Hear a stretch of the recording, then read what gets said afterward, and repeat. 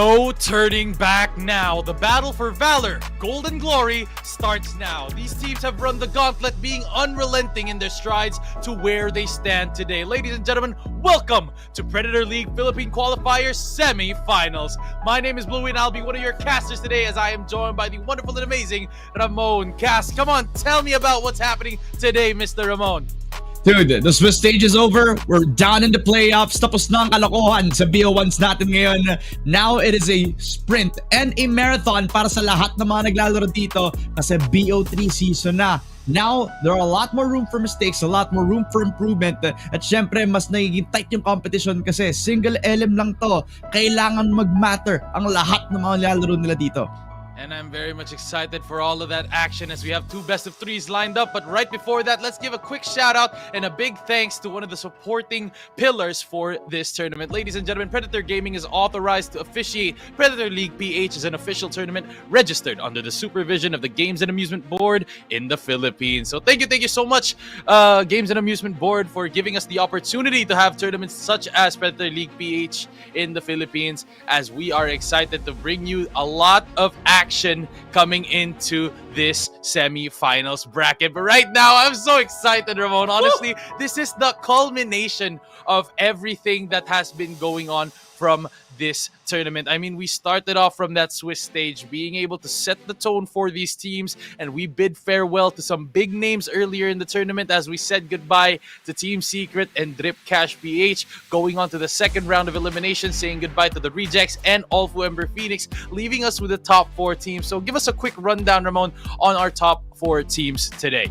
Yeah, I mean, it's pretty exciting for a lot of the fans right now kasi syempre we have 2 of the tournament favorites that you kind of expected to come out, starting with Oasis Gaming, coming out red hot, undefeated in the 3-0 bracket sa Swiss stage natin. Sila ang may priority pick, kaya sila ang pumili ng opponent sila ngayon with DLSU now. The underdogs from Collegiate, the one team that was doubted from a lot of people dahil nga naman sa naging run nila ng campus rivals, they also have Sipto as well as ang Kadiliman. So these are all exciting teams to watch out for. Kaya syempre naman, this is gonna be one heck of a semifinals to also watch out for.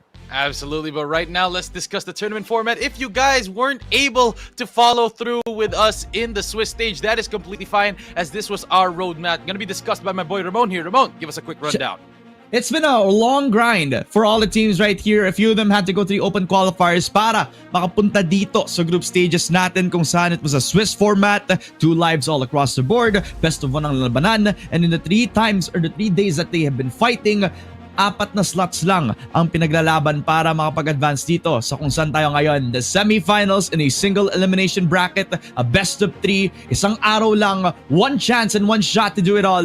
Para sa dalawang nanalo, pupunta sila sa grand finals kung saan lalaban sila in a best of 5 series. So November 16, that's right ladies and gentlemen, November 16 para sa grand finals, and whoever are those 2 teams, hindi lang sila magkakaroon ng malaki ang prize pool, pero pati na rin ang shot papunta sa India.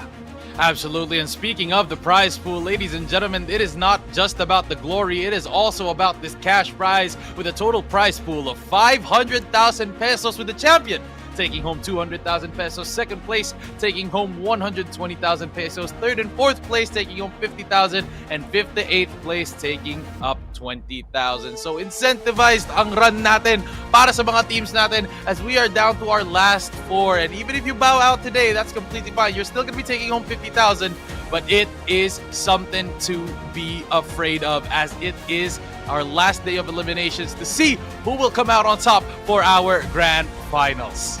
Totoo. Yeah, all the pressure is on the teams to perform the best that they can ngayon. Let's find out what the bracket also looks like overall para sa semifinals, kung sino ang mga kalaban ng pareho nating kupunan. We have 4 of the top 4 teams coming out of the Swiss stage, barely breathing, pero syempre the job is not done. Oasis Gaming versus DLSU para sa ating first semifinals. At follow that up, it will be Sipto Esports versus Kadiliman Esports. There's a lot of room for revenge stories as well as kung ano yung pwede natin ma-expect papunta sa grand finals natin. Kaya paghandaan nyo na yung schedule nyo mga tropa. It's Oasis DLSU for the first and Sipto versus Kadiliman. These are just banger matches to come out of. At syempre, since BO3 ang lahat ng to, mukhang hindi tayo maubusan ng Valorant na pagpapanoorin ngayon, Joey. Absolutely. I mean, Oasis and DLSU, these two giants have faced each other in Sipto and KDM as well. But let's focus right now on what the available maps are for these teams. I mean, the map pool is ready, locked, and loaded. As we can see here, it is going to be Abyss, Bind, Corrode, Haven, Pearl, Split, and Sunset. What do you think of this map pool, Ramon? See, the thing is, right, the only changes that we have here are the Split and the Pearl map, and we already see a lot of play come out from a few of the SCA teams, specifically Zipto. They have been experimenting on both the Pearl and the Split map since this has been a priority pick for the past few games that they've had for today. I mean, a few experiments, a few of the up-and-coming to try to actually, like, get the read on the meta, whereas a few of the other teams have been back on their comfort. Oasis playing on that Bind, specifically also on that Haven map for DLSU and Oasis as a whole. It's just a well thought out map where I believe Haven has been the most popular one for the three teams across the board here, except for Zipto Esports, where honestly it's been the most picked map on the broadcast so far.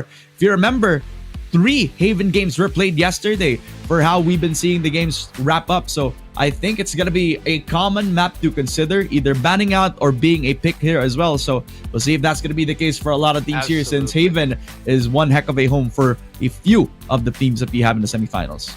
It's been crazy here, but then again, we have to look at the most picked agents of this tournament, and thus far, still no change to the meta, ladies and gentlemen.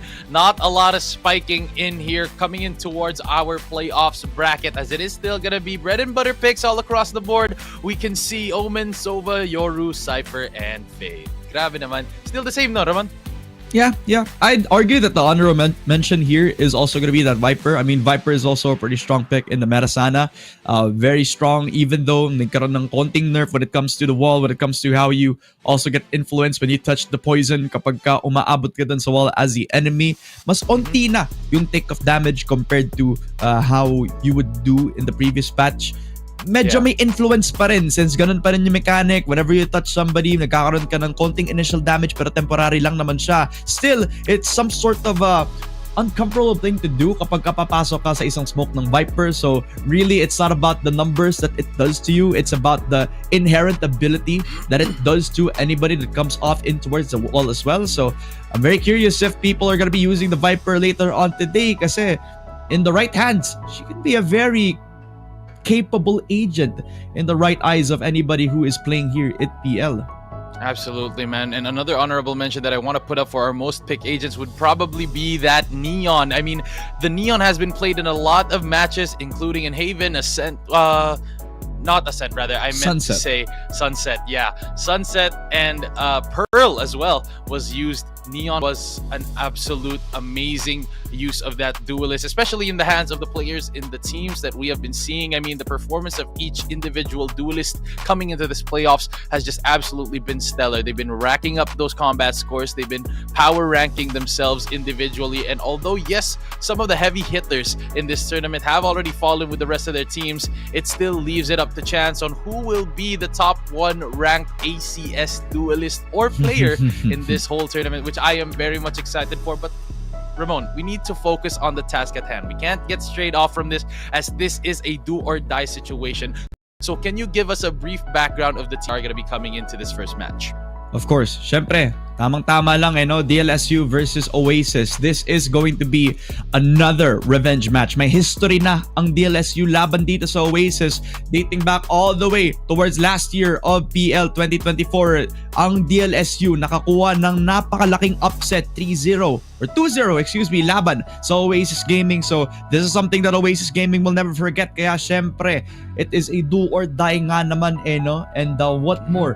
Now, i-wrap up natin yung storya na to than to deny either one of these teams a chance to even get to LAN. Sa LAN sila lumaban last year. Ngayon, i-deny na yung chance para makaabot pa dun, pare. What more could you ask for from a storyline like this? What more could you ask for? That is for sure. But right now, let's move into our first team profile of today, ladies and gentlemen. I am much excited to show you guys who our boys are going to be playing here, as both of these teams are locked and loaded and ready. And as we are going to be seeing the Green School, ladies and gentlemen, the Archers are here, as Tomix, Fish, and Banunu, Gelson, and Sekre are ready for us as we take a quick peek in towards their play style going into this match. I mean, they've been stellar in their picks moving into their plays. I mean, honestly, everything's been stellar so far, and they're looking to get that redemption match against Oasis. Yep, they're pumped. They're happy to be here, as well as making sure that they're hungry to take a little bit more of a further stride into the tournament. They've been in the grand finals last year sa Philippine qualifiers natin.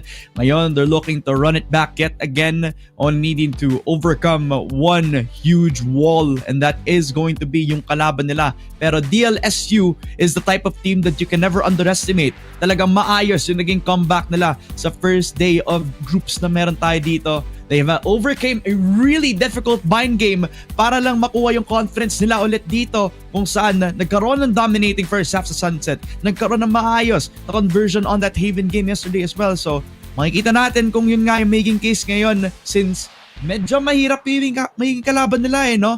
Nagkaroon na silang panalo last year, pero iba na kasi yung Oasis Gaming na may expect natin ngayon. Will DLSU do it again? That is the question, man, Ramon. And honestly, with the way that DLSU has been performing, it's been shaky.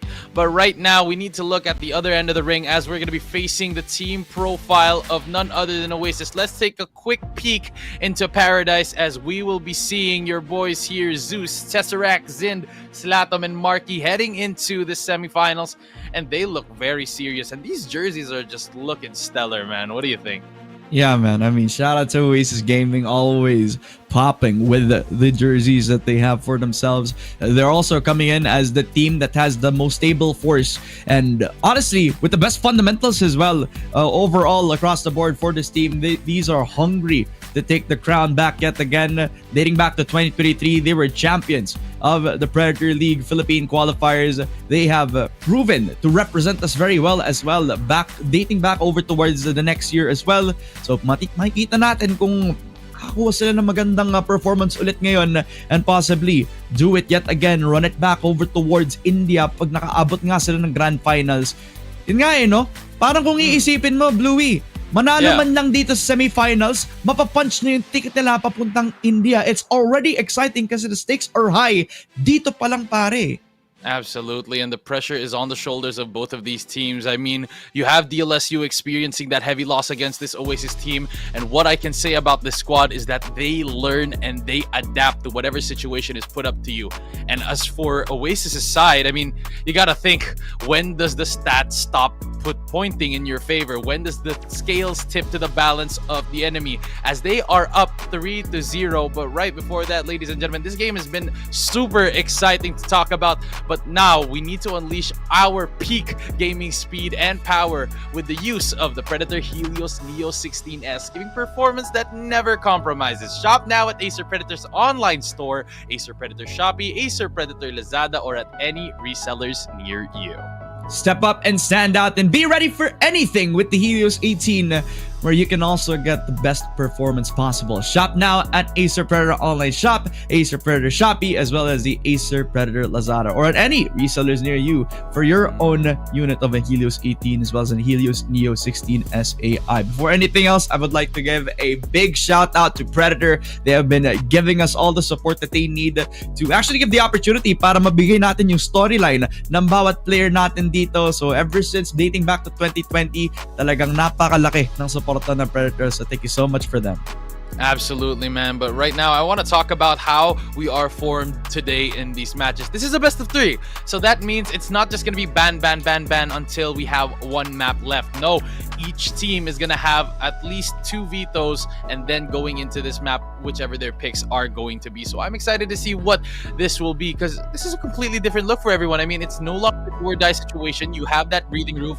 If in case you're not able to perform in your first game, you still have a chance to run it back. But now, looking at the way that both of these teams are poised and formed, it's going to be very difficult to really decide like who is going to be taking this. I mean, at first, shaky performance coming in from DLSU, considering that they had to come back from that deficit against Drip Cash, taking that 14-12 on bind, and then moving to their next game, losing to Oasis in a really heavy manner on Haven of all maps where they are really comfortable in, and then moving into Sunset yesterday, defeating their demons, having that 8-0 round lead. That was just an absolute phenomenal performance, proving my prediction wrong, and to now being able to get picked by the priority seeding, also known as Oasis Gaming. This is something of a rematch that you guys would not want to miss.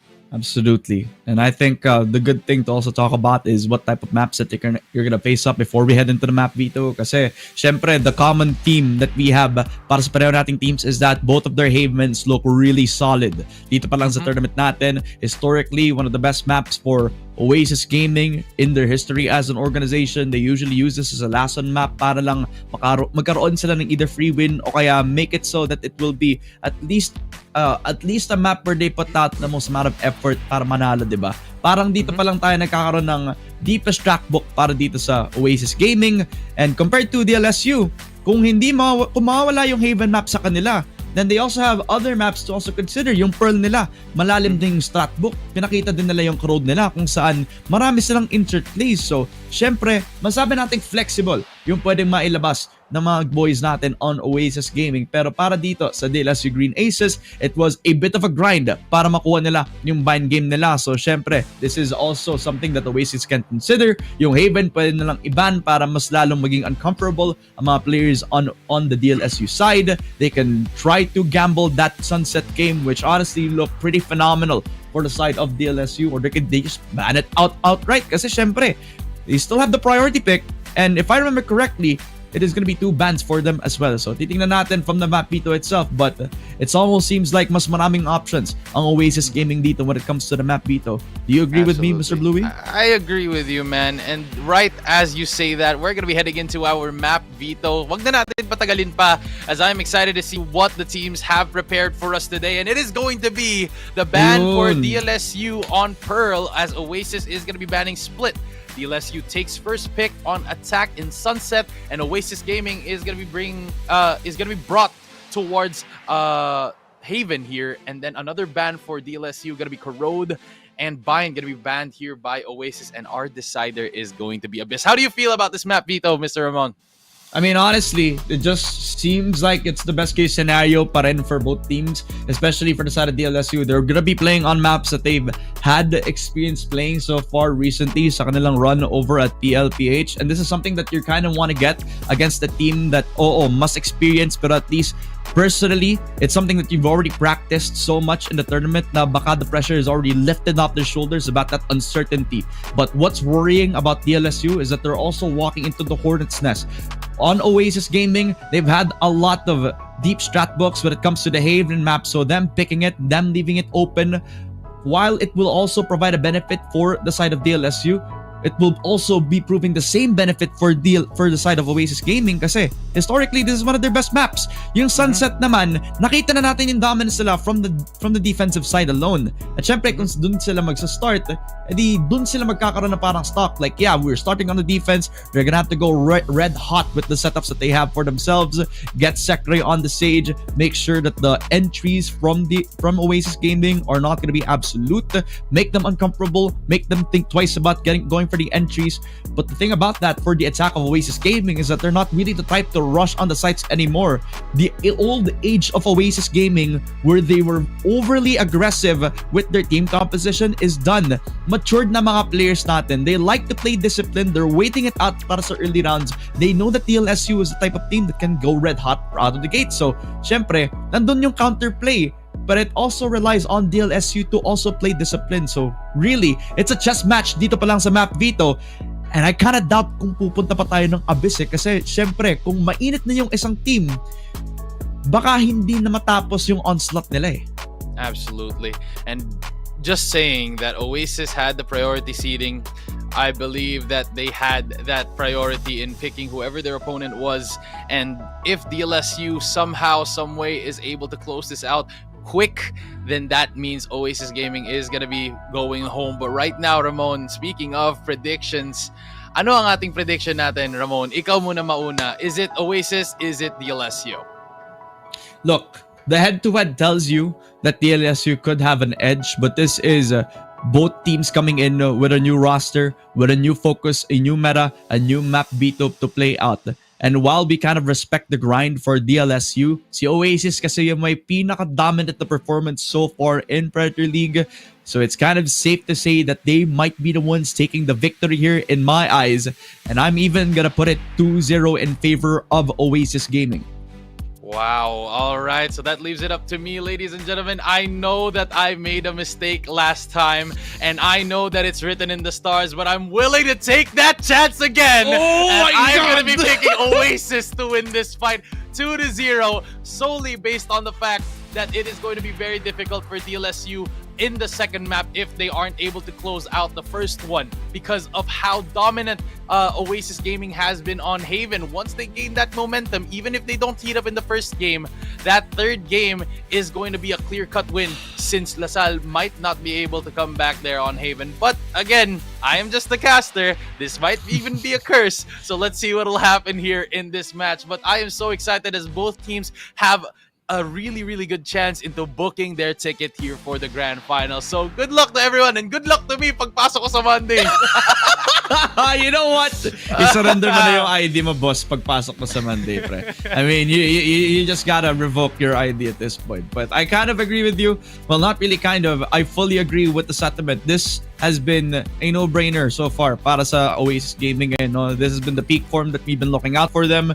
At nakikita natin yung comfortability with their double duelist comp for the longest time. Marky on the Yoru has been providing a lot of opportunities for the team. Slow lurks with the Outlaw and great timings on the Operator as well. We also see Zeus in his form. He was a young gun coming into this roster pretty much last year. Medyo nagkakaroon ng kaba when it comes to the entries. Medyo nagkakaroon ng resistance dahil prepared yung mga tao sa over-aggression ng isang bata katulad ni Zeus. Pero ngayon kasi, medyo nag-mature na yung bata. Medyo alam na niya kung paano galawin yung mapa. And this time, not only is he going at it alone, now he has the support of possibly the best support staff dito with the likes of Retract as well as yung iba pang mga players natin on Oasis that are also hungry for a trophy for the longest time. So medyo nasasabi nating nababasa na yung fate so far for DLSU. Pero I am happy to be proven wrong. This still has been a really good performance for DLSU despite all of the needs for the comeback, all of the needs for them to actually check their mental and a lot of the situations that they've been trying to play up in PL. They've been having some moments where they kind of falter at the finish line. But nevertheless, it's at the very least nagkakaroon pa rin sila ng mga opportunities kung saan nakakaabot pa rin sila ng match point. Absolutely, man. But right now, let's go down a bit on memory lane. We did talk about this earlier into our broadcast, before the broadcast started, rather. And honestly, I want to talk about how Oasis Gaming has been going up against LaSalle squad ever since the last Predator League qualifier. So can you give us a quick rundown as you were there to watch that magic happen? Yeah, well, honestly, it was just amazing to watch that 2-0 Pearl and then Haven. Honestly, the second time that they're gonna play Haven now as we look upon it. Pero before that, it's the map selection and the agent select para sa pareho nating teams. Double duelist, very comfortable para sa Oasis. No changes up para sa pareho nating teams. It will be the same composition. Tamix on the Neon, Secre on the Sage. No surprises, no nothing. It will be a do or die on the Sunset map para magkaroon sila ng first leg up in the BO3. And honestly, I kind of like to see that from DLSU Green Aces. They've already proven that they're comfortable with the double sentinel comp that they put up with themselves. And they use it in a way na parang passive-aggressive pa nga no? Para may one-ways doon sa may main position, may one-ways pa doon sa may side kung saan naglalaro din si Banunu, who honestly has been a rock-solid force on the team, which proves to be a very big factor laban sa Oasis Gaming na may double duelist comp. And it also puts into the question kung develop na ba si Zeus, kung okay na ba sa kanya na hindi niya kailangan maging over-aggressed sa lahat ng mga sitwasyon na lagi siyang nasa entry frag. Titingnan natin mamaya kasi medyo malaki ata yung obstacle natin dito, pre. Fighting up against Oasis Gaming in a BO3. It's a bit of a challenge, to say the least. It's difficult, man. I mean, looking at how Zeus has been performing on that Neon, and I feel like he hasn't even locked any different agent ever since the start of this tournament. I mean, he has been running that Neon very, very well, and he has game experience using it. So with DLSU Green Aces, however, we need to look at them and we need to pray for them as they all need to step up to the plate. It can't just be Tomix, it can't just be Fission, it can't just be Secre. It has to be all five. They have to be stellar in this performance in Sunset as we head into it. Ladies and gentlemen, hope you guys are ready as we are about to go in to this match. DLSU versus Oasis, game number 1 on Sunset. Might start red hot, as it will be that mid position for Oasis. Slowly creeping up in towards the position of that mid-top position. Fission, ready and waiting in the line. He gets smoked up, but he has to peek it in. DLSU, however, going to be falling backwards as Fission is able to spot them down. Slap takes down Fission, and now they walk up on towards A. A turn in towards the site as a shot is going to connect here to Tomix. Zind gets a kill, but they don't expect Secre as he tries to spot 2, but only gets 1. Marky out of the picture, and that is going to be a 2v4 into the first round. What a mid-top push all the way towards the A site.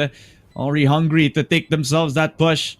Surprise pa si Fission, and even though it was going to be the opportunity for the refrag, not given a position at all. 4 versus 2. And look at the position as well from Oasis. They're already playing for the crossfire. Shotgun connecting here for Zeus as the crossfire is just absolutely impeccable for Oasis as they set the tone for this round. Ladies and gentlemen, game number 1, first blood drawn here by Oasis. And it's almost like they kind of expected that somebody was going to peek out of the smoke. You see the position already from Zind, ready to wait it in the perfect moment to strike on the A main position as well. It was a good timing for how they played this split push out. Already, you can see the forces gaining some momentum off of that split push. They could do well with how well they converted that first pistol up to 0. Double push up for DLSU. They got themselves the one-way yet again, but this time, already, Marky with the scope weapon. You've seen this happen before from him. It's not an outlaw, but considering the bias from DLSU, it's still going to be a one-tap potential for anybody across the board. Now we're heading into it. Respect round still being called here by Oasis as they know not to over-aggress. They know that DLSU likes to play in these aggressive angles, especially on their ecos, so they're trying to root out any sort of push. Look, the thing about the tendency to close the market door is that nobody from market is going to lock down anybody from the mid-side push. Marky's going to use the ult door, bait out any peaks. He does so on Benunu. Gets the second shot on Gwelson as well, and that's already the damage that you're looking for. If you are Marky, they get the kill on the Yoru, but this still gives Oasis the opportunity to split on in towards the A main position, just like the pistol round.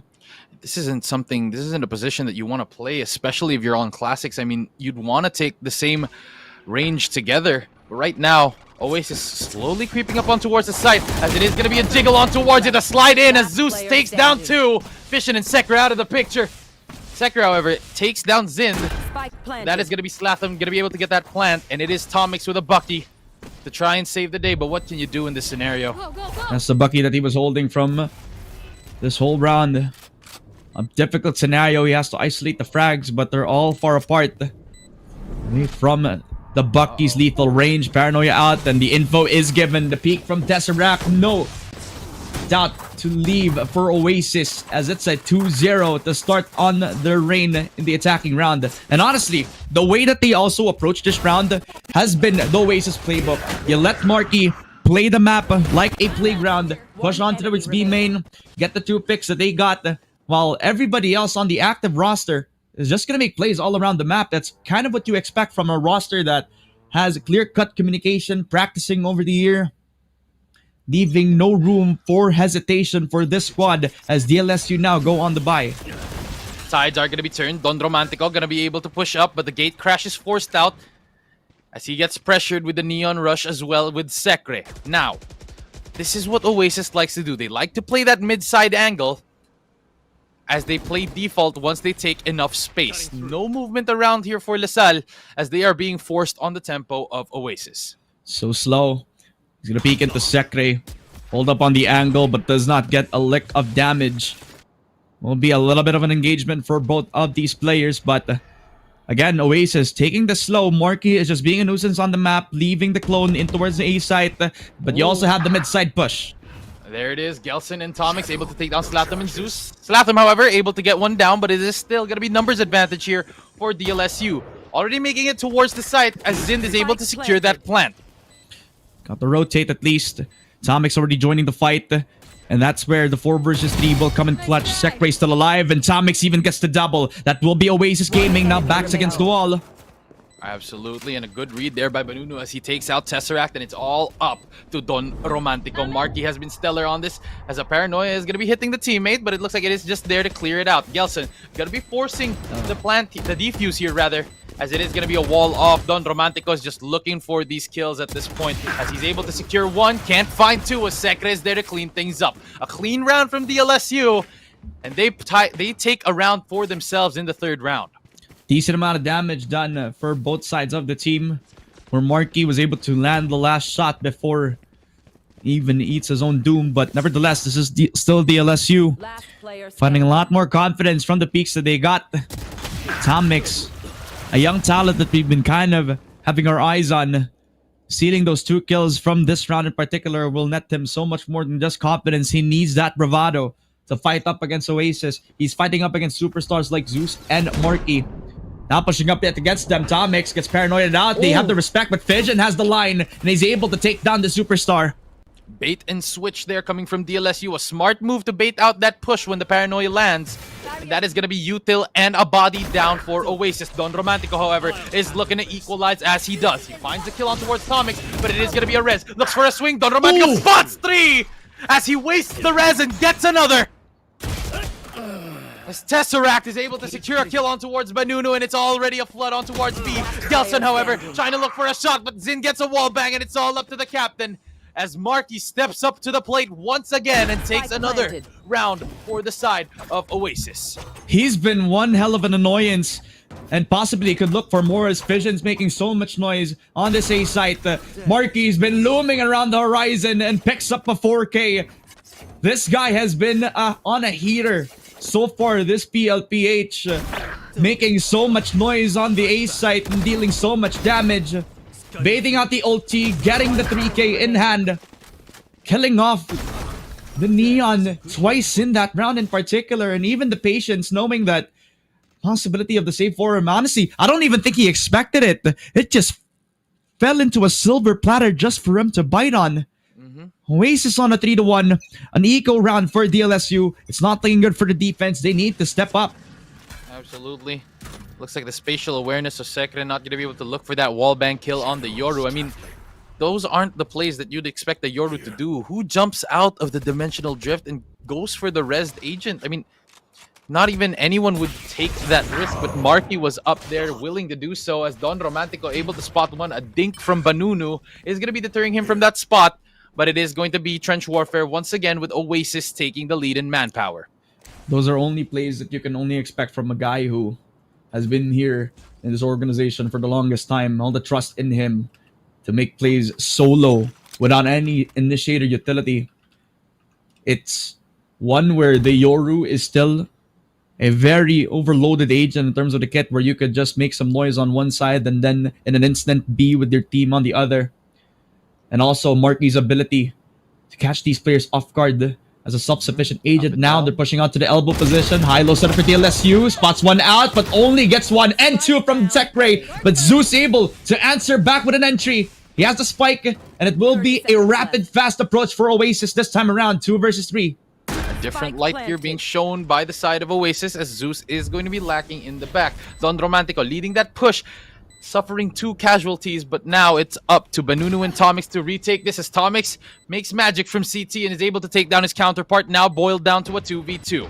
Smokes not on the ready here for Slatham, as they need to make a move now. Banunu gets taken out, not going to be able to find his one, as the Tomix order is going to be taller at this point. Slatham looks for the hold, and it looks like it is going to be connecting for him, as Oasis take another round in their belts, 1-4, and DLSU is caught lacking in their map in the first half. Yeah, this is the pick that they needed. Unfortunately, Marky and the rest of the squad are playing them around. Solo pushes, and they haven't found an answer to that. Oasis, from their active approach as well, hasn't been getting any challenge from the push on the way towards the A site. Especially against DLSU, who have been wary about the movement. Possibility of the mid-split all the way towards A is still present. The market side that Oasis also like to do. And Zeus is gonna wait and push again on towards the site, but Sekre's ready. He's prepared to take the peek on. Gets the kill onto Zeus, and Zin will follow up with a 1-for-1. And it looks like Zin is going to be able to get that information. Not going to be able to find his mark on towards Gelson as he is looking for a swing. Paranoia going to be used up, but it's still no information and no kills taken. Equalized here in this half as Zin is already making his way on towards CT. Ang aggressive din ng smoke ni Slatom dito. It's just to prevent from anybody to rotate as quickly. Not knowing what's coming from the other end, but it's only going to be Zind holding this line. Gwelson has all the utility. He can put the Paranoia out early on from backside, but that will only provide the entry. He has to make the play. Wow. And that was just a mow down, a textbook play from Oasis. What once was thought as an opening for DLSU. Getting that secured kill on towards Zeus. Oasis turns things around. And it is not looking good here for DLSU. Absolutely as a timeout not, is called. And that is it, ladies and gentlemen. A first timeout called here by DLSU. Oasis Gaming up by 4. It's looking very difficult here as they were only able to buy out their bonus for the side of LaSalle. As Oasis Gaming is just taking reins of this game. It's just absolutely manipulating how the map has been played. And I feel like they're only scratching the surface with just talking about Marky. I mean, the way that they're calling around the push on the split side. I mean, so many times that the mid side push hasn't been met with that much resistance. Only met by one player and he loses the gunfight. And then sometimes they have to use util, but sometimes the util's baited out because it's not the only thing that's supposed to be there, right? I mean, may util nga, pero they don't have the weaponry to fight up against it too, so the LSU will have to find the opening this time around on the defense, which honestly has been the curse so far. I don't think I've been seeing a lot of one-ways for Gwelson. I don't think I've been seeing a lot of active play from Sekre. They're trying to read the map out. Take a little bit of time before they can recognize Oasis' tendencies. And now with the timeout called, Tomix has an opportunity, pushes on in from the one-way. But early on, Oasis recognized that the LSU need to get red hot. But they're already calling upon the passive approach. And now, coming off from that timeout, we need to rely on the audible called here by your boy Amix. As Don Romantico is looking to lurk up, Gelson looking to jiggle as Zeus is able to spot out that information. The barrel of that sheriff is going to get caught out. But they are still slowly creeping up towards this angle as they do take note of Gelson. They're going to be trying to rush this in.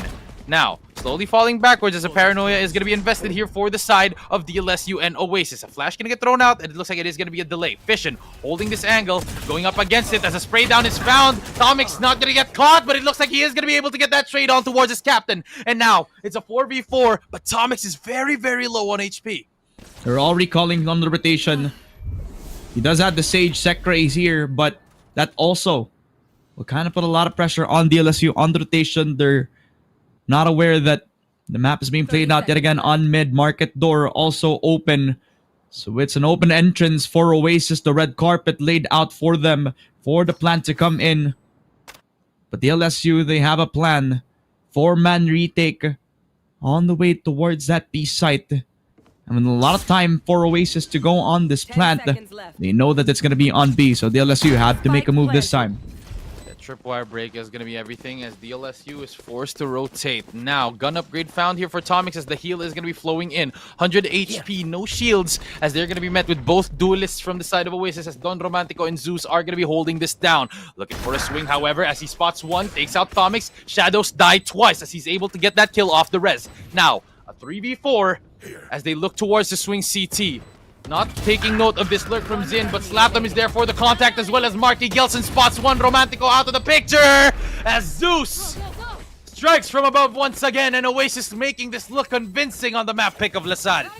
It's so clean for Oasis on the macro game. I mean, coming off of the loss of giving away the life of Tesseract, and then the rotation onto B from the call of Zin, fully knowing that it was going to be a full rotation. DLSU tempo running out, confidence running dry from Oasis and how well they play this macro out. And they're also playing the post plant so aggressively. The smoke come down onto CT, and plus the way that they're approaching the fights with Marky being that spearhead. And once they fully realize that Oasis are not backing down on the post plant, DLSU, they still also have that fight, but when the aimers are not missing from Oasis, it's just gonna be a done deal. And with DLSU starting off with the defending side on the last time they played Sunset, this is a different light. Oasis knows exactly how to play against this team. They're able to secure those frags. They're able to secure that space. And DLSU is just doing nothing to put a stop to any of this space taking. I mean, look at mid. It's wide open. And speaking of wide open, Banunu is going to get taken out. And that leaves B site all for the taking. Don Romantico dodges the dimensional drift, but spots right back in, and it looks like it is going to be a slide by Zeus. Able to secure a kill on towards Sekre as both Sentinels are down. On the Shuri going to get thrown out here, not going to secure a kill for Gelson as Zeus is going to be able to find a frag on towards Gelson as he is able to secure 2 kills. Zind, Zeus out of the picture as Tesseract is still alive and kicking. Able to secure a kill, but now spots the barrel as Tesseract's able to get a spray down. It's all up to Gel to take things into his own hands. But Oasis makes DLSU falter as that hold was nothing of a textbook play already written in the storyline that Oasis has put down even before this game has started. Yeah. And the whole storybook is just as good as its chapter 1, where it started with double duelist push. Dimensional drift out for Marky provides info, so Zeus can just slide in, kill off the market player. Gwelson left alone on an island. His paranoia did not deter the push. And despite the heroics on backside for Gwelson, Oasis's forces are overwhelming, but Marky jumping in and kills Optomics before he even uses the overdrive. The low buy, it was the desperate attempt, the desperate effort for DLSU, but getting knocked down by Zeus and the forces of Oasis, getting a double kill, and even popping his own overdrive. An explosion in the mid side, and Oasis came and get the 8th round in a blink of an eye.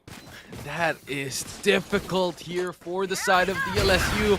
I mean, if Don Romantico, if Marky, the man himself, is able to perform this way, I mean, yes, you did get an opening kill onto Slatham, but when Zeus explodes and strikes from the heavens, takes the lightning bolt from his hands and strikes you, it's almost completely over as both timeouts already used here by DLSU in the first half. And this is looking difficult for them, Ramon. It's absolutely devastating to watch so far, especially on a map that DLSU picked themselves. Oasis had a game plan all the way dating back to when they picked DLSU in the first place, fully deconstructing a map that DLSU have somewhat made a name for themselves. Besides the Haven map, besides the bind possibility, and making them sweat in every moment that is given to them on the defensive side. And it's all because they're playing around the capabilities of this double duelist comp. I mean, Marky, from his lurks, from him being the second man in as well, providing so much confidence for Zeus to win his fights alone. It's been difficult for them to put a stop into this frontline push from Oasis. And other than the wall, as well as the utility from Banunu, there's just nothing left for DLSU other than to win their own gunfights, which they can't even do either. It's easy to say that Oasis has taken control of this game. Full court vision here as Don Romantico is going to get caught out by Gelson. A snappy shot going to be connecting there to Marky. As Fission is going to be holding this angle. Takes advantage of the lurk from Zin. Both lurkers are going to be down, as it is just going to be Zeus, Slatham, and Tesseract. What could be looked as Oasis's overconfidence is now DLSU finally fighting their form off of the timeout. Full value from Coach Amix, the assistance of Impero. Oasis still want to bite in towards the mid side. Oh, what? Fission and Tomix losing that fight.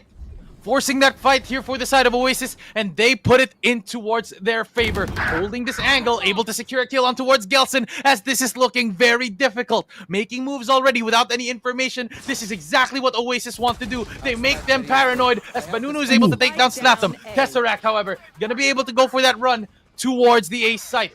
Zeus going to go for that wraparound, as a neural theft is gonna be used up. They know this. Especially now with the neural theft, so Zeus has no choice but to go back to his teammate.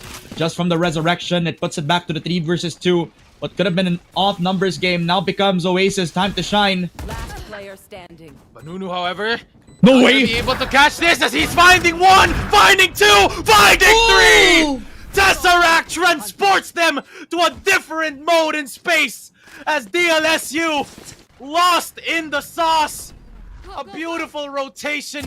The plant was planted for elbow, but he played DLSU like a fiddle as the Infinity Stone of Oasis transports the competition to oblivion as they fall to folly with Tesseract on the helm. They all turn to dust as Tesseract, he finds a beautiful timing onto the 3 players. They had no idea where he was gonna be. He was the planter, so it was the longest time for DLSU to clear him. Now Marky back on business, gets the shot on Banunu. He's hungry for kills, he's hungry for the lurk yet again. Sekre surprises him with a 1-for-1, even gets the double kill. DLSU coming up alive where they need him the most. As now Oasis faltering in a 3 versus 4. Early frags found for both sides. Banunu falls, but the fail-safe known as Sekre is going to be able to put that wall up to try and delay any sort of push. Tesseract, however, looking for a heroic play here on towards mid as he is left with only one path, and that is to march up towards the side of the defenders. As he's going to be met with the crosshair of the Guardian here of Fission. They're looking for any sort of information that they can get, but it looks like it is going to be a pop-out, forcing that rotation on toward Fission. But now, Tesseract is looking for the wrong angle as Tesseract is going to get taken out by Fission. A lot of space being taken here by LaSalle, and this is looking like a good look as Zind looking to bait out that track as he's going to be able to spot 2 for Gelson as Zeus and Zind, the Z-boys, get taken out here as DLSU find a lifeline in the right before the last round before the switch. Absolutely. This time, confidence rising up for the team. DLSU having some bite back. And definitely in the patience that they got in this round so far, they're showing a little bit more of what they are capable of. Patience in the play, backside still controlled by Guelson. And right now, DLSU, they're just letting Oasis play for their own play, but finally, some punishment, finally, some sort of winning the aim duels this time. They're letting Oasis go for what they're usually known for, these slow plays now, but Zind gonna be able to take the head off of Tom Mix. This will be a beautiful push into the B site. That will be 1 man down for DLSU. The perfect moment to strike for Banunu. 1-for-1. Hunter's Fury also invested. Beautiful execution there as Zeus and Tesseract and Zin. It flows to the side of Oasis as the kill feed runs red. Ladies and gentlemen, what once was thought as DLSU's turning point, Oasis snuffs out the flame and puts down the hunters known as the Archers. As DLSU falls in the last round, Oasis brings them to Enemy remaining. trouble in paradise. Slatham is getting that plant down and secures that last round in the switch, but now it is going to be a reset on both sides. This is just devastating still for the DLSU roster. I mean, we've seen them come back from things before, but it was up against one of the up-and-comers here in Predator League, but this is against Oasis Gaming in the semifinals. Not gonna be best for them to lose out this pistol. It is the best case scenario for them to win it out as the push from Tomix will commence. The A site will be the call. Shot gonna be connecting. Good thing here for them, Banunu. nobody from elbow, but Marky's gonna peek into the mid side. They kill off Banunu, so now that's at least the lurker to take care of.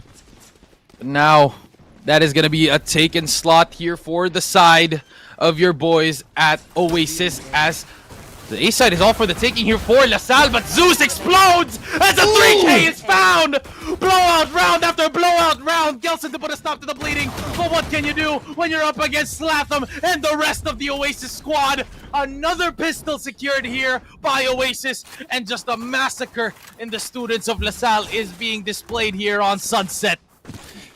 Today is the day where the kid turned God. As with the setup from Marky, the A-site push became an entry point for DLSU, but what also was the trap set up? Zeus was at the perfect moment to strike.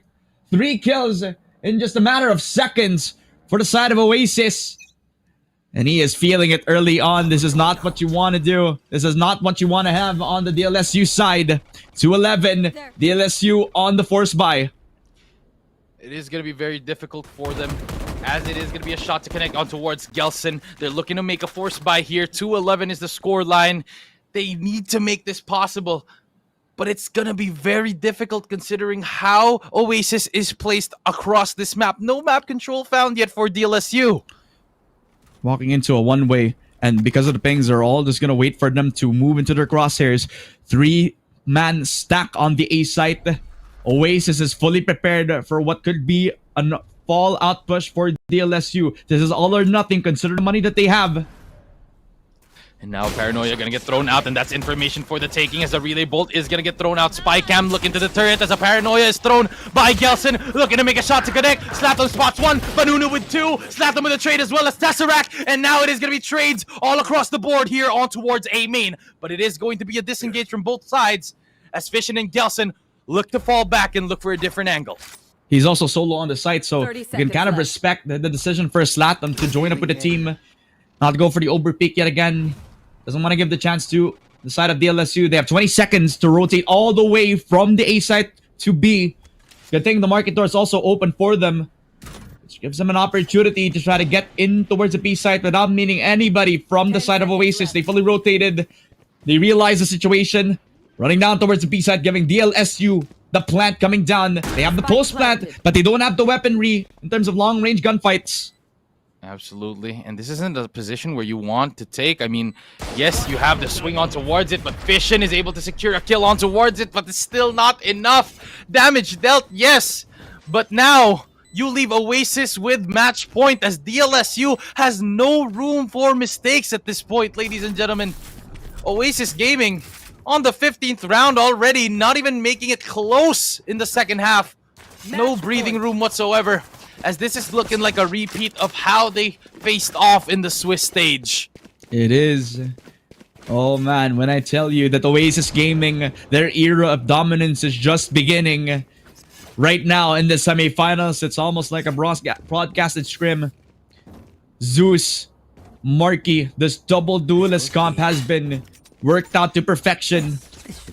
And if you also double that down with how well the calling from Marky as well as the mid-rounding from Tesseract has been doing, it's providing all the tools for Oasis to succeed as Marky hits the shot on Fission, which could spell the beginning of the end on their Sunset Conquest.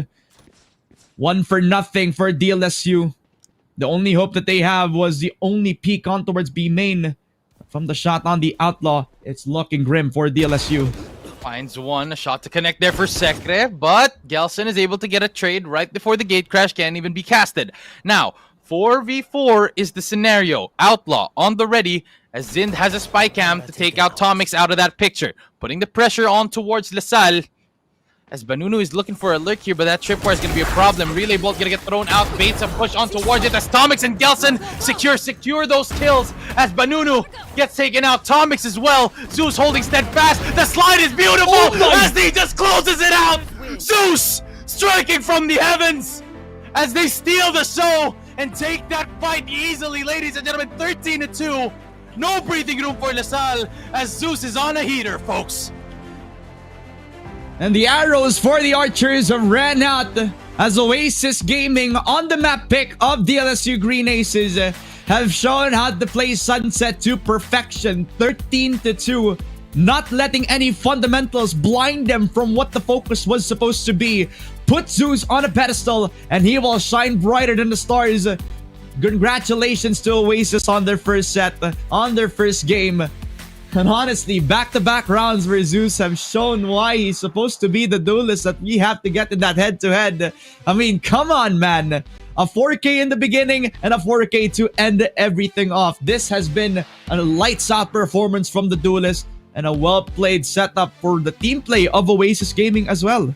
I talked about how Zeus was so proficient here on this Neon. I mean, the whole tournament long, he's been on it, and he's been grinding those in-game sort of plays that he had prepared, and it all cultivated to what his form is now. I mean, come on, this guy has been insane, and it's no stretch to call him the MVP of this match, and maybe even the MVP of the series, but we'll see. As DLSU, however, looking on the other end of the stick, it is not looking good. You don't want to be looking like this in your own map pick, especially since you have to think about how it wasn't even close. 13-2, losing out both pistols, and the only rounds that they won were rounds where the economy wasn't on the side of Oasis Gaming. DLSU Green Aces, I mean, you can't rely on those give outs, you can't rely on the cop outs that your teammates are able to give. Yes, Tomix is able to get those kills for you, and he's able to secure those rounds where he's showing stellar performances, but at the moment,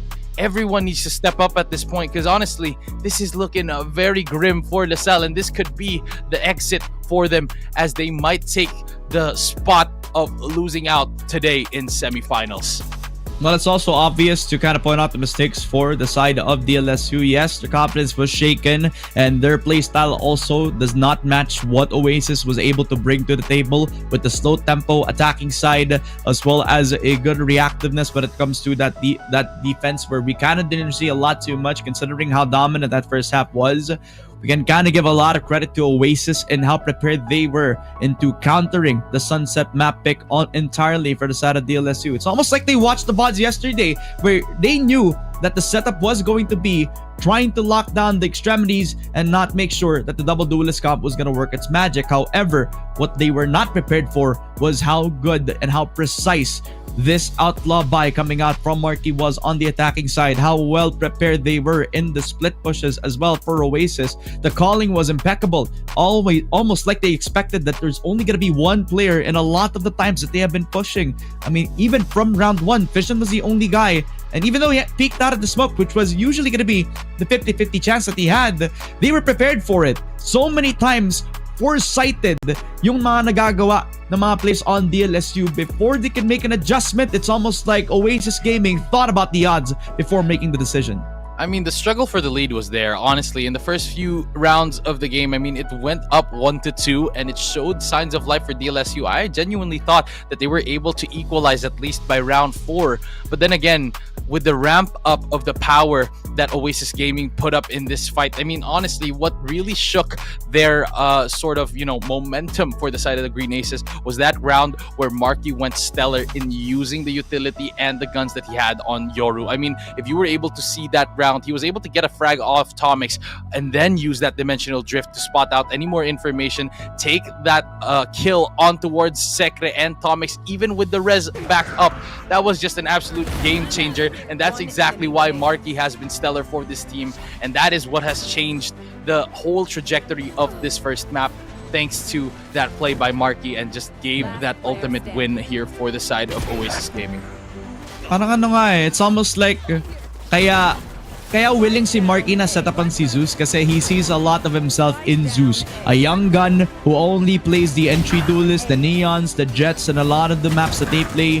Ngayon, si Marky naman, yung masabi nating, hindi naman no? Kasi parang hindi naman siya nagkakalayo sa mga age nating mga talents, diba? Para masabi nating he's matured in a way na okay lang sa kanya na hindi lagi nasa kanya yung spotlight. Tutulungan niya si Zeus para ma-set up siya in the spotlight itself. So many times that Zeus was on the front lines, it's not because he's solo, but because he has the support backing up, whether it's the dimensional drift from Marky, whether it's the utility from Tesseract, his clutch moments. So many times that the paranoia has also been set up for Marky in his entry as well, where Marky can kind of take care of himself. He's a self-sufficient guy, not only on the Yoru, but also as a player. Talagang hindi mo kailangan ng resources for somebody like him to shine, which is a far cry from what we kind of saw Marky in his form way back when he was the Zeus of this team nung nagsimula pa lang ang Oasis. This is the culmination of years of hard work from evolving this roster in the way that it is in. And in game 1, they have shown it up against the young guns where experience was key and the synergy was like nobody ever saw. Like Oasis was just on a different level. I mean, I have to agree with you on that one. Just the sheer difference in firepower that they put up in this fight. Oasis Gaming is going to be coming out on top for that game.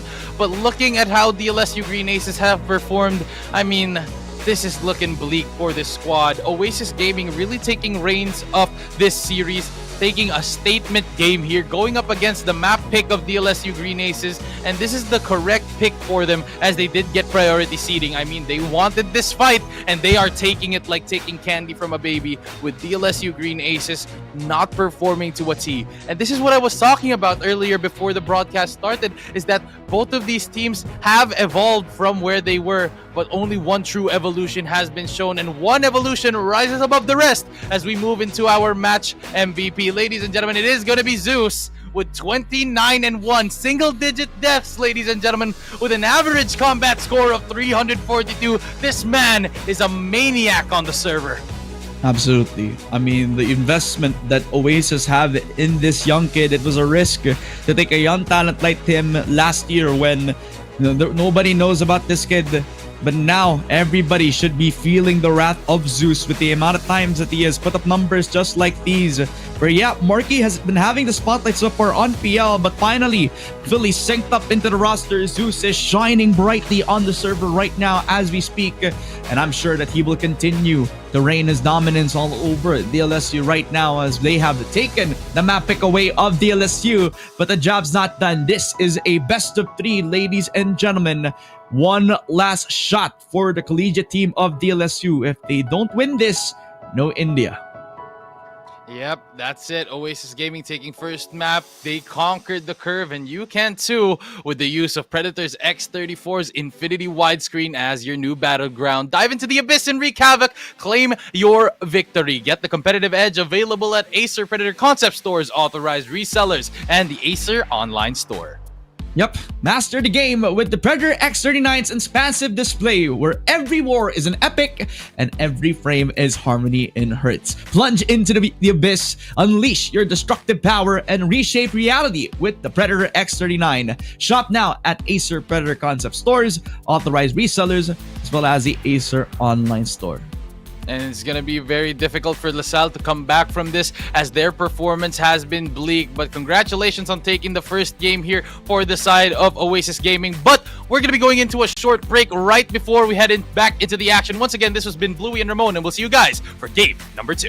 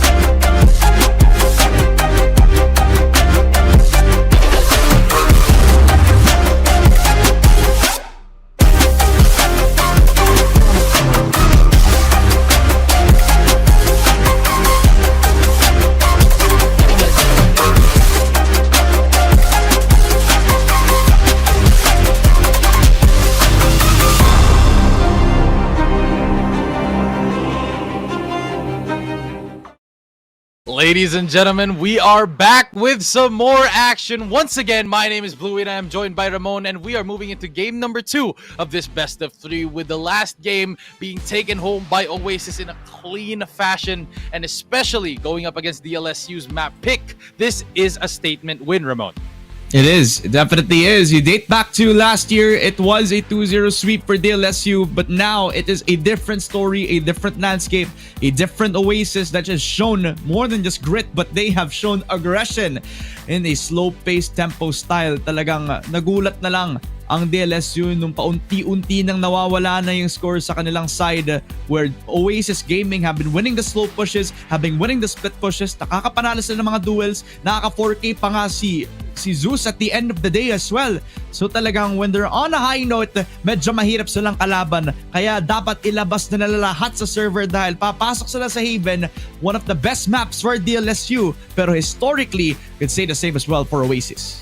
I mean, I have to agree with you on that one, but heading into this next map, Haven, we've seen them face off in this battleground before, with DLSU losing out heavily against this Oasis squad. I mean, they did better than what they played in that last game we had just now on Sunset, but in coming into this next map, it's gonna be very difficult for them to adjust, especially if Oasis Gaming has adjusted to anything that they put up in that game. But as we say that, syempre, we need to unleash our peak gaming speed as well, just like our players here with the Helios Neo 16S AI. Grabe, Predator Helios Neo 16S giving the performance that never compromises as you shop on Acer Predator's online shop, Acer Predator Shopee, Acer Predator Lazada, or at any resellers near you.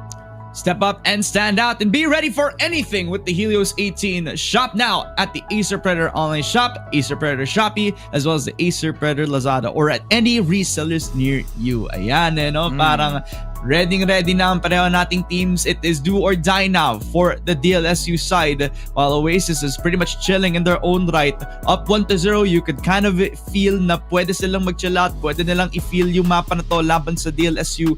Pero this is DLSU we're talking about. We've seen a comeback come out from them in the previous Swiss stage. They'll have to do it yet again against one of the teams that I'd say is one of the best Haven teams right now in the Philippines. So they have to be double prepared for this. I mean, you have to consider with what the agent picks they are comfortable on for the side of Oasis Gaming. I mean, last game, they were able to play Marky and Zeus on the Yoru, on the Neon. Once again, they're going to be able to play that on this map. I mean, on Haven, the aggression doesn't stop even if you are on the defending side, as it is a very balanced map. There's nothing really changed here in terms of map size because of how big Sunset is. There's just one extra site in the middle, and that is going to be what is going to happen here on Haven. Considering how they have been performing though for the side of DLSU Green Aces, they need to find that struggle, they need to find that hustle going back into this match, because they need that firepower. I need Secret to go on full cylinders, I need Tomix on full cylinders, I need every single member, Fishin, Banunu, Gelson, every single one of them to fire on all cylinders to make this next map even close, because it's a tall order going up against Oasis Gaming with this map pick of theirs. Yeah, it is. It is. Especially if you're coming up with the double duelist comp that they will always pick up for themselves. On Haven, they use Neon. They will use the Waylay. I would expect that it will be Marky on the Waylay. Usually, he'd be using the Refract combo with the light speed just so that they could get info, just so that he could play around the map. Kind of like how he uses the Yoru on maps like Kuroda, on maps like you saw on Sunset. He will lurk around the map. He will push it down on towards the players who are on the anchoring positions. If I remember correctly, it will be DLSU starting on attack as well. So it will be even more challenging on their side, because Haven for Oasis Gaming is a playground. They will push them out of the extremities. They will try to do something weird on Garage. And that will be something DLSU have to be prepared with. Good thing they have the resources funnel up for them. They've been preparing for this non-stop. Like you mentioned, last night, they've been up all night VOD reviewing with Coach A Mix, a respected coach in his own right. He probably has ideas on how they will perform in this map in particular, because they know that Oasis was going to pull this out at any given moment in time. Absolutely, but right now, as we say that, papasok na natin dito ang ating agent select. Wag na natin patagalin pa, as it is going to be serious faces across the board for everyone. Oasis looking to close this out here on this second game with the DLSU Green Aces going up against them to try and struggle back a game. But right now, it is going to be the agent picks for Oasis Gaming. Neon's still going to be on Zeus, and Slatham's still going to be on the smokes, but Marky on a different angle as he is going to be locking in that Sage. A double Sentinel comp taken by Oasis here. As for DLSU, you're going to be seeing a standard comp here on Haven. This is super new for the side of Oasis Gaming. If they were gonna go for that Sage, but apparently it was a false alarm. I was saying. I was saying. Joke lang. Nagulat tayong lahat. Nagulat ang lahat ng mga kababayan na akala natin magsasage pala si Marky, hindi pala. So eto din pala yung lalaro nilang Waylay. It is still the comp that they have played the last time that they played Haven, and it will be the same playstyle that you can kind of expect Marky on the attacking side, where he will be lurking around as the second duelist. Hindi siya naka-Yoru, so hindi siya kasing bilis na magro-rotate na kasama mga teammates niya, pero it's still the amount of crowd control that you kind of want to have in an Oasis roster that will only rely on the recon. You now have more tools up your sleeve sa pag-clear ng mga corners natin, specifically yung saturate para sa backside push, para din sa ulti na meron din si Marky na gagamitin niya on the Waylay. That convergent paths will act some sort of like a breach ulti para kay Zeus na makapasok. This will be well placed at the right hands para sa Oasis Gaming, pero para sa DLSU Green Aces, it is do or die para sa kanila, putting all their trust on Tomix, on Jet, all their trust on Secrate to provide that much more of an opening para sa Yoru niya dito. It will be do or die literally para sa DLSU. And this is going to be very difficult considering they have a lot of utility to pour in towards these sites. But then again, coming back from the latest patch, if these utilities aren't used at the right time, DLSU can take advantage of that. But it goes both ways. It's a double-edged sword on the patch, as it is going to make players and teams have to struggle and to think about using their utility before heading into and rushing in towards the site. Cooldowns are extended as we head into this game number 2, as Oasis Gaming looking to close things out and DLSU hungry for a revenge match. Ladies and gentlemen, let's get straight into Haven. Haven, where we gotta see the magic happen for the side of Oasis. Overall, it has been a really wide win rate for them as they start off the defense right hot out of the gate. Push on in from the A-long position. That's 4 people from their side on the defense. DLSU ignoring this entirely. They have control on the mid side, expecting the push on Garage, and because of the position, Fun Vision, this is telling me that this is a split on the way towards the C side. Zin gonna be falling back on towards CT. He knows how to play this angle. Spycam not gonna get spotted yet by the Aces, as he is gonna be waiting to use that for the retake. Tables have turned, and the sides are switched here for the side of Oasis and DLSU. A 4-man push on the way from the flank, as it's not going to be on C-Long. They're going to be having a lot of their forces. It's going to be on Garage. Banunu spots one and takes out the head of one, and the other. Banunu just explodes with the 2K. And Zeus is able to secure that kill on towards Long. Gets a pick off of it as Slatham is going to be able to secure that kill. Fission falls. Sekre spots Slatham. Zin takes out Tomix. And now it is going to be a 2v1. Zin brings it home! Ooh! As what was thought as DLSU opening with 2 frags. Oasis had contingency after contingency. And the man that gave up the site taketh it back. With Oasis taking the first round against DLSU. Never forget about the king of Oasis Gaming, Zin himself. From the depths, despite a good opening for Banunu and a clear contingency to run all the way towards C, the man on a mission, Zin, isolating each frag with just a ghost in hand. All because they're funneled inside Garage. I mean, what could have been a good entry for DLSU from the back lines, thwarted because of the mechanical prowess that Sin was able to answer back with the 3K.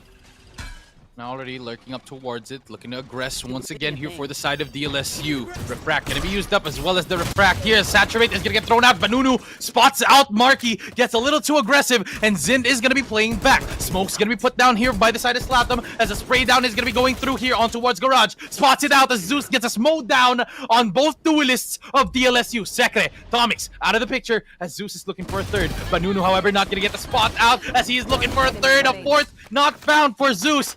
As Gelson is able to take out that kill, but Captain is down for DLSU as it's all up to Gelson. A 1v3, gets the spot out and a jump out from it as Zin closes out the round once again. As Oasis secure that round, bloody yes, but no spike planted and 2 casualties taken by DLSU, but overall, Great performance coming in here from Oasis Gaming. He took note of it. No spike plant means it's no extra money.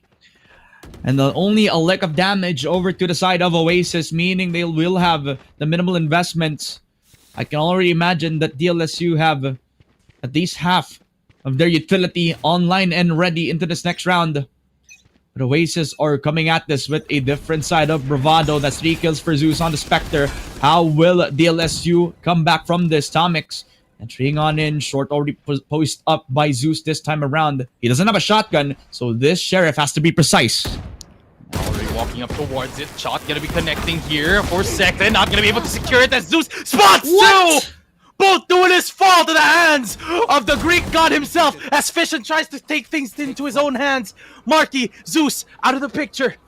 But there it is. Tesseract is there for the save. An Anol drone gonna be thrown out trying to get that information as Banunu is gonna get caught out in his pants down. Spike not gonna be in the hands, but Gelson already crept up, slapped him, looking to get a kill, and he does spot it out with Tesseract as it's all up to Banunu to get around in this buy for the side of DLSU. My bad, Zeus. I thought you had a shotgun, but he slides in, making sure that that Sheriff was going to be as proficient when it comes to the short-range duels. Slides in, gets the 1 and 2 punch all the way towards that short extremity. DLSU whittled down before the execute happens. 30 seconds left. In the 30 seconds, Banunu is going to pray that he will get the isolated frag, but Oasis, they kind of have an approach of playing for contact. First contact will be the guy on backside. Tesseract will react to this. Shots are going to be connecting. Paranoia going to be used up as it is going to be a 1v3. 13 seconds left on the clock here for Banunu. Paranoia going to get invested and he is running out of time. He's just waiting for it with a spike out in his hands.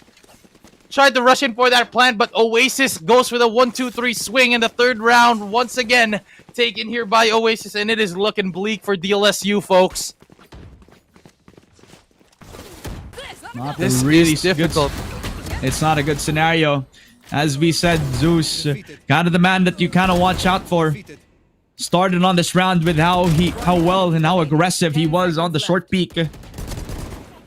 Definitely cutting down the numbers in time. With just the Sheriff in hand, this guy has been the lone factor on that short extremity. And while DLSU had the opportunity from Gwelson in his push, they were already fully aware of the possibility. 3-0. And Marky laying down his mark on C Long. He doesn't want to give an opportunity to DLSU. Remember, it was a half buy from the previous, but with the amount of investments they got from the previous round, a little bit privy to the fact that they could go for the force, so they decide to go for this low buy instead. Mid push already taken. Garage not going to be the option. They have one tripwire to kind of account for this, as DLSU is taking their time.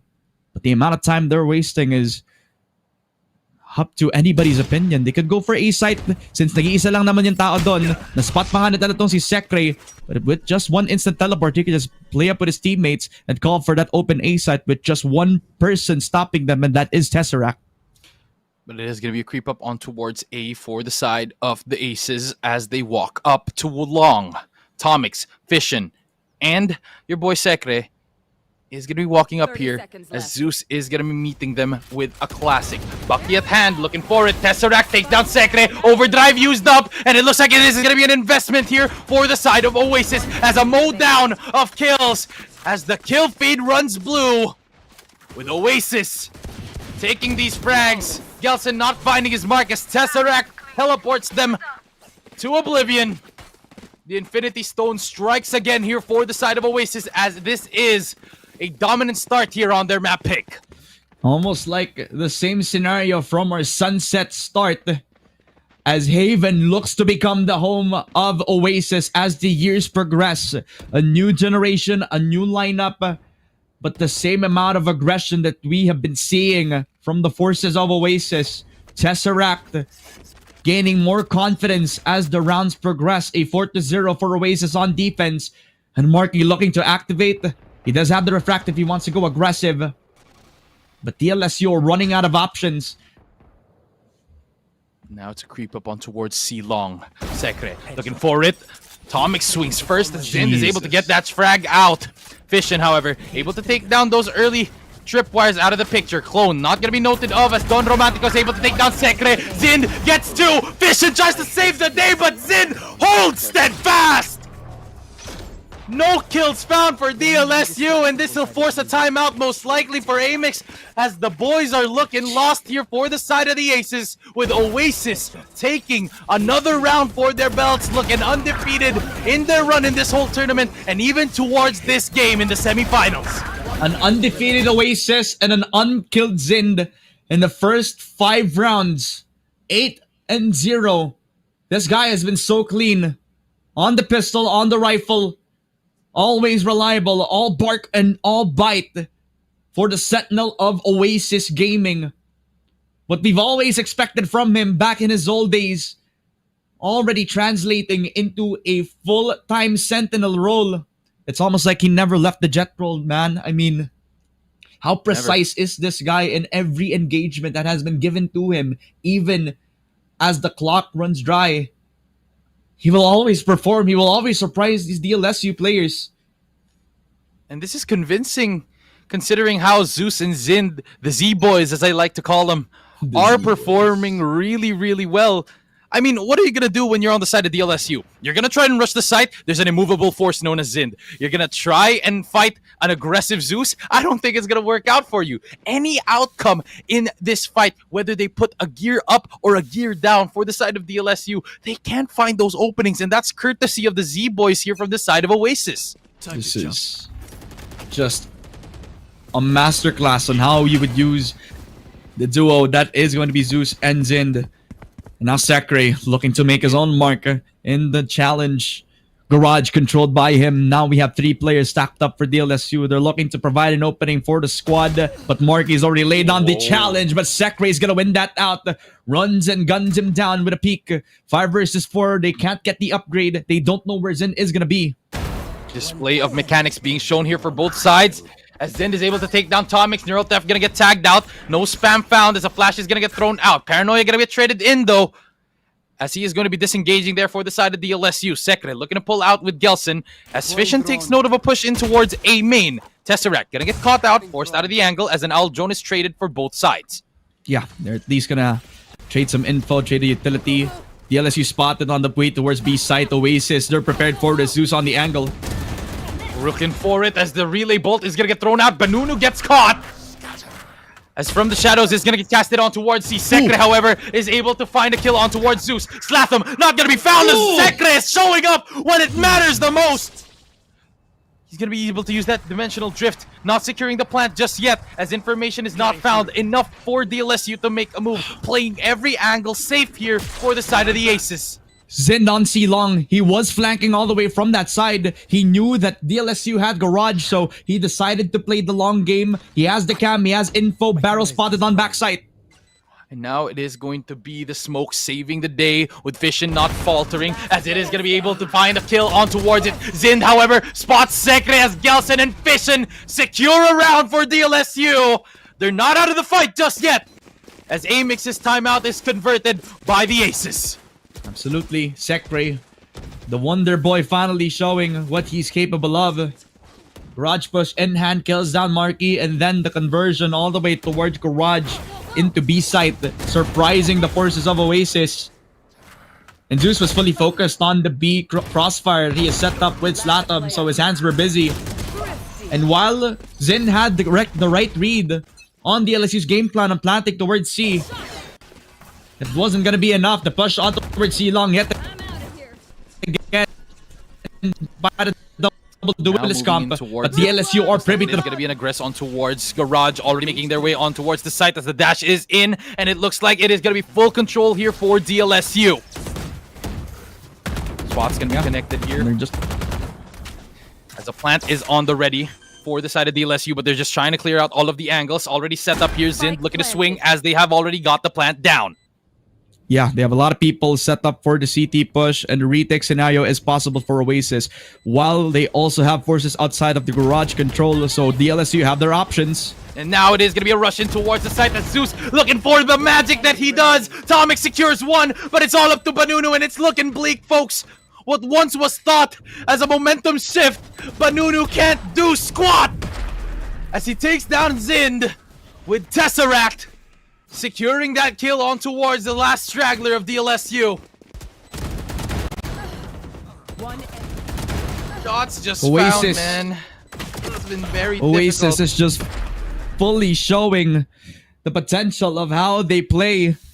Literally, while DLSU had the options in the post plant, they had somebody posted outside of garage. They had somebody lurking around the window spot as well. Oasis winning the frontline retakes made everything impossible for DLSU despite the options given to them. The overpeak from Banunu, and the fact that they were also able to weed out Fission in the process was a masterclass in the retake for Oasis Gaming. Man, this is something that you can't make jokes about. I mean, this isn't a performance that you'd expect, especially on a semifinal stage, but it's not about DLSU not playing to their best of abilities.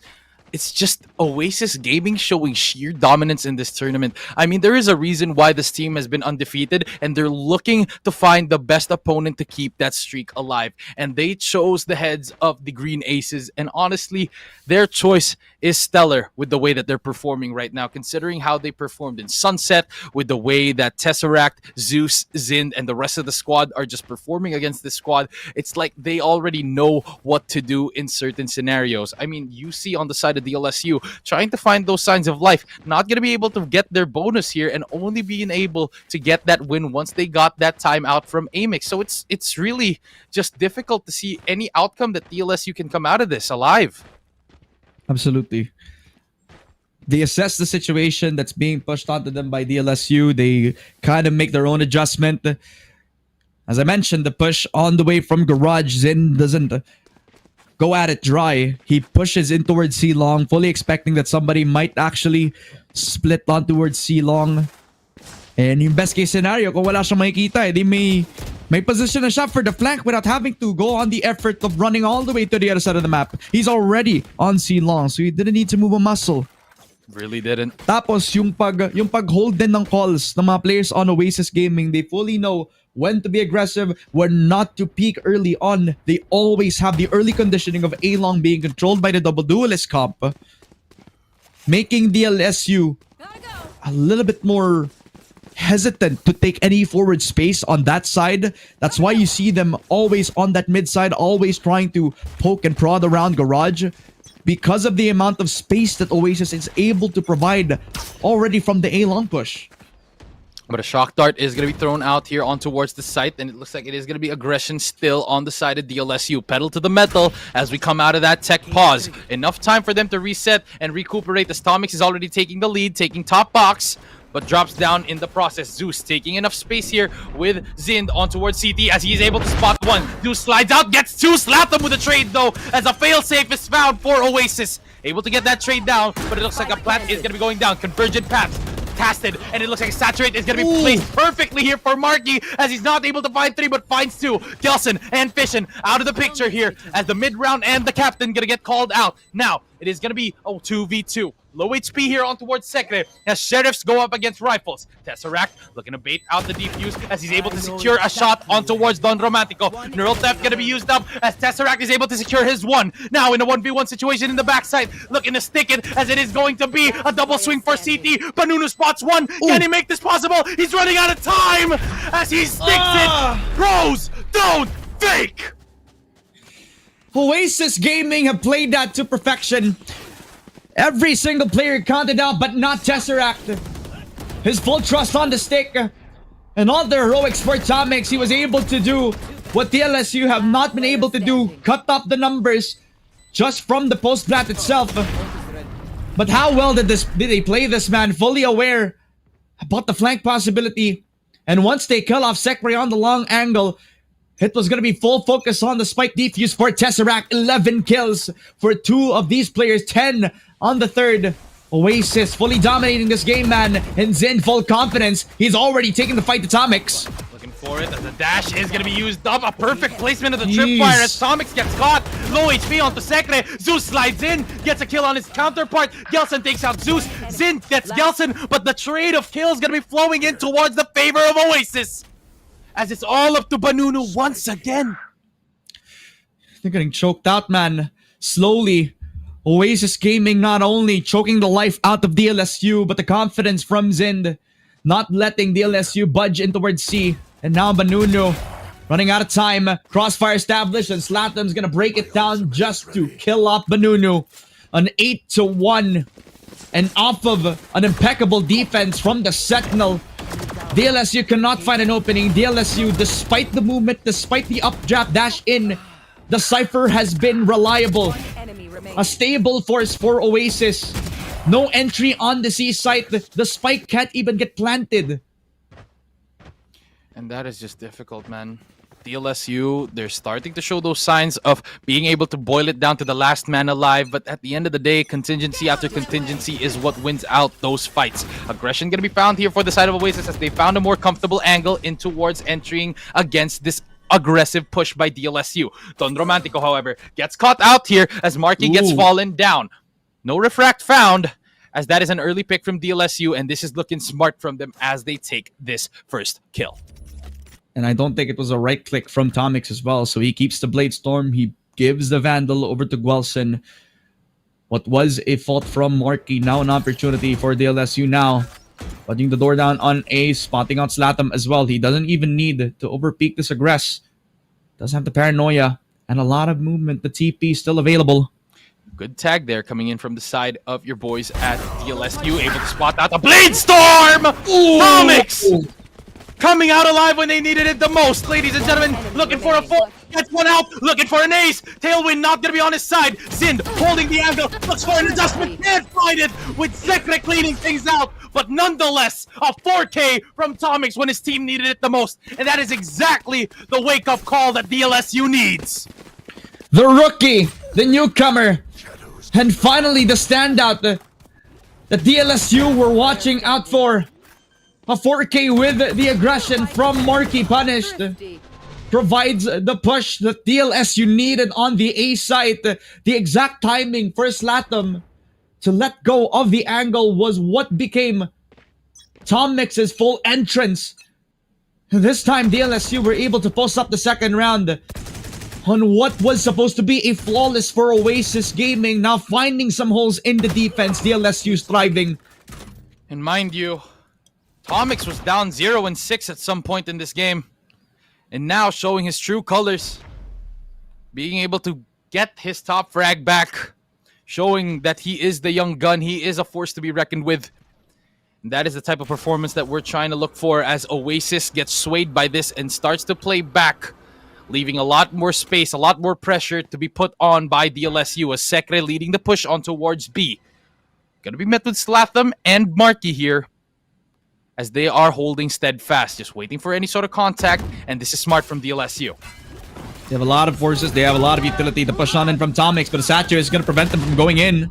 And it looks like it is going to be Zeus to spot out the first frag. Hunter's Furies are going to be used up and traded here as the shots are going to be connecting through the smoke as Zin takes down Sekre, and Tomix is out of the game too, as Don Romantico is low on HP. But it looks like it is going to be contact as he is holding this stellarly. No adjustment found, but Unu able to secure that kill. And there it is, an Earl Theft going to be used up for the side of Oasis as they are looking to swing this. They don't take note of Zeus as he is striking from above. Gelson takes him out, but Zind is there, having this web up in towards the site with Slatham stealing the show and taking the kill.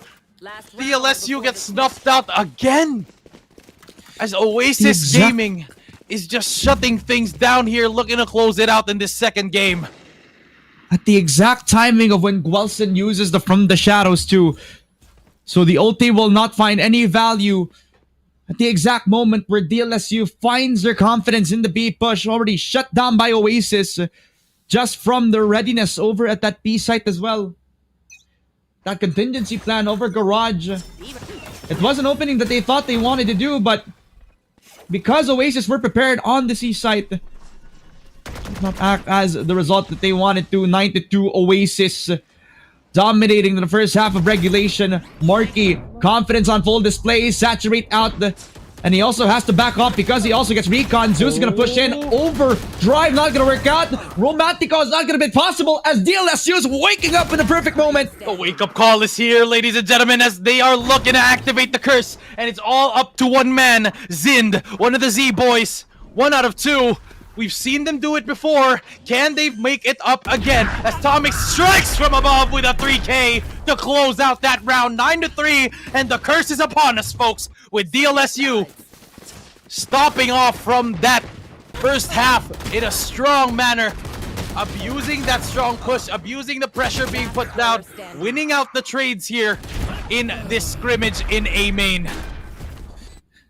It's a big punish, finally, that DLSU were able to counteract with the over-aggress from the double duelist comp. Finally showing some flaws. Morky not having the game that we kind of expect from him now becomes DLSU's time to shine with the kills from Tomix with his aggression now. Showing a lot of life back into DLSU. It is a 3-9. And remember the last time that they had a 9-3 was at Bind, and we all know how that worked out for them. But it's on the defensive side. They have to be the ones reacting to Oasis Gaming. And this isn't the time for Oasis Gaming para magpakampante. Papasok at papasok sila, and they want to get this pistol round again. Secre looking to push in through that smoke, but it looks like Marky is going to be catching him off guard. Secre not going to be finding his kill as he decides to fall back for a 5-man retake. Shock darts are going to be thrown out, but it looks like DLSU is taking note of the positioning here of Oasis. Yep. They also have somebody lurking around the garage position. 4-man strong on DLSU. Want to take the CT plant. High-low setup, but here comes the push. And it looks like it is going to be a frenzy to not connect against Zin. Fission spots Zeus. The dash in towards it. The Slatum fights too. Fission with a chain. Sekre winning it out. And now it's a 2v2. It's up to Tesseract to look for the shot. Kelson looks for it as it is going to be Zin once again against this man. The Clutchmeister himself. He's looking for it. Looking to stick this as it is going to be a rush on towards it. Sticking! No way, he's sticking! DLSU take the pistol and the kill with Gilson closing things out. And you know what they do when it's inside of the smoke? They never fake it at all. DLSU cutting all their stars to make sure that this was going to be a post plant. They win despite the movement from Slatum, surprising both Tomix and Fission. It was an overwhelming flood from DLSU that made it count. For Gwelson to finally win in the stick on the defuse after Zind and his conquest of rolling back towards that B site just to lurk around that C site post plant. It was an overcook from Oasis, and finally DLSU have the opening that they were looking for. And this is exactly where you don't want Oasis to be, in a situation where they start questioning themselves. Once Oasis starts to do that, it's gonna look very difficult for them. Yes, although they have come from those moments in which they are undefeated, at some point it makes you question if what you're doing is right. As Tomix is able to secure kill on Zind, and that forces a push on towards A. Yeah, now this time Fission gonna have to work his best magic, but that will be the double duelist comp yet again. They had the pistols, and all they can do is try to fight up against it. Tomix with one and another makes it a 3K, and Oasis now faltering. Sekri with another one. The Stingers are doing all their best work as it looks like a cleanup for the side of DLSU. 5-9. We've seen magic happen from the collegiate team. They have to work it once again against Oasis Gaming, the Kings of Haven, as it was going to be the Young Guns that start things strong on their second half bye. And that is difficult here, as it's looking like a very dominant win for the side of DLSU in that fight. I mean, yes, they did struggle a bit, but with Tomix securing that 3K to hold down that site, it's going to make Oasis Gaming question themselves a bit, with 3 players going to be on light shields. Yeah, no outlaws at least. So it won't be the counter that they have been looking out for. 9-5 for the score. Oasis have the full buys in check, yes, but it's not going to be an absolute unit for them. A few body shots to account. Sekre does have the Guardian, and usually that would be more than enough to take down these light shields. 65 damage on the body, mind you. Will be DLSU still on the defense. They still need to react. Wilson hits the shot onto Tesseract, and that will at least counteract one of the forces of Oasis. 4 versus 5. He can't get the upgrade because it was long range from him. But Oasis are cooking up the split from Garage all the way towards C. With the double duelist comp now fighting up against Sekre. Gets the shot onto him. And now a double dash on towards the site. Don Romantico is looking to make matters worse as Tomix is able to take down Zind and is able to keep the lead on the side of your boys at DLSU. Slatham, however, gets the plant down as Tomix is able to secure a kill on Marky. Zeus, he needs to step up for his team if he wants to win out this round and put a stop to the momentum of DLSU, as it is going to be a full force coming from CT. Recon Bolt going to get thrown out, a push in towards CT. Zeus spots one, spots two, looks for a third. Banunu gets one, but Zeus strikes from the heavens as Mount Olympus roars in lightning strikes, with Zeus getting angry and bringing Oasis to double digits. What we thought was just one Wonder Kid on the server, another shows himself as Zeus striking with the Phantom in hand, full confidence on the swing. Enemy remaining. And that was a 3-man push from CT that Zeus single-handedly was able to dominate over. What a performance from Zeus all the way from the start of this series. And double digits reached up for Oasis means they're one step closer to reaching India. And now they're looking to rush up towards it. Double dash on towards the side. Saturate gonna get thrown out. Paranoia gonna get thrown in as Zeus is looking for a kill, but overheats at the right moment as Slatham is able to secure a kill on towards Banunu. Bladestorm not gonna land as Fisher and Gelson take the kills for them! Turning the tables! Securing those rounds! And that is it, folks! DLSU answer right back, not leaving anything to stand. Mental fortitude is at an all-time high for this squad, and they're not giving the reins up to Oasis just yet. This was what DLSU were looking for. When will Oasis overstep? In so many of the rounds that they've been doing this attacking round, they've been letting the clock run dry. And the one time that they over-aggress, the one time that they try to do it, it was DLSU prepared. It was DLSU on the right space in the rotation. Counted on Tomix, counted on Banunu to be at the right place at the right time, and they're the ones who delivered the goods. 10-6, Tomix, he is on top of the structure. Remember, this is Oasis on the eco round. All forces on the Classics and the Sheriff. Push onto the B site. This is their best chance to try to call upon this upset. Looks like it is going to be a dash on towards backside. They're looking for a 50-50 here as Fishin is able to secure one. Looking to secure that plant here for Slatham as he is looking to TP out back. But Tomix is able to secure that kill right before anything gets worse. Overdrive going to get thrown out. Relay Bolt thrown in. A spray down of the Overdrive on towards Fishin's body as it is going to be Sekre looking to close things out with a defuse. And now the game goes quiet. Zeus looking to overheat. Spots one. Not going to be able to find the other as Sekre is able to secure it.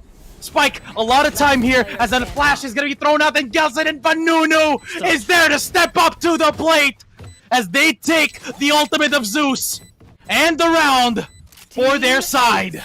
They shove the lightning aside, and DLSU striking back with thunder.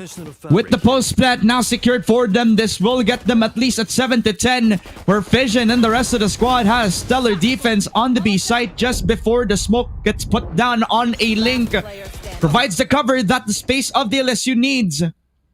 And because they were playing for the post plant outside of B as well, it's as easy as one smoke from Guelsen to counteract this B main post plant from Oasis. They only had the pistols, mind you. So they had all the advantages running on full steam ahead for DLSU. A timeout for Oasis, fully realizing the pressure so far in this Haven game, despite them being in the lead. It is slipping away from them as the rounds have been progressing. And that is just the way the game is played right now with DLSU, finding their mark, finding the way that they want to play this game against Oasis, and it is going to be smile across the board, including Amix, including Javi, watching this team progress and able to secure the rounds that they need to come back from this as Oasis looks shaken. And this is probably one of the closest matches aside from Sifto against Oasis Gaming, and DLSU is not looking to give out the fight just yet. Definitely not. Fall by finally from both of these teams. An operator set up for Tomix. Finally in the first round of play. Finally at the first opportunity to hold up this big investment. And at a moment's notice where Oasis are gambling this scene-long push. But they're taking this very slowly. As it is The call for DLSU is to just stay calm after a timeout. They know to not aggress, as Oasis is looking for a play deep in towards their side. Aldrone gonna be on the ready here for the side of your boys at Oasis, but it is gonna be a 4-man hold. No push found, as the drone is going to be dissipating Tomix from his angle. Reposition coming in from Zeus, and it looks like it is just slowly but surely being peeked up towards this, as it is going to be a recon bolt landing for the side of Oasis. Dash going to be running out too, so it is a good trade of utility here as they fall back towards a different approach. This is how they will counter the op. They will let Tomix be posted up on the angle. Sekre also called his attention. Kill up Zeus, the insert for Oasis. As everybody else on Oasis is running towards the B site. He does have the fast lane to get out. Marky gets the entry. Wilson down means that they have to give up B. Or unless Fission can do something. He cannot, as Slatham gets taken out here with Fission, as Oasis makes the skill feed run red. He doesn't expect from behind, as Tesseract is able to have the spatial awareness needed. And Oasis find a conversion, puts a stop on DLSU's tracks, as the placements and the players to believe that they could bring this back, even a sliver of hope, even a sliver of chance. Oasis shuts that down and puts themselves back in a dominant position in this map. Oasis are so good with how they react to what the situation was gonna call for. They know that the C long control was dominated by the operator.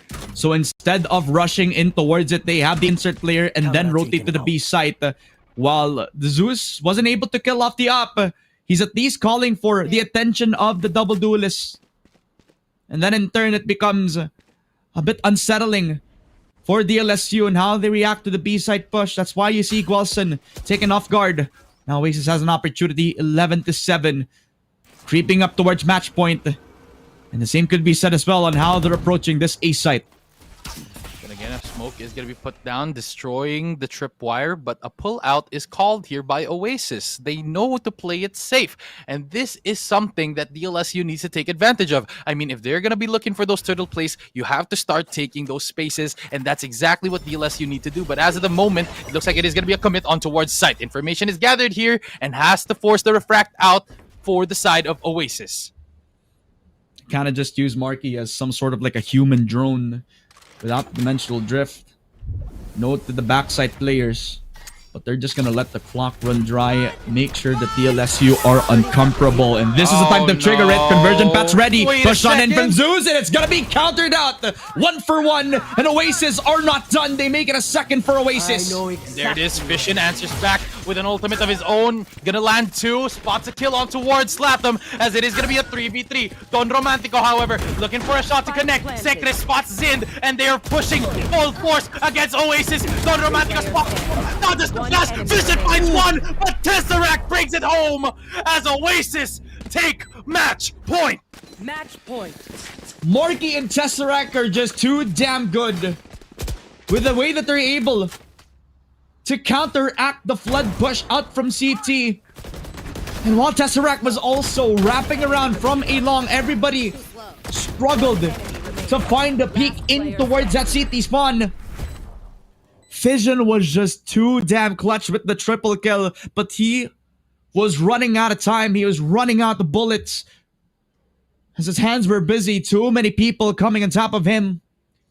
And an overwhelming force in Tesseract, able to stop the momentum from DLSU. As you saw the kill feed, it was about to go in towards the side of the defense. 12-7, timeout being made by Amex, the last one possible for the entire run of DLSU, culminating into this one round. It is do or die, as I've mentioned time and time again. And the dream of coming back into the grand finals, the dream of young collegiate players going to India to represent the Philippines, is about to fade thanks to Oasis Gaming and their stability. But as of the moment, everyone from the DLSU community clutching their pearls, just clutching their rosaries, praying to anything that this squad can turn this into their favor and bring us to a map 3. But then again, it's a tall order, folks, coming off of this timeout, with buys not being on their side as a recon bolt is thrown early.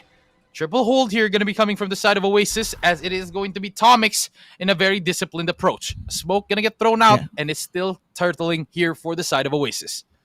He has to be prepared for this. He's calling upon the attention of Sekre for a double peek, but he's up against a triple stack of Oasis. They know how to play around double peaks. They just ask for one more player to try to single out this double push. Now it looks like they dissipate from that angle. Looking for those timings. The owl drone going to be thrown out, and it looks like Don Romantico does take note of that audio cue. They know that they've used up that owl drone, so they know that they can take enough space, as information is still not taken here for either side. Walk up on towards long, and it looks like this is the correct call, as they are going to be heading up against Fission. The only man holding this angle, as both duelists are going to get stuck on towards short. They know to take note of this, as the smokes are going to be coming out. Double dash going to be going in, as a paranoia is going to be settling on towards backside. Beautiful execution on the recon bolt, as kills are going to be running on the board. Sekre gets a trade, looks for a kill, as Tesseract takes down Sekre, and there it is, going to be able to find that kill. And now, ladies and gentlemen, with DLSU coming off from that timeout, there's nothing that they can do except pray that Gelson can find anything, and it's all up to Banunu, but he can't! As Tesseract books their tickets, ladies and gentlemen. Oasis Gaming take us to paradise, taking the win against DLSU 2-0, like they should. Undefeated in their whole run in this tournament, and they booked their ticket to Grand Finals this November. Definitely, man. I mean, it's almost like it was destiny. And from the players, from the teams that we were able to find out who was going to participate, we had our minds on Oasis from the very beginning. These are players that have been so stellar when it comes to their development. Their improvement all throughout this year has been something to take note of. And the force of Marky as well as Zeus is also something that we always have to remember, but never forget about the impact of Tesseract as well as the rest of the squad. They were able to round out the double duelist comp with how well they're able to adjust to any given situation. Zen in his discipline, Slatam on his utility, as well as Tesseract able to keep up in terms of mechanics with everybody across the board. It's almost like this guy was never IGLing in the first place, man. But with him and Marky now fighting side by side on the calls in the mid-rounding, it becomes a well-oiled machine for Oasis to take down anybody, just like DLSU, who are red hot on the run in the Swiss stage. I mean, congratulations to DLSU for making it this far, but your run ends here, rather. Sorry. But it is going to be Oasis Gaming taking this game. It was an absolute banger of a match, Ramon. I'll have to admit that. I mean, yes, there was a really heavy sort of lost tank there by DLSU in the first map, especially as it is their map pick. But that just shows the efforts and the lengths that Oasis is willing to take. They're willing to make those VOD reviews. They're willing to make those counter strats against teams like DLSU. And that's what's giving them the edge over any sort of competition that's being shown right now. That's leaving them with their undefeated streak heading into this finals. And it is just going to be waiting for our next set of matches to see who they're going to be facing off here in the grand finals. But as of the moment, what I want to highlight, though, is the way that each player played here for the side of Oasis Gaming. I mean, the effort, the positioning, the gunplay, everything was just at peak highlight performance here for all ends. I mean, you have the Z-Boys, Zind and Zeus popping up as always. You have Don Romantico making things possible, making those frags, and frustrating the enemy too at that with the way that he plays the game. And you have that supporting util coming from Tesseract and your boys here, Slatam. Grabe talaga yung performance na pinapakita dito ng Oasis, and that's what I want to highlight so far. But right now, Ramon, what else can you say about this match? I mean, because honestly, it was just an amazing showmanship of mechanics for both ends. I mean, it's definitely the David and Goliath situation we kind of talk about time and time again, right? Where Goliath actually won out, not even in the closest of fashions, right? I mean, some good rounds from DLSU, but Oasis really took the benefit out of making the most out of the team composition that they have. And if you also mix that up with the perfect balance of when to be aggressive, when and not to be aggressive, then it becomes an unpredictable unit that it's kind of difficult to even VOD review all night. You need to take a lot of time into preparing against this Oasis squad that seemingly has a lot of strats to account for. literally kita mo, no, parang ang dami nilang mga pwedeng ilabas with the things that you can see from the double duelist comp. In hindsight, pwede nating sabihin na one-dimensional yung mga gantong pick sana. Pero Oasis Gaming are showing up with the creativity that we kind of see them time and time again over the years, diba? They approach this in a way that where they can kind of counter yung mga slow approaches ng mga teams katulad ng DLSU, yung mga strats na dapat na pwede sana against a playstyle that Oasis Gaming likes to put out in pro matches. They try out something different. They surprise them with multi-picks just like these. The explosiveness from Oasis Gaming is what sets them over the line compared to everybody else in the tournament. That's why it's no surprise they're undefeated in the Swiss system. Absolutely, but I want to take a quick look at the DLSU Green Aces. I mean, looking at their performance this whole tournament, it has been absolutely phenomenal for each player, proving to them that they are the best collegiate team, taking out their brothers here at Olfu, Ember Phoenix, and winning over that sort of grudge match against them because they did lose in campus rivals. But then again, this is what I want to highlight with Oasis Gaming having that experience with the roster and DLSU only having a little bit of preparation time with this new roster that they have. I mean, they made it pretty damn close, and that's exactly what kind of Valorant we're trying to look for here at Predator League. So GG, well played here for DLSU. We hope to see you in the next year, and you have represented the collegiate banner well, proving yourselves as the kings of collegiate here in Predator League. But we have to bid farewell to you as Oasis punch their ticket here in the top of their game, going undefeated and waiting for their final opponent in the lower bracket, going up against Slater with Kadiliman and your boys at Sipto. I'm excited for that match, but right now let's focus on these highlights, Ramon. Yeah, man. I mean, I wanted to quickly highlight like the growth for DLSU. I mean, if it was 2022, I would have actually been laughing at you when collegiate teams actually decided to register, because the power level from 2022 up to now is a wide gap into what we can expect from collegiate teams. The LSU have shown that they can keep up and sometimes overcome any pro team.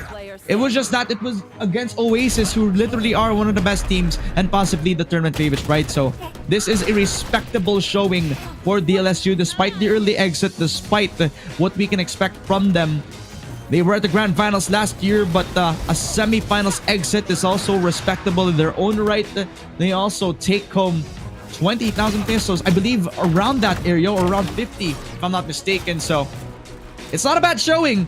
We're still gonna be proud of what the boys in green can uphold in towards this BO3. But taking a look at the scoreboard once again, it is Zeus and Tesseract that have stood tall against the forces of DLSU. So many rounds where it just came down to absolute mechanics from Zind as well when he started on the defensive side. So a lot of props from him. But for DLSU, the talent that they have shown all throughout Predator League is something that we can never forget, and hopefully in the next tournaments to come, they will continue to develop as the young guns that they are to be the next champions. And hopefully they take this loss as a lesson to continue to improve, as the DLSU Green Aces have big shoes to fill from what performance they have shown from the previous matches here in Predator League. I mean, they made the grand final last time.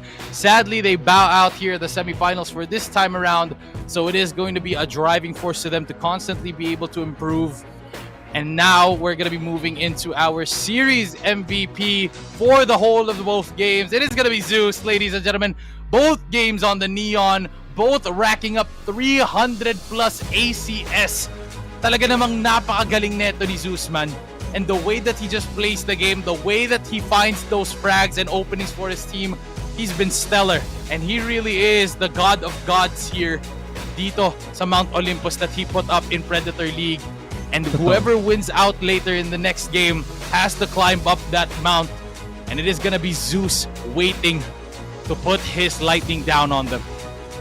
Yeah, Zeus has been a far cry from what we saw from him when he started on Oasis, from when he started on Avernus Esports, all the way back to 2023, pare. Sobrang layo na narating ni Zeus from the tier 2 scene, from the tier 3 scene. Now everybody has all eyes on him. And because of this win sa BO3, not only will he be playing in a grand final, not only will he be playing in LAN, pero lilipad ang batang to papuntang India kasama ang Oasis Gaming, representing the Philippines and representing the best of the best dito. Kaya sana naman ay maging locked and loaded na yung susunod nating BO3. Absolutely. They conquered the curve this time, and you can too with the Predators X34's Infinity Widescreen as your new battleground. Dive into the abyss, wreak havoc, and claim victory just as Oasis Gaming just did against the LSU. You get the competitive edge available at Acer Predator concept stores, authorized resellers, and the Acer online store.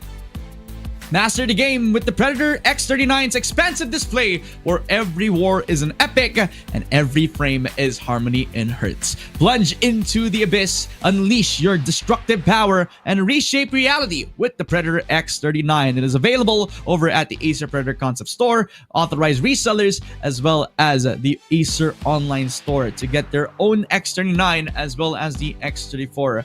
That has been so nice to watch yung first BO3 natin, pare. A 2-0 para sa Oasis Gaming, and I'm sure the show is not even over. Yeah, the show is not over, ladies and gentlemen, so don't go anywhere. Once again, this has been Bluey and Ramon, and we'll see you guys for match number 2 later. We'll see you guys in a bit.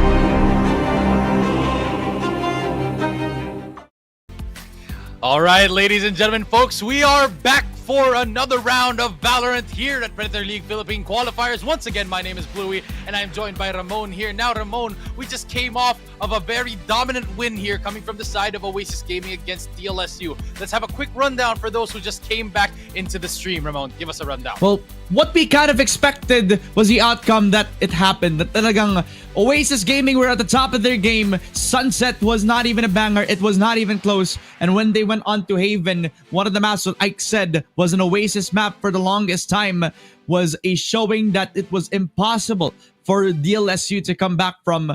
While we have high hopes for them to come back stronger in the next events, this is Oasis time, and their time is now as they already punched their ticket towards India as well as their spot in the grand finals in LAN.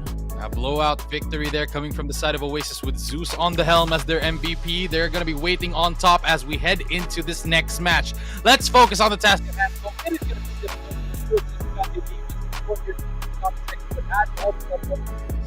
It's going to be very difficult. I think the beautiful thing to talk about a little bit here, Bluey, as I try to enter the conversation, is how much of a big difference will this be in terms of mechanics? Because while KDM is somewhat of a fresh roster, these are hungry individuals that are looking to get their prime opportunity, and it's up against Sipto, who have been practicing the whole year. We have their roster who have started since late 2024, which honestly will be a very tall task for KDM because the Sipto roster is just one heck of a demon to face up in the structured position. Absolutely. I mean, Sipto has been amazing in this game so far, but they did fall short against Oasis as they stayed undefeated, but they're looking hungry and they're looking to book their ticket on towards the grand finals. I mean, look at this. Fixie, Riza, Ja, Hot Sauce, and Emin are locked, loaded, and ready for this next match. And here we are. We're going to see a little bit of an insight, a peek at how they're doing. It smiles across the board, ladies and gentlemen. It looks like everyone's just vibing around here in this match, and I am so ready to see them perform today against this Kadiliman roster. Yeah, looking unfazed from their loss against Oasis, and it wasn't really an opportunity for them to show what they are capable of on the server. So hopefully this particular game for them will be the spotlight moment that they needed. It's hopefully a chance to shine for Riza, as it was a slow game from him yesterday. It was jitters on the playoff stage, or at least from the last game against Oasis. So now they're going to be facing up against Kadiliman, which I believe is coming in here with a new identity, but the same focus, all the same, become the best team in the Philippines. All the support from Narpim and all the belief from the fan base as well that this is the best shot for Kadiliman to finally reach an international and continue the namesake of this brand, para lang malaman ng Pilipinas kung ano ang ira ng Kadiliman ngayon.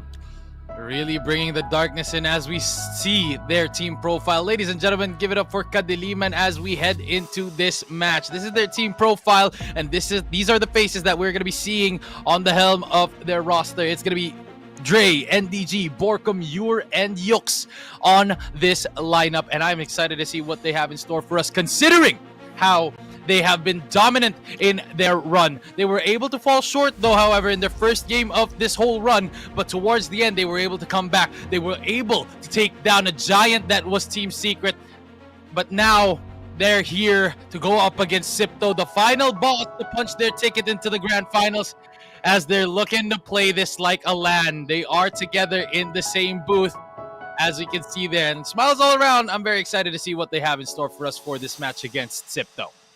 Yeah, me too, man. I mean, it was already exciting just off of the win from Team Secret alone. You could tell that this was going to be a Kadiliman that we shouldn't really falter on, that we shouldn't even forget, because this is a lineup where Borkum is now nourishing this young talent, the individuals from Dre as well as from everybody else on this roster, all with the guidance of AKG, their coach as well. An import coach that I'd say also has a lot of history with the Filipino teams, or actually the team in SCA as well, diba? Hindi lang naman ito yung parang run niya as an import coach for a Filipino roster. Remember Carty World, remember Astro World as well. One of the dominant VCT rosters that they also have way back when nung 2024. Siya rin ang naging coach dito sa lineup na to. Putting a lot more resources, a lot more guidance para sa Young Guns ng Kadiliman. So hopefully AKG is gonna be able to reset all the mental that they need. It's up against Sipto that is gonna be an opponent that they need to fully respect. Absolutely, but right now both of these teams need to unleash their peak as they unleash peak gaming speed here and power with the use of a Predator Helios Neo 16S, giving performance that doesn't compromise. So shop now at Acer Predator's online shop, Acer Predator Shopee, Acer Predator Lazada, or at any resellers near you. Yeah, step up and stand out and be ready for anything with the Helios 18. Shop now at the Acer Predator online shop, Acer Predator Shopee, as well as the Acer Predator Lazada, or at any resellers near you for both the Helios Neo 16S AI as well as the Helios 18. Absolutely, but right now, what's in store for us is a banger of a series between these two. I mean, you have Sipto, one of the up-and-coming favorites to take this win. But right now, it's Kadiliman. All eyes on Kadiliman as they try to make a comeback from the doubters that they've had. But right now, let's head straight into our map, Vito, as it is going to be a ban on Haven and a ban on Pearl, with Sipto locking in Abyss with attacking gonna be taken there by Kadiliman. And as we can see here, split is going to be the lockup here for Kadiliman, with defense taken here by Sipto, and then bans rolling in for Sunset and Corrode as we leave the decider for Bind, with Sipto taking the attacking side. It's pretty obvious as well that Abyss was something that they have prepared for, considering that this was in the early stages in their opening qualifier, that this was a map that they already faced with. So something with comfort, something that they already know to play with in the tournament. They have taken it against a collegiate team that is Akari Adamson. They won it 13-3. They had an impeccable attacking side, converting 11 out of the 12 rounds that they've had. So a dominant showing on the attack, but they're gonna start on defense on that one. We also have the split map for Kadiliman. I'd say one of the more maps that you could use para sa mga players nyo or sa mga teams nyo na pwede nyong ipanglason. So an open opportunity for both teams with this map pool. I'm very excited to see how they will perform with the utmost respect and consideration that they already have on the table. And here's the last question I have for you before we head into this game. Who do you think is going to win this fight? Ramon, you pick first. Is it going to be Sipto or Kadiliman? While I have the utmost respect for Kadiliman in their conquest to have everybody remember their name, it's just a little bit easier to put my eyes and bets on Sipto. Right now, they're the structured team. They also have a lot of things working up for them. I'm sure after the loss from Oasis Gaming, they're getting hungrier, and I'm sure that they have VOD reviewed non-stop to kind of fix their mistakes. So for me, with a little bit respect to Kadiliman, I'm making it 2-1 in favor of Sipto. Oh, wow. Sipto is gonna be your pick. But for me naman, kailangan ko naman tumuligsa sa'yo kasi kanina, makikita natin, we both agreed. Wow. Now I have to disagree with you. I'm gonna be taking Kadiliman 2-0. Mahal na mahal kita, Darvin, at mahal na mahal ko ang Kadiliman. They are gonna be taking this home against Sipto and booking their ticket into the grand finals. But right now, that's all I have to say, folks, as these are our predictions and this is a match to be watched kasi sobrang lakas ng mga players dito. I mean, looking at Kadiliman's roster, you have the old legend that is Borkum, and then you have NDG, someone that has been in tier 1, and then you have the rest of their squad. Dre putting up those numbers really, really well for the team, and then you also have Yor and Yux being the supportive pillars that this team needs in order for them to achieve greatness in their duels, and that just forms a really, really balanced team in my opinion, and that is why I feel like Kadiliman's gonna bring this over the line in this match. And while you bring up names, let me put up a name for you right now, no? Hot Sauce, Eman, and Ja, this Filipino core is not to be messed with.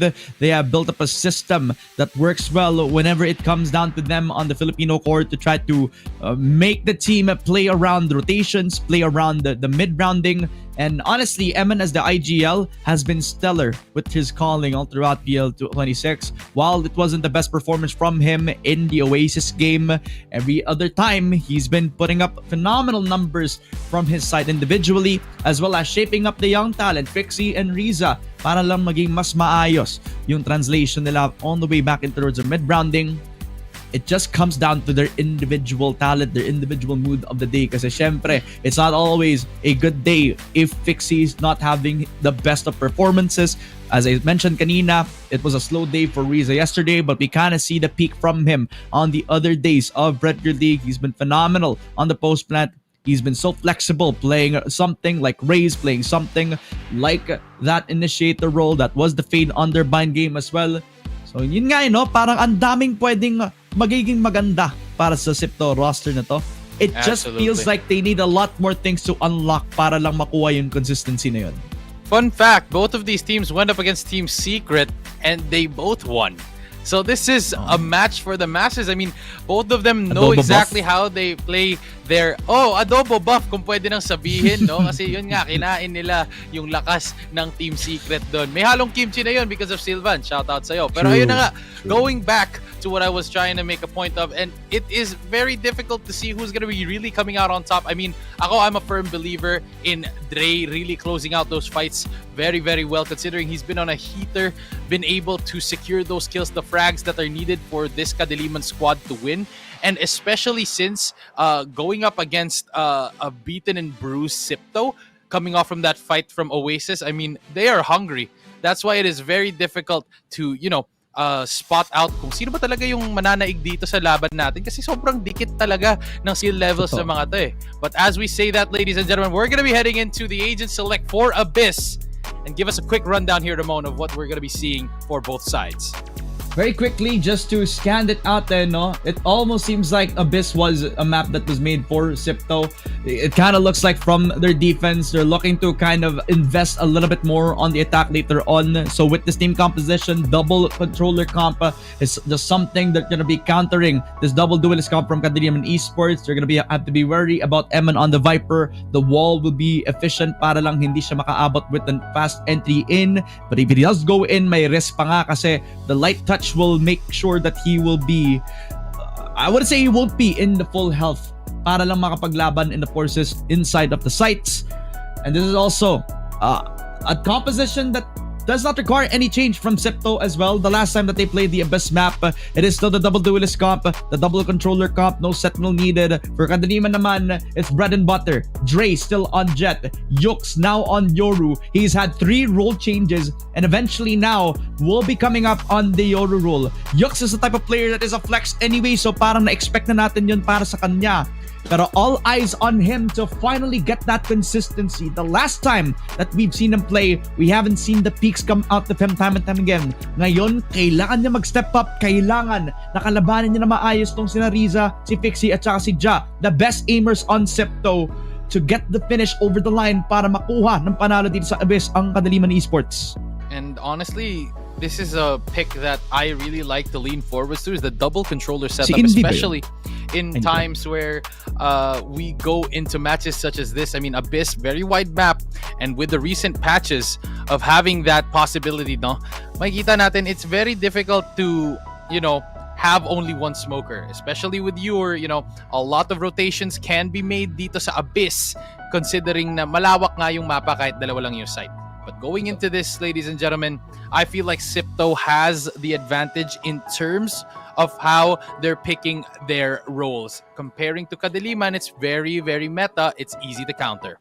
It is. Definitely is. The start on the Abyss is something that Sipto were banking on. But them on the defense will put Kadiliman on the pedestal. We're starting with the first game of the series between Sipto Esports versus Kadiliman. Will the forces of Narpim rise to the occasion against Sipto, one of the best Filipino teams we have for SCA. Defensive side for Sipto, Kadiliman now on the attack, mid-site being taken as Dre will take the passive angle and Fixie already starts his way over the bent position. Darkness unfolds here as it is going to be a spread out default for the side of Kadiliman. They know not to push up too heavy as they know that Sipto like to play those odds, especially an aggressive take here. But all they know is that Sipti is already making his way on towards it as Fixie is able to take down NDG and Yux takes down Fixie. At least they have the info and Eman has the proactivity. Shuts down Borkum, Ozen Conquest over towards mid-side. 4 versus 3, Riza spotted. And that's from Dre. His presence is felt. And you could tell from the Zipto lineup that they were prepared for that mid-take. The early Viper wall preventing any further info gathered up by Kadaliman. Even though they had the mid-top position, they weren't in any position at all to find out that it was going to be a mid-take for Pixie. As now, Hot Sauce. Solo hold on the A site. Ready against 3 players on the close 30 angle. seconds left. No flash needed. Push on in from contact. Yok's not gonna eject the corner, but it will be the shots coming down for Yor. Kadaliman will open up the site, leaving Ja and Eman to retake against the 3 players. And that's difficult for them. I mean, he had the chance, he had the kill. Hot Sauce falling asleep on the wheel. Not gonna be able to secure those kills, but Yor is gonna be on critical HP. As Eman and Ja are looking to retake this fight. Coming down from the heavens. As the only retake all the way from that side, Dre gets a double as Eman will not get the swing. A triple from Dre. And a really good start from Kadaliman on what could have been such a nice first blood from Sipto to start with. Absolutely, man. I mean, this early pick here from Pixie, not using a gate crash to get out of that position. I mean, it might be possible that the gate crash might have dissipated right before he could do anything, but at some point, it becomes a factor in which Hot Sauce was supposed to make that a 2v2. Yeah. But at the end of the day, it's just precise gunplay being taken there by KDM, and they take the first round on Sipto's map. That's unfortunate, man. An easy double in the hands of Hot Sauce, but the pressure was mounting on his shoulders. And the diligence from KDM, from Yor himself, able to dodge from the possibility of what could have been a Sipto round. Now Kadaliman on the slow crawl in towards the mid side, letting Yux play the map around on his shoulders while everybody else is taking the passive approach. As of the moment, though, a lot of mid space being taken here by KDM. Eman, however, takes note of this and looks to take back enough space as Yux has already made his way on towards heaven. Yor, however, replacing his position as they are looking to go for a double swing. Shots are going to be connecting there for the Bulldog, and it looks like it is going to be death from below here for the side of Sipto. Not letting anything stand for the buy, ladies and gentlemen. This is a strategic move by Sipto. And a really corny move at that, if I do say so myself, but it's completely fine. They want to keep those orbs. They want to keep any sort of advantage away from your boys at Kadaliman, and those are some of the moves that you have to take. Call it corny, call it cheesy, or what? It's completely fine. You're in it to win it. You want to book that ticket towards India. You deny the win, or at least deny the extra amount of money in the bag. Old Orbs. The G2 cultural impact has been felt, ladies and gentlemen. Yep. Absorbed here in the Philippine qualifiers. Absolutely. Shout out to G2. My boy Valen, definitely a master at his craft into the 2-0 so far for KDM. So now with the attacking side, they try to see if they can get themselves gathered up on that A main extremity. Right now, it's very difficult for them considering how both teams are actually playing trench warfare. I mean, these guys are playing it safer than anything. It's like Game 5 of VCT Champions Finals already, and we're not even done with Game 1. With the way that these teams are trading utilities, with the way they're trading spaces, it is going to be contact here onto B. Yux on the angle, but Jaws on the elevated shot. They get himself the shot over to Yux. Onto the head. Will be that 4 versus 5. KDM posted on the mid side. Playing up for that man position. Trailing up against Riza. Stuck between a rock and a hard place. They do have the better guns though. So this will not be a hesitated possession.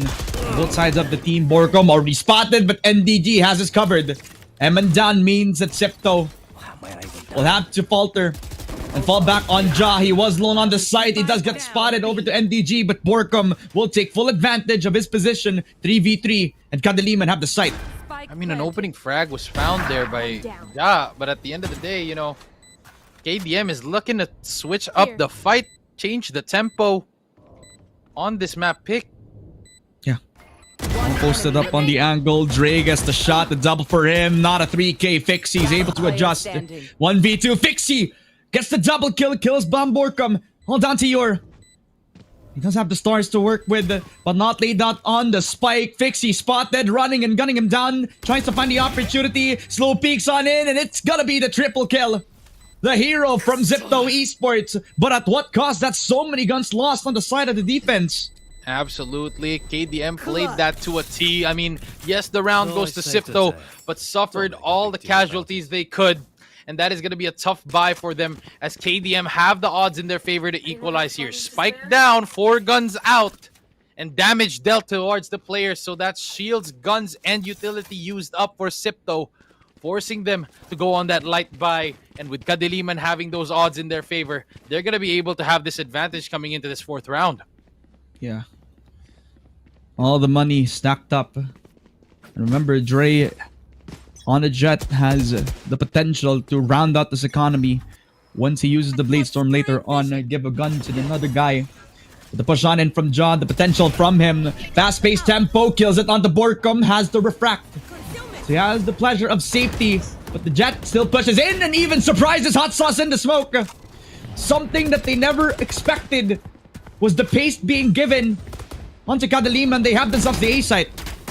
Now, Spike is going to be going down, and that is a call to come back here for the side of Zipto. Hot Sauce falling onto the site where he was supposed to hold, but that is completely fine.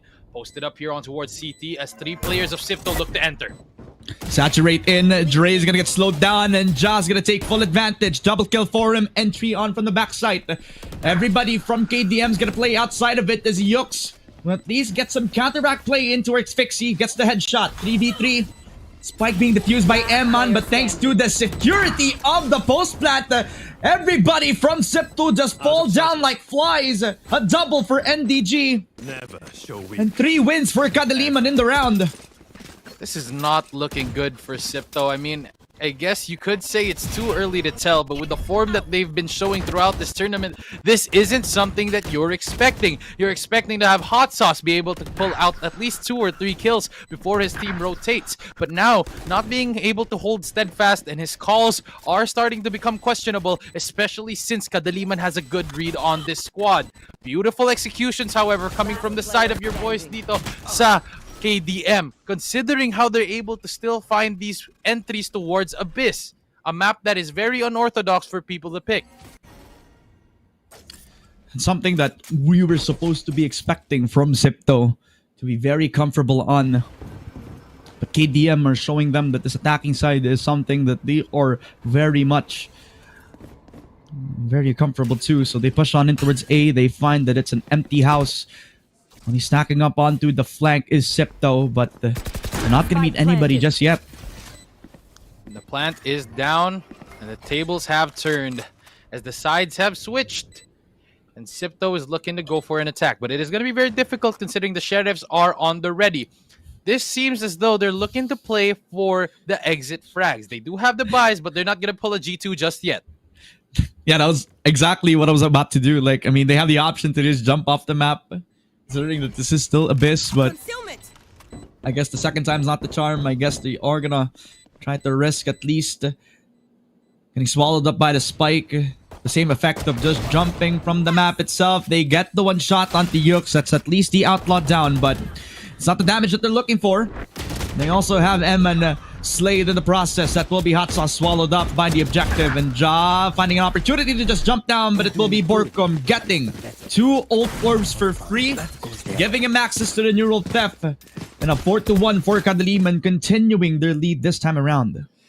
Absolutely. With the way that this round has been played out so far, 4-1 isn't something that you're really looking forward to, especially if you're playing your map. But then again, Zipto has a lot of space to work with, especially since they were the ones coming from the upper bracket in this tournament. But now, Zipto looking for a possibility here as they scale up A. Outlaw? No, Operator from Ja. Excuse me. Primed up, and it's just gonna be an NDG shot that knocks him down. Surprising from Ja. He needed to repeat that, but unfortunately they were prepared. Hunter's Fury set up, and a double push shot from the double duelist already inside of the site. Has Zipto forced to play the retake without Ja in the process. swinging towards CT, but it looks like it is going to be a plant. Aggression still being put up here on towards CT as Dre is able to take down Pixie. Now, pulling back towards it as Sipto is looking for trade, but the flash is beautiful from Yux. And DG taking out Riza to close out that round. Ladies and gentlemen, this man has been on a streak ever since the start of this round. As KDM take that round for their belts. 5-1 now, and JCL is not going to be happy about that one. And that's more like it from Yux. That's the quality of play that we've been looking for from him. The fearlessness to peak with the flash. And it was picture perfect from him. All three people from CT scattered because of the crowd control. A 5-1 for Kadaliman. This looks like their map so far. As a retract is going to be used, but a spray down is found there as they scale up towards mid. No peeks coming from Sipto as the firepower is tipped on the side of KDM. Walking Four-man backwards. push. Four-man push on towards the bend position. All started by Yux and his outlaw. This is almost like Morky in the Oasis game where they're just letting him play the map to a T. But Eman shuts down Dre with the mobility. And because of that Viper spit, that's going to make the players on Kadaliman hesitate to even peek. As now it will be Fixie. The attempt is there, but Borkom is gonna knock him down. 3 versus 4, and Yux is inside of the site, playing on the edge of this Viper Spit. His barrel was spotted by Eman, and this is an opportunity for him to strike. He's running in towards the site very, very slowly, and they don't even know about his position as Yux takes advantage. Yux takes over! That's 2 kills from him, and NDG strikes from behind. A 6-1 for Kadaliman. So far, so good. And this is just Sipto looking completely lost from what form we saw from their previous bout against Oasis. I mean, they put up a formidable fight against them, but now fighting against KDM, it really makes you question, is Sipto falling off and fading away, or is KDM stepping up to the plate when it matters the most? But either way, regardless of the result of that question, KDM is showing colors that we need to expect in this level of play. Yeah. Told them that they needed to step up. The form that they have been showing is something the champions can only show. KDM playing the passive game, fully knowing the options given to them. They are gonna let Septo just run down the clock as everybody is stacked up on their default positions. As of the moment, Tao, it is going to be a default setup here for the side of KDM. They don't want to rush into things just yet, knowing that your boys at Sipto have guns in their favor. As I say that, Yux takes out Riza, falling asleep on the wheel, as that is another kill coming into the side of KDM, as Dre takes down Ja, falling like flies here for Sipto. That's the operator down as well as the mid pressure. They take 1 layer off, and the rotation on B is the call for Kadaliman. Borkom also the insurance policy. Once the B main push does not work out, Fixie, the lone man on the site, now supported by Eman. 30 seconds for the execute. Kadaliman gonna push on in. Dre making his presence known. Fixie playing this very silently. Dre getting a double, but Fixie shows himself. No gate crash, so no escape from Dre. Triple kill from the Jet. A 1v4 for Hot Sauce, the clutch meister, but he is all the way to the other side of the map. This is gonna look very difficult. I mean, Hot Sauce, yes, he gets the retrieval on that operator, but the way that KDM is playing this, it's not even towards their favor. They're not even doing a lot of team play. I mean, yes, they're scoping out the angles where they would have those openings, but at the end of the day, Sipto is still holding those angles, looking at these angles and pushing them like it's nothing. They're like a hot knife through butter in this defense that Sipto is putting up, and this is not what you want to see, especially if you're playing a map that is your pick. Man, I mean, they're winning the early peaks. That really is just it. And they even knocked down the operator. They were supposed to save that for Ja, but no value found. Dre is just laughing at the face of Sipto. What once was thought as the tournament favorites now shaking in their boots because of a laughing Jet player with a 4K to end it.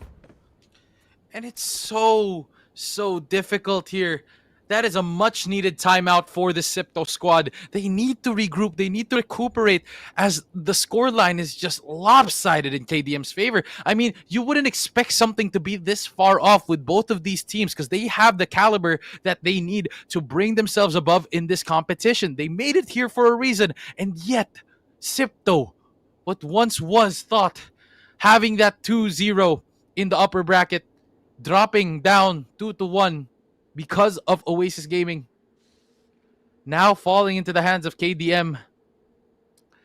It's just so difficult to see and watch this Sipto squad fall into this spiraling abyss that is known as this map. This is just difficult to watch, as we mentioned time and time again. I mean, you can kind of give them the benefit of the doubt. Maybe they need a little bit more time. Maybe the communication hasn't been set. It's been dry peaks from Dre. The support from the support staff para makapasok siya na maayos dito for Kadiliman. The clock winding down and the eco round forced onto Sipto. The weaponry is not in the best case. So they're hoping that Kadiliman makes a mistake this time around. But as we say that, back in the game, folks. Sipto, not going to be on the bye that they would rather have, but it is going to be an audible called by JCL. KDM, however, still very aggressive here as they take out Fixie from his position. And that is an early frag taken here by the side of KDM as Dre holds it down. Expects a second frag here as Riza gets taken out. Yor, however, falls and Yux as well with Hot Sauce trading. They saw them rotating from the B site, so it's a quick call. We switch up over to A. The forces of Sipto still unrelenting, but they still need to account for the better guns on the other side.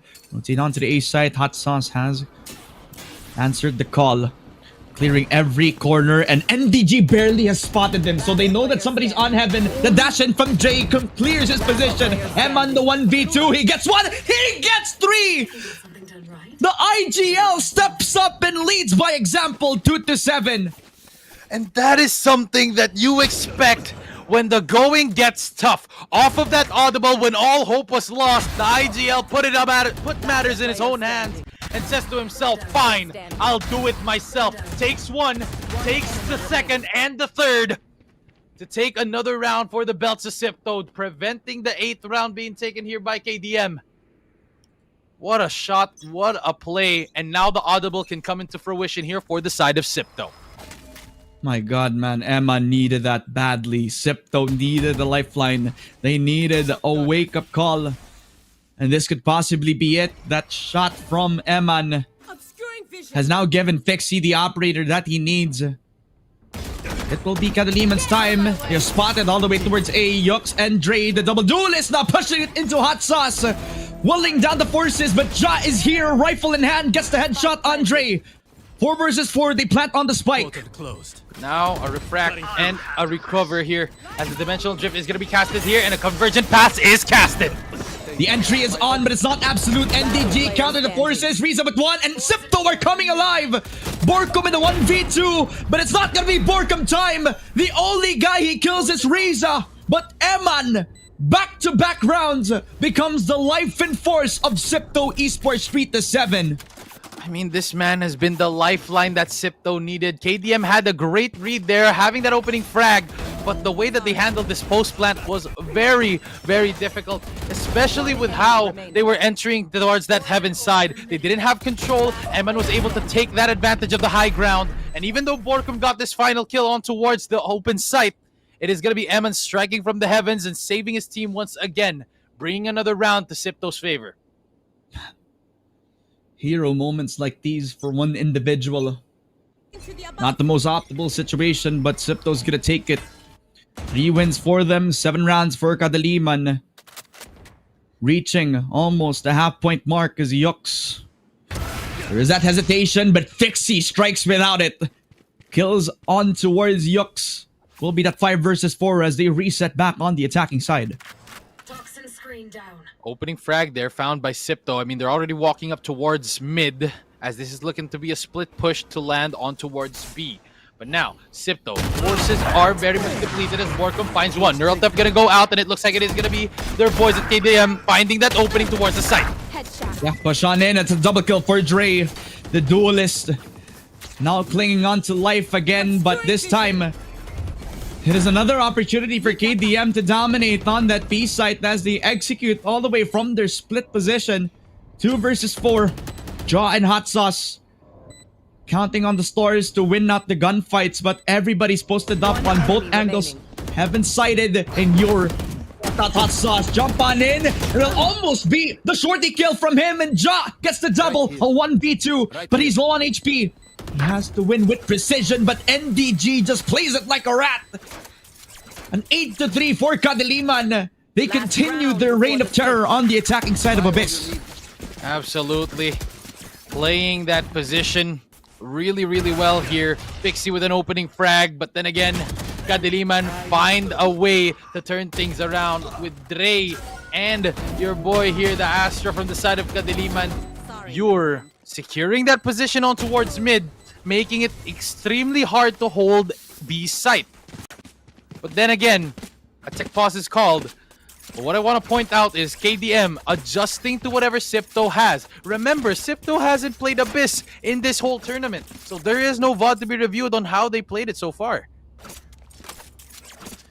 There was one game, but it wasn't broadcasted, so there's not a lot of tape on how this team Septo performs on this. At the same time, Kadiliman, they themselves haven't been showing a lot when it comes to this Abyss map, so it's a question of if Sipto came unprepared or if Sipto were just surprised about what Kadiliman are showing right now. We'll never know. We don't know what it is in the coaching booth or what it is in the boot camp as well. The fact remains that Kadiliman are coming into this with a lot of grit and so many surprises. I mean, the amount of times that they win dry duels as well as a lot of successful executes just comes down to the execution from both Dre and Yux. Both of these duelists have been performing really well when it comes to countering the setups from Sipto Esports. But then again, the execution is one thing, but the planning is another. KDM with the lineup that they're playing, I mean, I love how NDG and Yux are working together with both of those ultimates, as he just shoots the body of Yux as he stands behind the enemy. And that's something that you really have to consider, especially in drafting your picks. Playing this comp against Sipto really shuts things down for them, as they don't really know how to answer back to this. And coming into this next round out of this tech pause, they will have that Dimensional Drift and Hunter's Fury ready. So if KDM looks to get a little more aggressive, then maybe they can use that. Then again, look into how Sipto is doing this work for them. Finding those 2 rounds, being able to get out of those ruts because of Eman. Everyone else in this squad needs to step up at this point, because if not, they're going to be booking a ticket home rather than going to India and fighting for that chance in the grand final. We'll see what will happen here.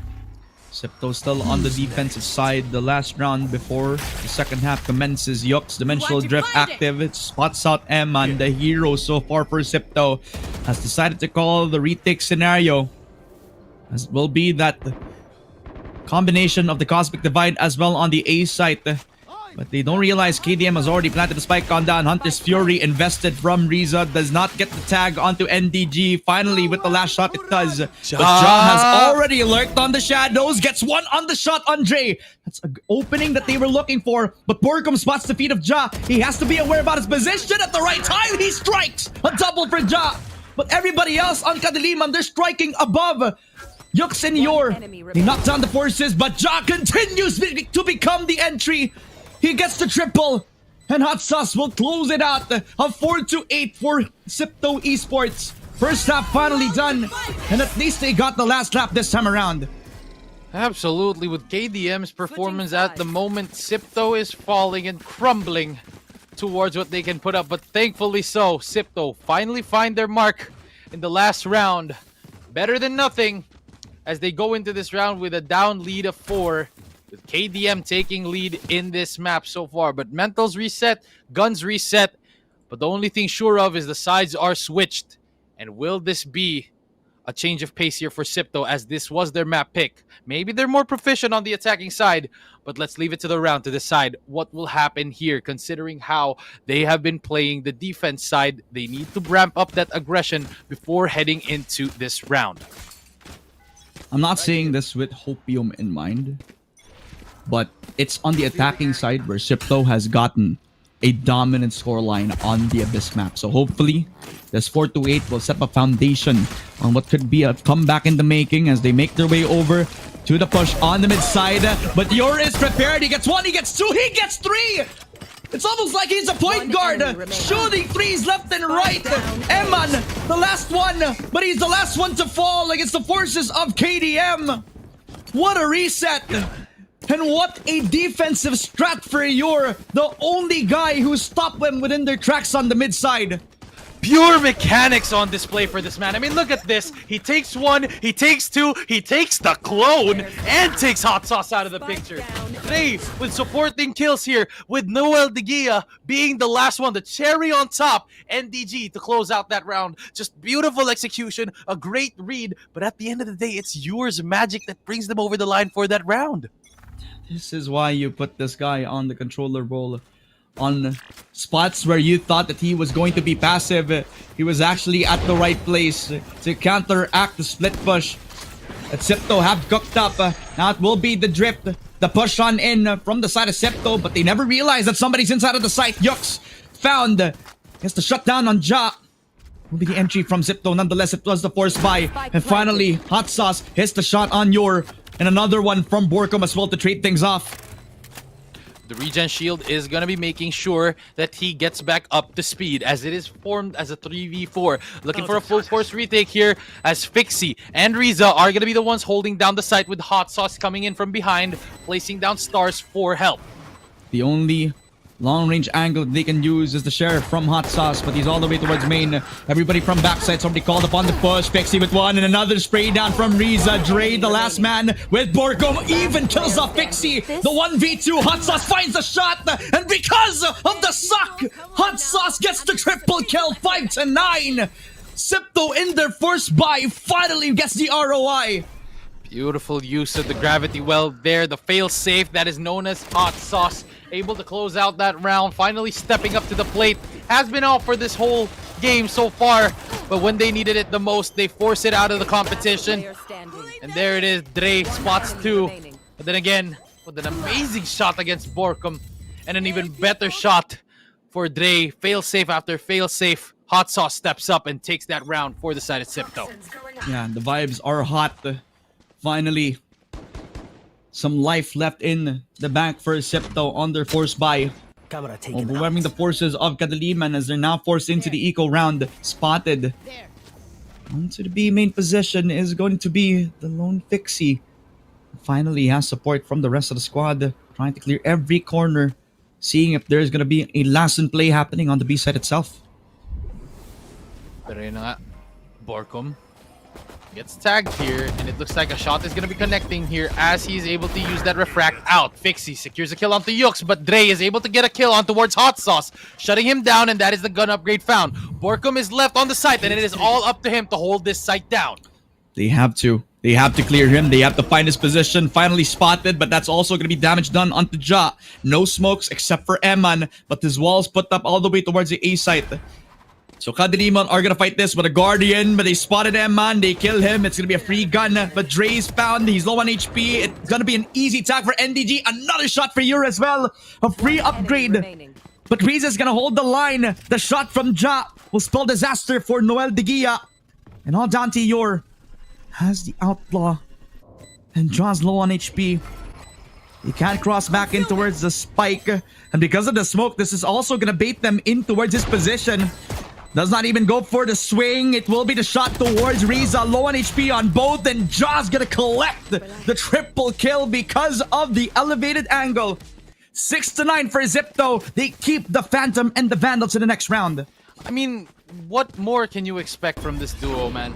The way that they played that was so good that he wasn't able to get that clutch. I mean, you had all the utility you needed here for the side of Yor. I mean, you had the smoke, you had the Outlaw, but then again, they played that to a T with being able to put Ja in a position where you had to switch up angles every time, that's something of a clutch that not every team can pull off.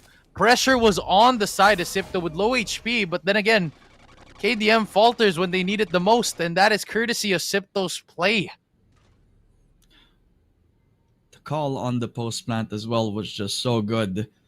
You know, despite them losing out on Eman after the kill onto Dre, the fact that he was able to get the info that they're both coming from the flanks as well made it so that KDM did not have the best of chances in the round. 6-9. A slow push coming through for Sipto. A default for everybody across the board. Yux posted on the angle, but that will be possibly a 4-man push for Sipto on towards the site of Borkum on A. And you're right. It's coming into fruition here as Riza is going to be putting up an owl drone out towards B, baiting out the utility here for the side of your boys at KDM. But this is exactly what I want to talk about. It's the aggression that they have for the side of Sipto as they make their way on towards site. Yun lang naman yung puhunan. And Borkum, he doesn't even need to do much. Yux makakuha ng isa. Si Yux kukuha ng dalawa. Hot sauce down. Ja taken care of. And that's already half of the forces of Sipto. With the spike also out in the open, what can they do to capitalize on this? Dre with the wide shot. Yux with a triple kill. It's all coming down to Riza. 1v5. And with 20 seconds, this is an impossible task at hand. Double digits almost secured here for KDM. Surely Riza won't be able to deal any more damage towards KDM as they play this very, very disciplined. Riza gets taken note of as it is going to be a round to the belts of KDM. Double digits found, ladies and gentlemen, in the second half rather of the first game. As we are headed into closer the match point. KDM leading the push here against Sipto Esports. The preparation for Kadaliman has to be felt right now. And a timeout called for Sipto. Definitely something for JCL to use to try to reset the mental for Sipto. They haven't been doing the best as of late, and especially in the rounds that they win, it's coming off of hero plays, force buys, as well as just coming down to the absolute wire, and it's not a good sign for the team. Absolutely. I mean, call it a hero play if you can, but the players, the duelists rather, from KDM, they have been showing out really, really well. And Sipto, this is something that you don't expect from this team. Team play is team play for these guys. They always look for that trade. They always look for those fights. But then again, they're leaving up these 1v1s. They're leaving up these multi-kills to just be given towards Sipto. I mean, sometimes trust is good, but over-trusting your teammate to constantly pick up where you left off is very difficult. You need to be the strong gun immediately in a duel, even if you have a trade on your hands. And that's exactly where Sipto is falling. And KDM is taking advantage of that, with Dre and Yux being able to go out with 2 kills, 3 kills, maybe even 4 sometimes.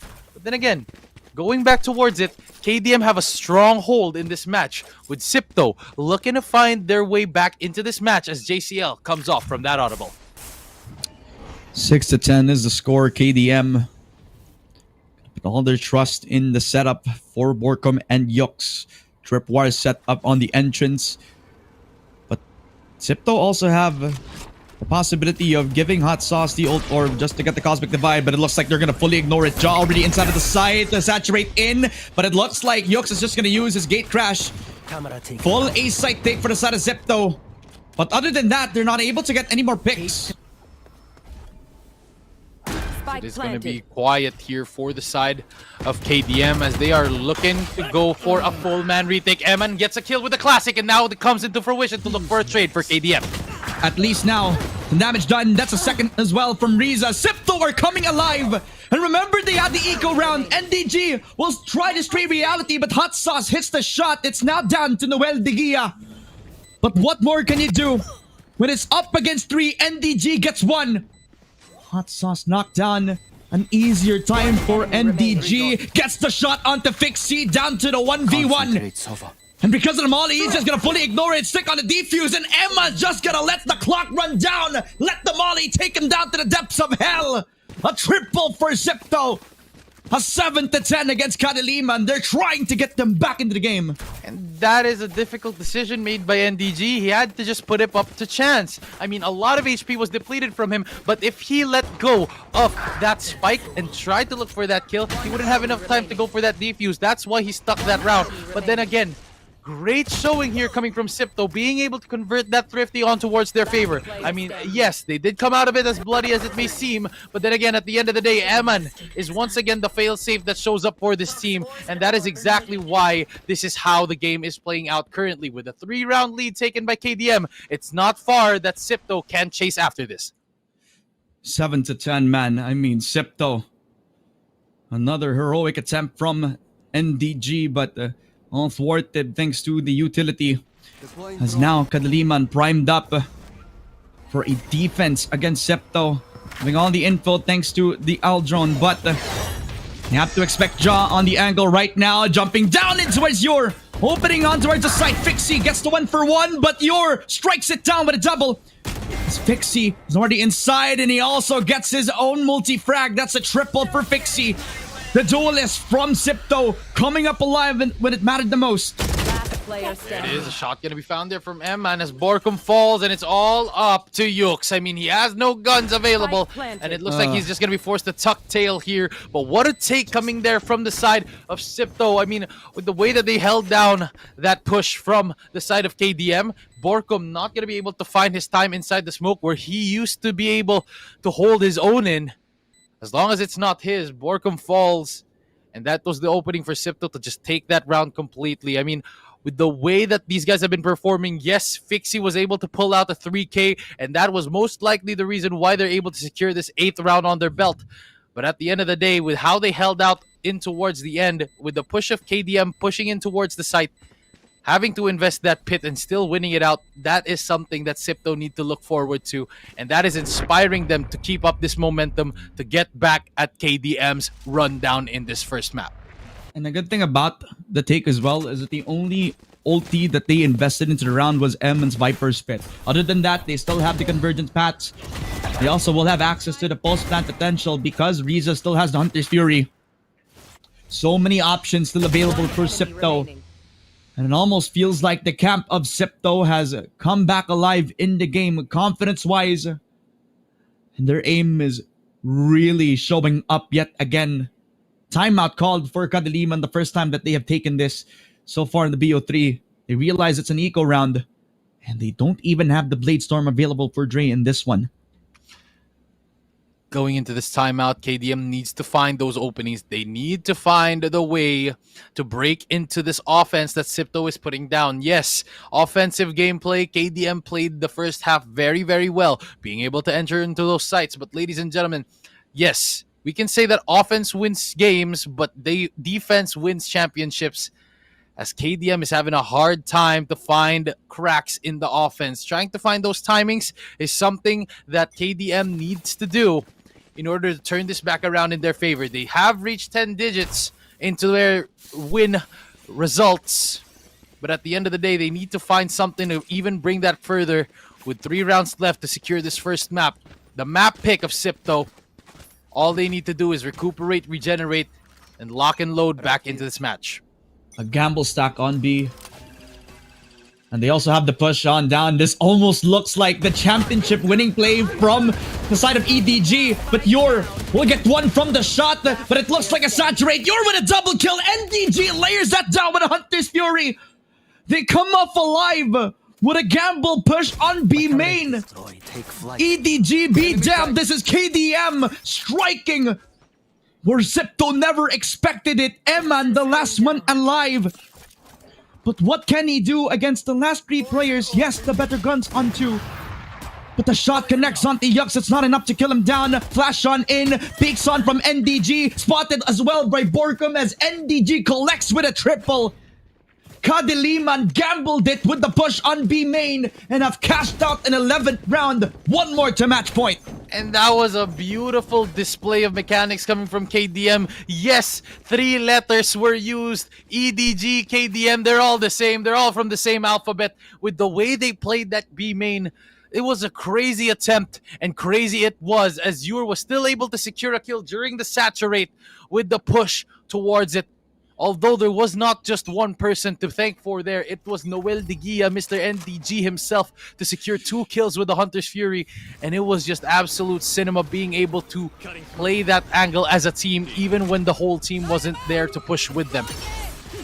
You're as well, man. I mean, the shot from him was just counting them out. And Septo, with the fast push that they have, Kadaliman have proven that it's not about the pace, it's about how you play up against it. Because now with the rotate, they know that Septo have planted on the B site. 5-man retake from Padaliman. Ja on the angle. And nobody to even give him the flash. He's gonna dry peek on down. Borkum out. And it looks like he wants to play up with his team. Now it is going to be a push on towards it, holding it down as the Cosmic Divide is going to be going in. Yuk spots a kill on Teresa, but Ja makes things possible as he finds Dre, but doesn't get the mark as Evan finds 3! Ooh. What was thought was lost, ladies and gentlemen, is found! With Eman taking a round in the 20th round, coming back from that audible from KDM, coming back strong, as Eman is the one to make things possible, make the rest of the team believe that they are still in this fight.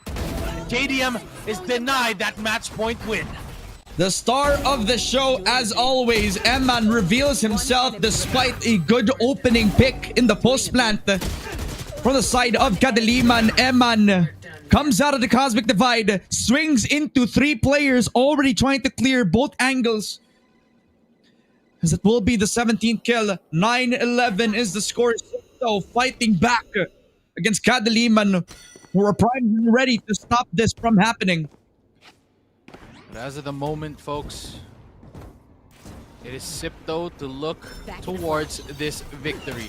Double dash on the ready as Ja already makes his way on the site, but it is going to be difficult for KDM to come back from this as a lot of their resources are still scaling towards from the back of B site. Plant is going to be going down and the stage is set here on A site for the retake for KDM.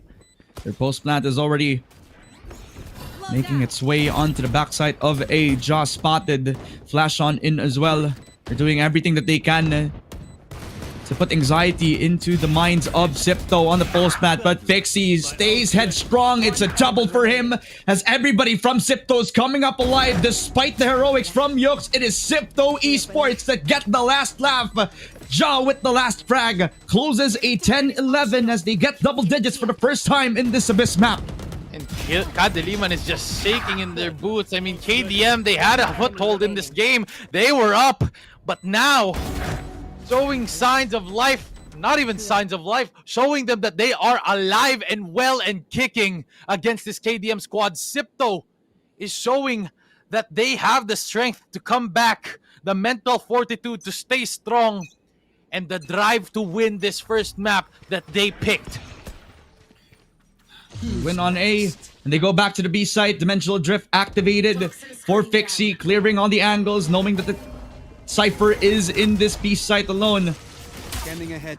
And everybody else on Kadaliman's aware of this. They have rotated. Eman spotted Yux, attempting the flank. And finally, damage done. Spotted thanks to the peek from Dre as well. So Fixie is just gonna run away.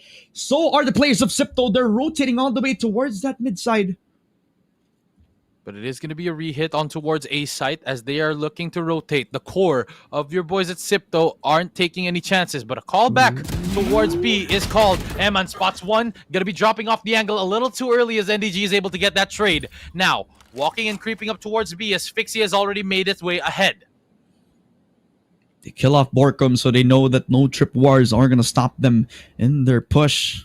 3 versus 4. Zipto spotted Hot Sauce, but Hot Sauce takes care of Dre. And DG rotating with the team, gets the shot on Fixie. We'll expect Hot Sauce as well. A triple from NDG. The hero from KDM so far. A 2v2, the spike down. But Ja has enough time to collect it. Plant on down to the B site. An open fist fight on B as KDM realize that they have to go back to their roots. Riza and Ja versus Yurin and DG. A chance to bring to match point and a chance to equalize. This will decide the course of the game as Ja puts up a number on them as NDG gets taken out and it's all up to Yur to close it out. but Riza is just faster on the trigger with the recon bolt, and he's able to secure equal grounds. Ladies and gentlemen, don't count Zipto out yet. As they hit an equalizer here in the second half, 11-11, and it's not that far off to call this game a match point. Absolute cinema displayed for both Zipto and Kadiliman. The triple for NDG that would have spelled disaster from the boot camp of Zipto if it wasn't for Riza and his utility. On my mark. This is getting pretty close, man. Very tough to call, but Kadiliman not gonna be happy with what happened. The push on in from Dre. Yuk spotted. Dre gets one, but Fixie able to counter the push. 1-for-1 exchange, and they even knock out both ultis of Riza as well as Yuk's. But now, rotation already being called. Hot Sauce already crept up here with Ja. But they are going to be falling into the Hornet's Nest as Borkum's setup is going to be put up here for the side of B. A lot of the forces of Zipto are going to be taken note of, as it is going to be a push towards the site as they have made it already in. The spike going to be going down for Eman as KDM is poised to go for this retake, as it is going to be equal footing for both sides. Incredibly difficult. They don't have the dimensional drift for Yux. Try to clear off every angle, especially now with the Viper spit, but Dre, the one shot to Eman. Finally spelling disaster, the post-plat triple kill for Dre. And he feels like the assassin right now, the hitman for Kadiliman. NDG with one, but a triple for Fixie. The 1v2 for the hero. Low on HP. Has the gate crash, has one flash. Reloads in time. Borkum has the neural step. Peeks it onto one. Despite the flash, he does not care at all of what Zipto has to offer. 12-11 for Kadiliman. Match point reached for the underdogs of the defensive side. Beautiful execution there by the side of Kadiliman. Although it did boil down to the last man standing, Borkum showed them that it's time for them to take that victory. Took them a while to get it back from Zipto, but Zipto now shaken in their boots, quaking that this might be a map lost to the hands of Kadiliman as Zipto is down by one. They need one more round to equalize and bring us to overtime in their own map pick. Yep. Flash on in, Jaw supported, and Fixie's gonna collect. Dre was so focused on the window angle that he never expected the double peek. 5 versus 4 dimensional drift from Yux itself. And he gate crashed back onto the outskirts of A because he knew that he had no info gathered around the A main extremity. Now it's a pullout called here by Zipto. Damage dealt here for Ja, but it's still a man advantage. Still 3 extra utilities there coming in for the side of Zipto. They have a lot of what it takes here to get back in this game, as it is going to be a site held by only one player.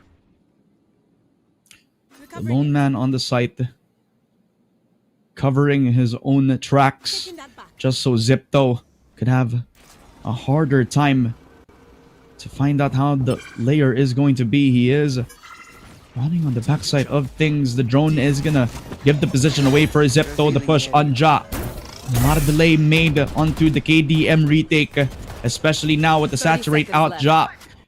It's becoming a nuisance on backside. Hunter's Fury collected by NDG. Doesn't get the tag on one. Yux gets a lot of damage done. Spike planted as well for Zipto. This post plant looks so uncomfortable, especially for the KDM side. They have no idea where every force is gonna be at. Ja trying to challenge the retake scenario. NDG answers with the shot onto Ja. 4v4.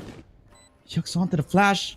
Also noting the possible flank out for Fixie as well as the post plant comes in. This! You're diffusing. Cannot stick because of the utility. Eman gonna spray through the smoke as well. Fixie follows through with another.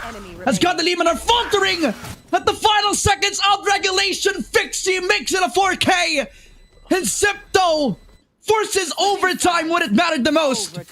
It was very questionable on how they had to tap that bomb and not continue that stick, especially since they got it to half. But they were trying to bait out that ultimate from Riza. But there it is, ladies and gentlemen. They secure that round, and we are in it to win it, ladies and gentlemen. It's either one of these players' games, either one of these teams' games, rather, as we head into this match. Ladies and gentlemen, Zipto took this map, but KDM is the one to try and pry it open from their dying hands as we head into end of regulation. Overtime is set. I hope everybody has scheduled a lot of free time to watch the very ending of this BO3. Because if it starts in overtime for the first map, then we are in for one hell of a ride. 12-12 overtime, forced out by Sipto. Kadaliman starting on the attacking side. And Dre, always the man of the hour in situations like these. The updraft dash-in combo, support from his own Cloudburst is gonna mean a lot for him to take the space of the team, but Zepto are privy to the fact that this double duelist comp is so good at taking space. Hot Sauce is waiting for the perfect moment. Dre dashes out knowing that the threat is real. Kaya umaalis na lang yung mga Kadaliman players respecting Zepto in their defense. Absolutely. Once again, this is for sure a timeout called in this next round if they do decide to lose this, as it is going to be a kill here found by Dre. First blood in overtime found by KDM as they look for a rotation on towards B. However, we can see Yux already placed on towards A as he is inserted there to look for frags in the lurk, as Dre is able to secure a kill on Eman, and that may be the site taken here by the side of KDM. I told you, the man of the hour, the guy we've been looking out for to close this game out, finally shows that he can come up with the goods. He tripled for Dre, but John comes up with a double kill. Hot Sauce here to stay, but Borkum answers with a kill on John. It's all down to Hot Sauce. Joseph, anong magagawa mo, kaibigan? Rotate all the way from Yux as well. He's sticking on the defuse. He peeks it out to Borkum. It's down to Yux. A 1v1. The flash on through, but Hot Sauce gets the triple kill. Closes the round in style. A 13-12 for Sipto Esports, and finally they get the lead themselves. I wanted to see his point of view from there, because honestly, with the way that Yux played that, he put every independent variable against him in that final duel. I mean, Hot Sauce and Jack coming out alive here, being able to secure those kills. Hot Sauce spotting this kill onto Borkum, not sticking the defuse, making it to half. Look at this, man. He had a clone, he had a reposition, he had a flash. But then that forces a timeout on KDM's side. As ladies and gentlemen, in overtime, you need to throw out every single thing you can.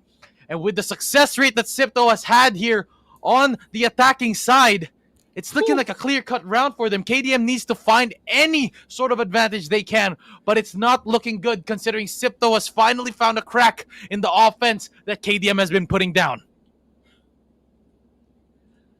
90% has been the attacking ratio for Zepto Esports on Abyss.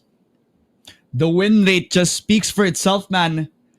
All the doubts on their defense answered when it translated into the second half, when they were the ones on attack, and finally, when they sealed the CT side that they were looking for on overtime. Now, will this continue for Zepto on attack? 13-12 match point, and possibly the first game on the line. Kadaliman will have to do everything in their power to stay back. But as of the moment, Sipto knows that they are at an advantage. They pry this back from the hands of Kadaliman as they're able to chase down from that scoreline. But right now, turtling up is the key here. Positioning is going to be evenly distributed here, as the rest of the squad of Sipto is going to be looking to push up. But Yux has already made his way on towards the flank, but is not going to be able to spot out anything just yet, as Borkum takes note of this push on towards mid as he finds a shot on towards Ja. Puts a cage up, and it looks like it is going to be a fallback towards the site to help him with Yor. They're running in to see if they can put the squeeze on Borkum. He does really well to get the kill on Ja. He dodges the flash. Vixie's gonna run on in. Trying to run and gun him down, but Borkum's doing everything that he can. But he's faltering at the perfect moment for Fixie to shine. 4 versus 4. One member on the site. You're spotted, and Hot Sauce is gonna take care of him. Sipto are on their way to complete the comeback. NDG trying to fight back as much as possible, but he's low on HP. Plant coming down as well. Sipto 3 versus 2. All the advantages working out. Finally, Yux on the flank will reveal himself and possibly to Hot Sauce. He tries to win the fight, but Reza's with the double peek. Reza closes. The comeback has been completed for Sipto Esports. 1-0. Abyss completed. What a comeback coming from the side of Sipto Esports. What we thought was lost, ladies and gentlemen, they found their form against Kadaliman. And what a way to start off this series. I mean, If anything, this has been the closest game we have ever seen being put up here against Sipto. So props to Kadiliman to bring that fight towards them. But at the end of the day, precise calling and precise movement being shown on the board here for the side of Sipto Esports, as the squad is able to win out their map pick with the side of Eman, Hot Sauce, Fixie, Riza, and the rest of the squad. Man, these guys have been amazing on the push here. My goodness. And I was beginning to think that these hero plays from Eman in the early stages of this first half was gonna do nothing at all to reignite the hearts of these players on Sipto. But Absolutely. very well said for Sipto. They fully explained what the game plan was. Back into the attacking side, we trust. So many opportunities on B to execute. So many post plants, one on hero plays. And finally culminating in Fixie warming up, and finally good post plant for Hot Sauce as well. From that clutch alone, where it's overtime from them, high.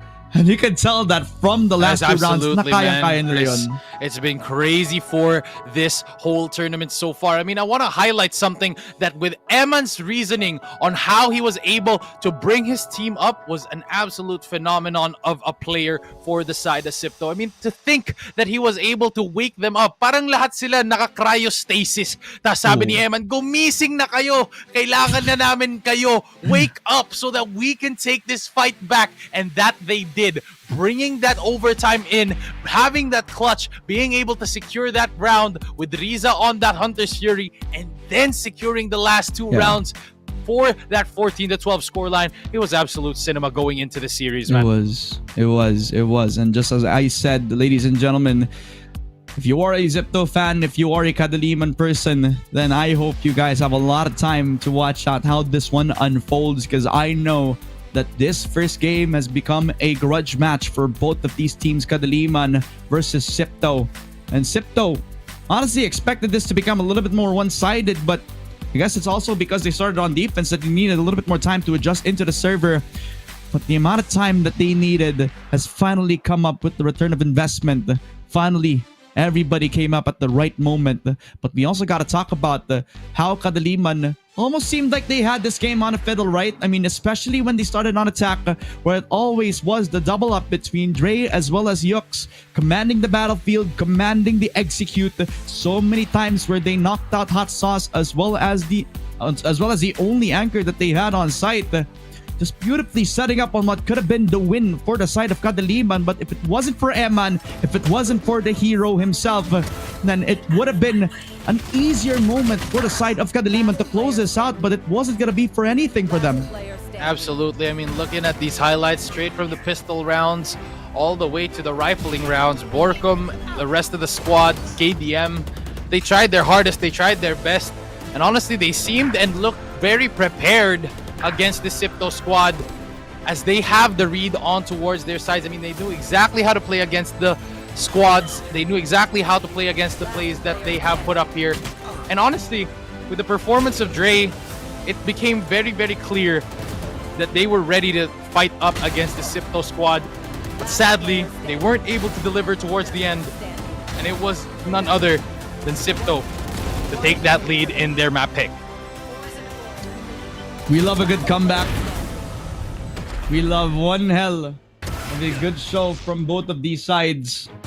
But honestly, you gotta give props to both teams. Kinayang-kaya nila talaga to their fullest potential. I mean, the possibility of this being a full map for Kadiliman would have spelled a different story for this best of three. But now, the mental resiliency has shown. And sometimes the vibes can be high from just this one win. I mean, the vibes could very well have been turned on its head because of this. I mean, because of the early start that Sipto would have had, they possibly weren't in sync for the majority of how this game would have gone if it was going the other way. Pero, syempre, sa mga hero plays na pinapakita ni Eman, sa magandang post plants na napapakita nga ng mga players dito per Sipto, this could be more than enough to jump them up. Like, mali mo, mas malinis na pagdating doon sa ating second map, di ba? Yeah. It's always possible. Absolutely. One good game could absolutely just show that we still have what it takes. And absolutely, I agree with you on that one. But again, disappointment across the board for KDM as they try and look to get their map picked back. But then again, I want to focus on Sipto with their stats. Having Hot Sauce and Riza on Sova and Astra, the supportive utility was really coming in for the side of Sipto when they needed it the most. But towards the end, it was actually Hot Sauce and Riza to step up when the team needed it the most. And that's exactly why Sipto was a team to be scared of, is that even if you have key individuals like Riza and Hot Sauce underperforming in the first half, you're going to be having Fixie, Ja, and Eman to pick up the pace and be able to carry their team towards that victory and give them the ember that they need to really fire themselves up and bring them back into this fight. As Sipto Esports is a well-balanced team and is only as good as their weakest link, but right now, Sipto is looking strong. As we look into the match MVP, ladies and gentlemen, for Sipto Esports, it's none other than your boy Fixie. Being able to find those openings with that Yoru 21-21-3 with an average combat score of 235, man, this man has been on a heater this whole game. Exactly, man. I mean, I've been watching out for this guy and how he's going to perform. He's been one tough cookie to crack for anybody who's dueling up against him. He needed some time to figure out how he was going to sink in to how this Abyss game was going to play out. And finally, when Eman gave him a lot of time, then Fixie was able to shine through, especially in the dying moments of this game. So many multi-frags and so many times that he was able to reach around for his team, go above and beyond for Sipto Esports as they close out this Abyss game 14-12. It's not every day that you get an overtime game in the Predator League, but we got a good one right now, Louis, and Absolutely. honestly, I couldn't have it any other way. I couldn't have it any other way as Sipto conquers the curve here in the first half, and we are in it for it as the X34's Infinity Widescreen will be your new battleground if you get this monitor. Dive into the Abyss, wreak havoc, and claim victory as you get the competitive edge. This is available on all Acer Predator concept stores, authorized resellers, and the Acer online store.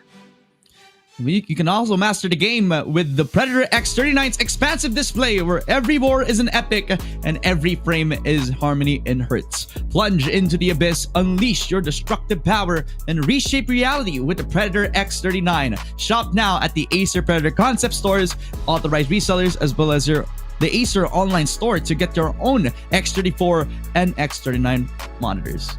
Grabe naman talaga yung mga monitors natin today. So a close game, but Sipto is able to reclaim their position in this fight as they take their map number 1. But ladies and gentlemen, don't go anywhere as we're just gonna head into short break. Once again, my name is Blue Win Ramon and we'll see you guys in the next match.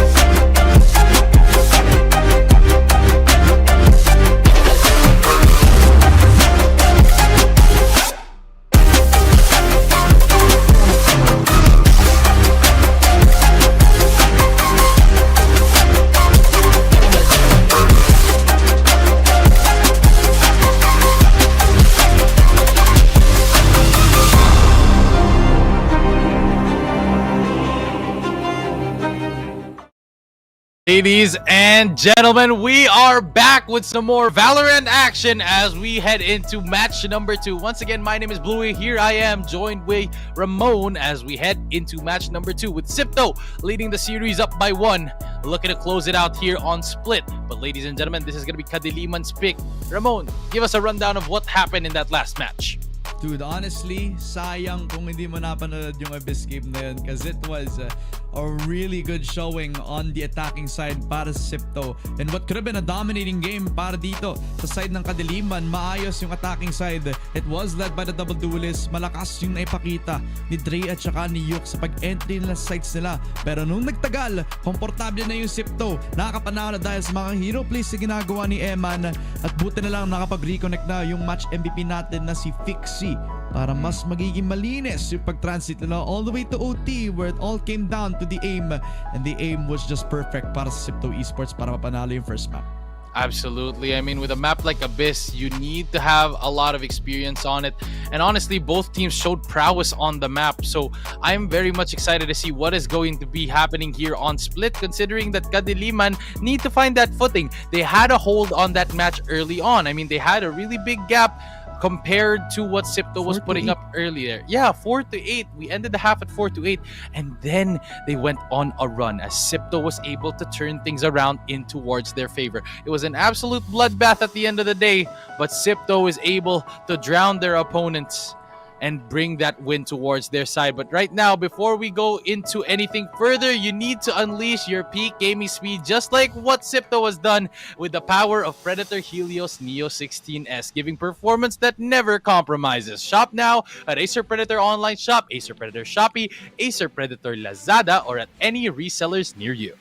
At katulad na din na naging match MVP nating si Fixie, he has stepped up and stand out. Kung gusto mong ganun ka din, be ready for anything when you have the Helios 18. Shop now at Acer Predator Online Shop, Acer Predator Shopee, as well as the Acer Predator Lazada or at any resellers near you. Available na sa market ang Helios Neo 16S AI at saka ang Helios 18. So kunin nyo na, nandyan na yan. Parang gusto ko nga din ng isang ganyan eh. Pero yun nga, bumalik tayo dito sa ating game natin. Going back as Kadiliman is going to look to get their map pick, get their one against their squad on Sipto Esports as they're looking to bring this to a third map. But what are your expectations on the picks when it comes to Split, pare, Ramon? I mean, there's a lot of different iterations for Split over the years para sa Kadiliman. So it's a curious thing that they picked it up to this. I'm expecting that they're gonna put si Dre into something different. Siguro hindi siya magja-jet this time around. I'm expecting that he'll be using the Raze this time, or maybe possibly to surprise them with another pick that they got for themselves. I mean, way back when, nung naglalaro yung Kadiliman ng kalaban nila, ang Oasis Gaming, they did play Split on one of the maps dito, pero it wasn't the best start for them talaga. They lost 3-13 against Oasis Gaming. Maraming question marks though ang meron dito para sa magiging Split nila kasi it's been the longest time since they have played this map. So, iba yung roster ng Kadiliman ng time na yun. Iba pa yung may papakita ng roster na to sa kung ano yung may expect natin sa kanilang magiging Split map. Ang question lang is kung paano sila magsusuit sa meta na to, kung saan nerf na yung mga initiators, malakas na ngayon yung mga sentinels at yung iba pang mga duelists natin for this run. Ang dami nga ng double duelists sa mapang ito no? And Sipto also has a lot of experience playing on the Split map as well, but they have practiced this very all throughout. So tingnan natin kung aabot ba yung practice nila dito laban sa Kadiliman that are hungry always for the picks. Absolutely, as we head into Split, ladies and gentlemen. Huwag kayong mag-alala, Split talaga yan. Pero ito na nga, papasok tayo.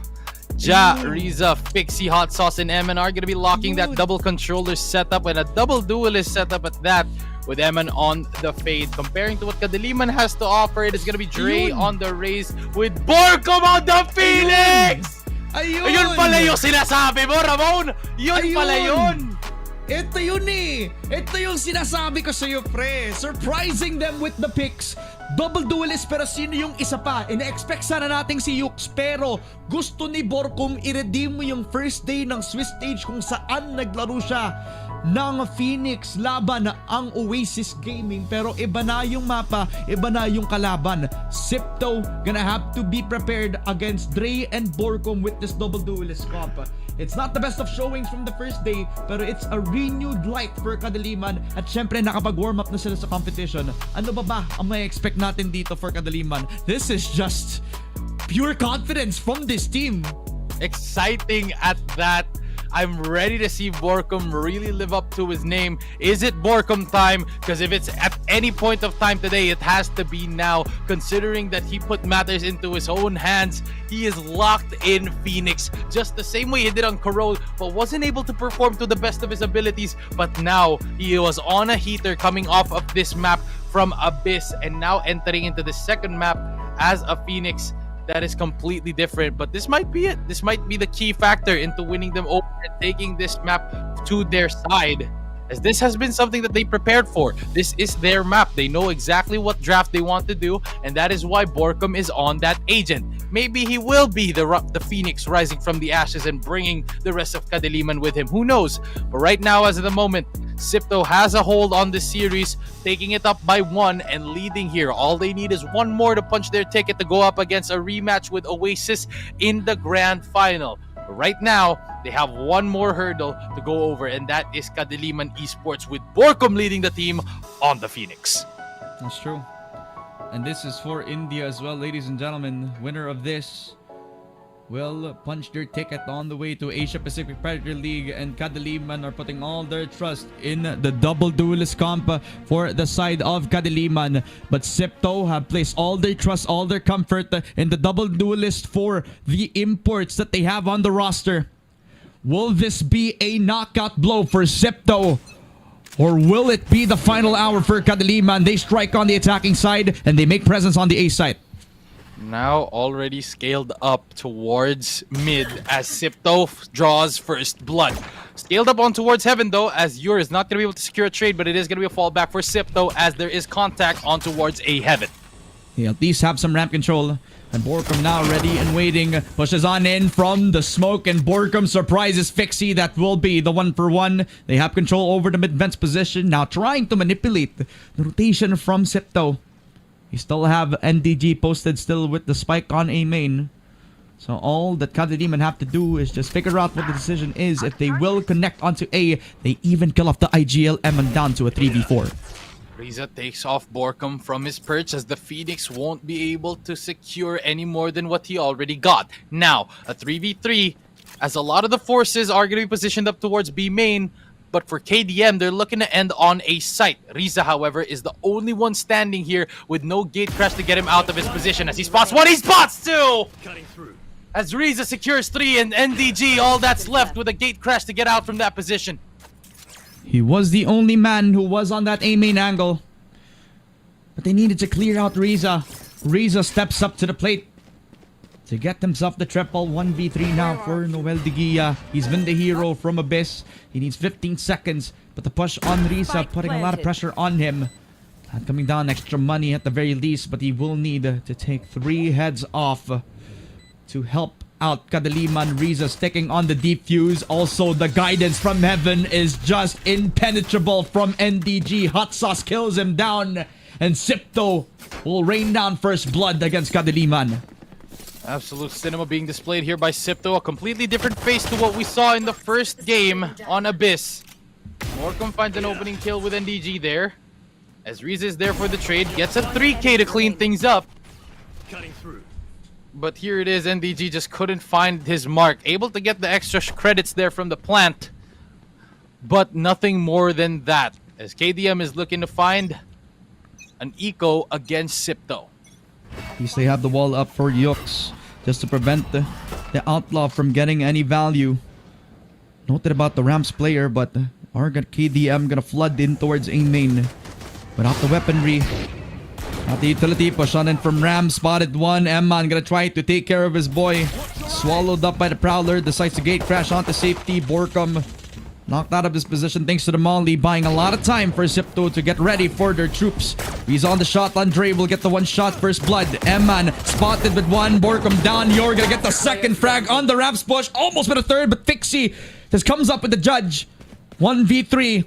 And it's up yet again to NDG. We've seen this movie happen before, but will the sequel end in a different way? Riza, however, is forced to tuck back in. NDG once again with the spike. looking to just garner all those ult orbs to get that Nightfall into fruition. As the blind is going to get thrown out, NDG looking to make things possible, but still nothing found as the spray down is there for Hot Sauce. As NDG gets the creds once again, that's the plant, but no severe casualties taken here for the side of Sipto, although HP bars are low, so this could be a difference maker in the buy next round, as KDM has the economy on their advantage as well as the ult orbs. The buys, as well as they are going to be close into their ult orbs. NDG will need a couple. Get the Nightfall in, but Sipto, they always had the choice. They had Heaven on full lockdown still, thanks to the value of the Viper from Ja. Normally a duelist where you could see him in the old days of 2023 and 2024. But now he has evolved into a player that can play anything that Sipto needs him to do. 2-0. Hot Sauce. Aggressive peek on down from B main. That will be presence made as well for KDM. Spotted thanks to the jump peek from Sipto, as they now force to retreat in towards the mid side to see if they can get a pick.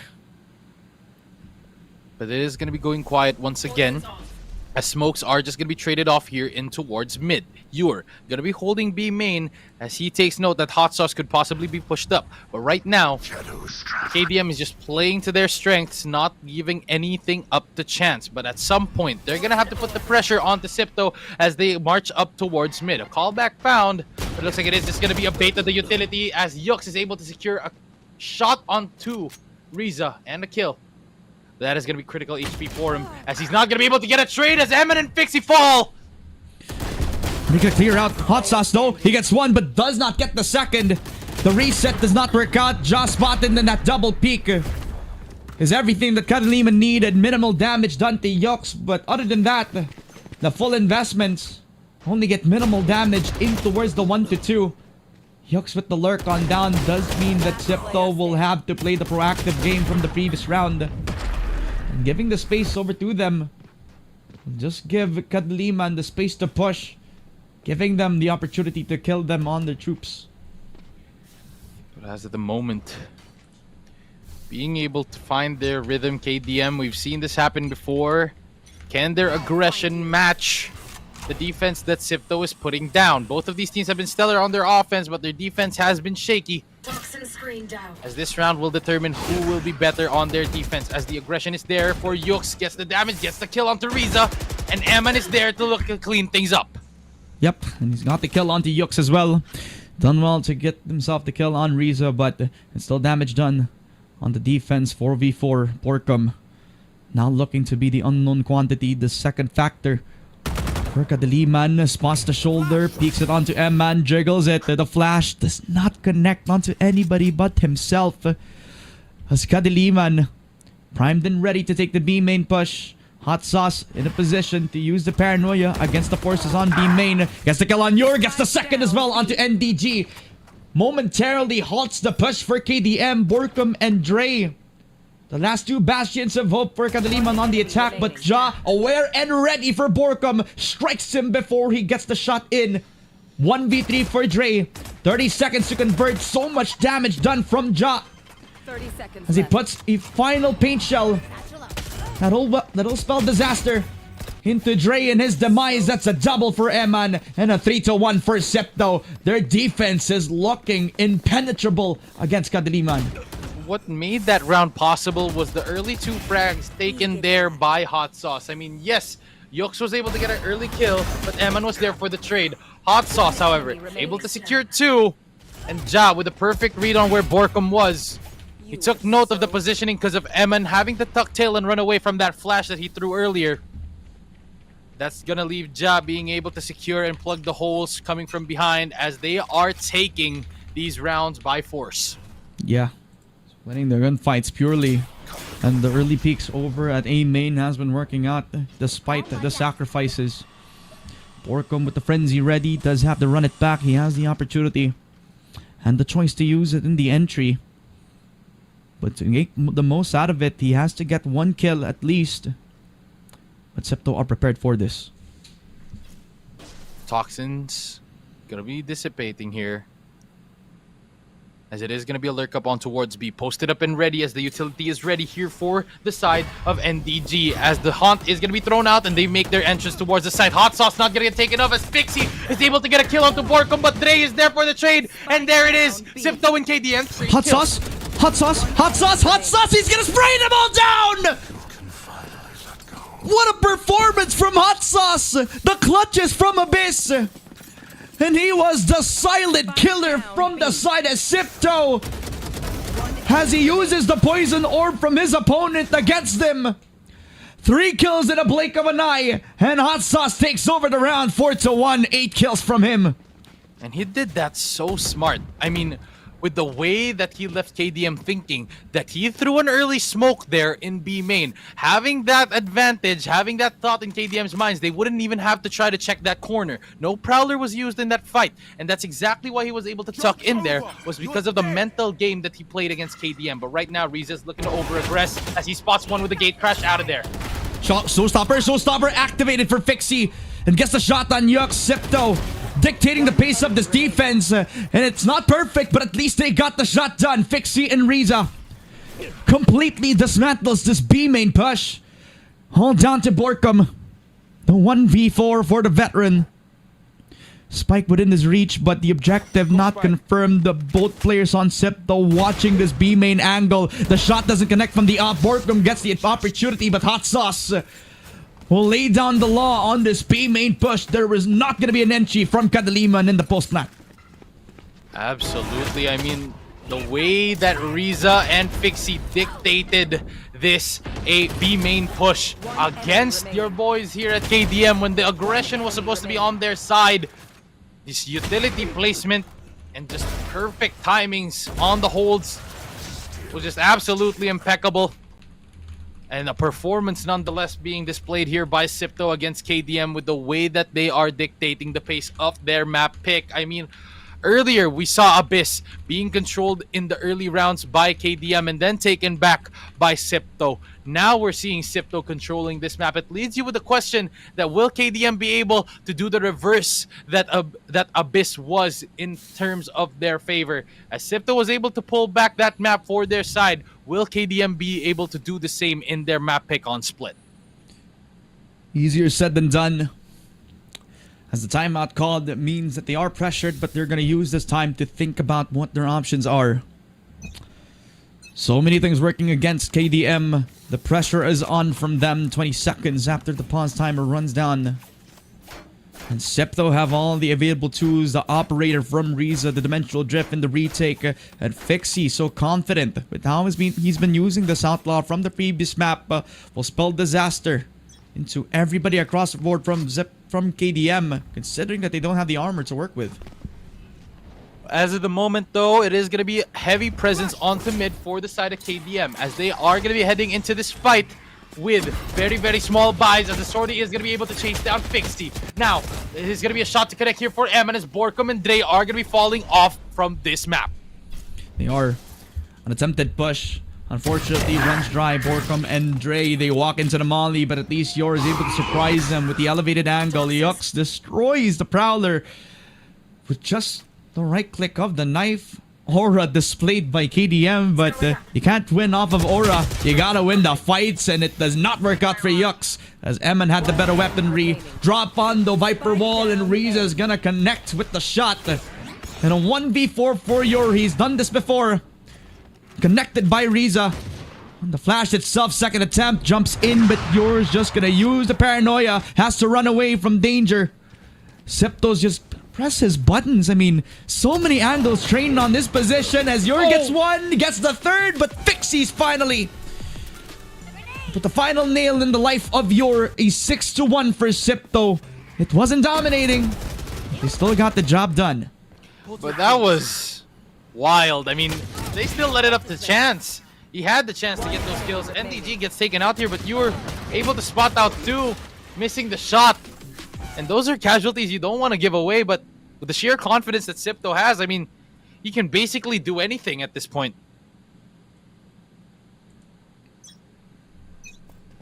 It's wild how they're able to secure these frags. I mean, with the way that they're showing the positioning here as they enter towards the B site. Nightfall gonna get thrown out, and it looks like it is gonna be a flash on towards it. Borkum leading the push, as it is gonna be Hot Sauce trying to escape with Fixie on the trigger. Better on the barrel though, as Jai is able to secure those kills. Going in on it, and it looks like it is just gonna be a bloodbath on site with the Viper Spit triggered to stay alive in this fight.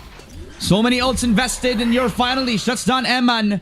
The 1v2 for Riza, and the only thing stopping him is that Viper Spit shot in the dark, and Yuck's gonna find him. The light in the darkness of Kadiliman will finally show a triple kill. A 2-6. The attack was absolute. It was the explosiveness out for the side of Kadiliman that took the players on Sipto by surprise. The showstopper activated for Dre, and in combination of that, the aggressiveness from the Nightfall of NDG supplying so much for Kadiliman to make sure that this was gonna be a push that works out in the end. Right now, Sipto losing grip, but not fully, as they are able to still secure that info for them on B main, as Riza is able to get a kill on towards Dre, forcing that great gate crash out.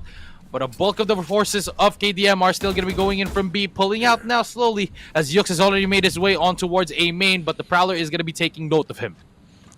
They know that smoke. They've seen that smoke before, and they are privy to the fact that they could actually play around this. But Yux, the lurk on down Fixie, has given him the space, but Eman is going to strike him down. A false sense of security given to Yux. Punished for his mistake, 3v5. Borkum slowly walking up into the crosshairs of Ja, prepared for the mid-take. The solo push from the Phoenix. As the 2v5 commences for Yor and NDG. Spotted by Eman, gets a double kill, and because of that, that is full leverage for Eman to keep spraying through the smoke. The judge, for good measure, on the side of Sipto, will lay a 7-2 in a dominating first half so far for the defensive side. Grabe yung pagkabalanse ng team na to. Sipto Esports just have that advantage in terms of mental fortitude and trust compared to Kadiliman. I mean, makita mo dito, Yux was relying on a hero play there. He was trying to get those picks early for his team. But then again, di niya expect that Eman was already waiting there. Fixie was already there for the failsafe if in the case Eman loses that. He had those satchels to chase after him. And now it's up to KDM, but now it's just a force on towards the site with no sort of choice whatsoever. Yep, run it back. Already commenced by Borkum, gets the spray down onto Eman. First blood found onto Yor, but Riza's gonna deny the run it back from getting further value. Dre spotted thanks to the boom bot as Ja will peek in. Yux with a trade. NDG gets another one. KDM finally getting the bite back that we expected. That's a double for Yux as well. 1v3 for Riza, operator in hand. KDM has the map space to rotate onto the other side, and Riza will let go of the barrel. NDG, full punishment. Double kill for KDM.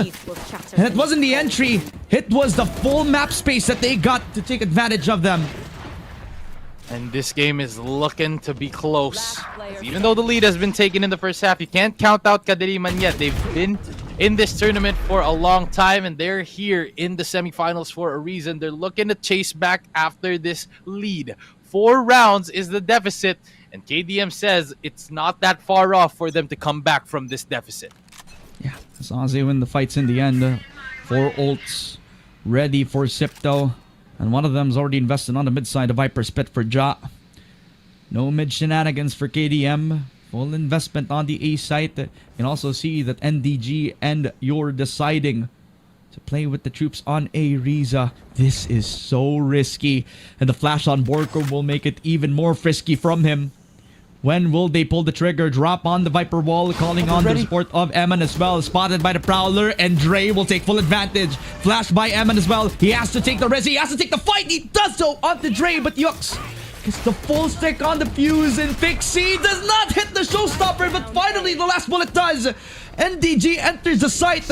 His hot sauce controlling the situation, controlling the tempo. Ja already on top and on top of the situation. The double for Ja, and the 8-3 for Sipto keeps them in the lead. Beautiful hold there by Eman and the rest of the gang. I mean, you have to give props to Fixie as he was able to reposition his crosshair towards the body of Borkum. He knew that the showstopper was able to do damage. But at the end of the day, with the From the Shadows being able to provide support on the ground, And we can see Ja coming in from heaven. I mean, both angles needed to be covered, and the paranoia just landing was the cherry on top for Sipto to take that round. And there it is, Kadiliman just falling behind. With the buys no longer on their side, light shields all across the board, and it's all up to Dre with a hero buy as Dre and Borkum answer with Ja and Hot Sauce falling. Dre making his way on towards the site as a double satchel is in, looking for a shot to connect, gets it down! As the judge is found, and a rotate is in as Borkum has found a kill from heaven. He can rotate back around towards the A site, especially with Borkum working his magic on CT. Fixie and Emon, they're trying to get the upgrades. And finally, they get hands on Vandals. But Yux is already on heaven. One on CT as well. They took care of Borkum, but will they realize Yux on the corner? Emon drops a bullet into Yux. It's a 1v2 for NDG. He has to be the hero. But sometimes the villains in the story reign supreme, and Sipto have the high-low setup. 40 seconds. Noel has the time to rotate, but he realizes that the only option he has is to keep committing on to B because he doesn't have the spike. Has to push in towards one of them, and Fixie's gonna collect the triple. It's done and dusted for the first half as Septo get the 9-3. That is the wrap-up of the first half, folks. Early showings here from Kadiliman, but Fixie fixes up a kill from the heavens as he has put the rain of bullets down on the head of his counterpart. Dre gets taken out, but an ecstatic kill coming in from Eman there, being able to get that kill while jumping off of the rope. Something off of a Michael Bay movie that move was. As we move into the second half with the side switched and with a red-hot Sipto on the ready, a spicy Sipto, if that's what you want to call it, as Hot Sauce is going to be leading the helm here with the paranoia in his hands. Sipto is known to have these aggressive takes early on, and they're not leaving anything to chance as they want to take this pistol round against Kadiliman as they make their ways up on towards mid. The only band of resistance will be Borkum. Noted about his position. Viper wall out, so they're hesitating because of the presence of this wall. And DG now here to support. Push on in, flash on from Borkum. They know that there's one gonna be at least on B heaven. Paranoia needs to trade utility. Molly as well to supply that. At least Kadiliman have the resources to fight top this mid aggress. But Sipto can just rotate back in towards B main. And that position's already noted by Yux. Everybody from Kadiliman. It's almost like they're prepared for every single push, but if they overpush with their utility, then that's also something that Sipto have been banking on as well. It's like every angle is being held by Kadiliman here. They're sort of in a chevron position where each of the players of Kadiliman are going to be spread out. And the pings of Sipto are going to be revealing that they have a good read on this team. But right now, a bulk of their players are going to be moving up towards the A site. Boombot going to get thrown out for any information, but anything at that will not get scanned as they look for a contact here in A main. 30 seconds left. Passive angle from the jiggle peek from Dre. That's the active push. Spotted now because of tension as Ja will get the first frag. NDG down. That will be the lurk. It will be that ramps push that they're trying to look out for. Double push out as well. Fixie gets the second for Sipto. A second kill from him as well. 13 seconds. They have to make the decision. They can't rotate. Yux and Dre. They knock down the forces. They have to plant the spike down. But Dre's already in the side of the site. 4 seconds. They can't plant. They have to kill him. But Dre's the killer. The silent killer.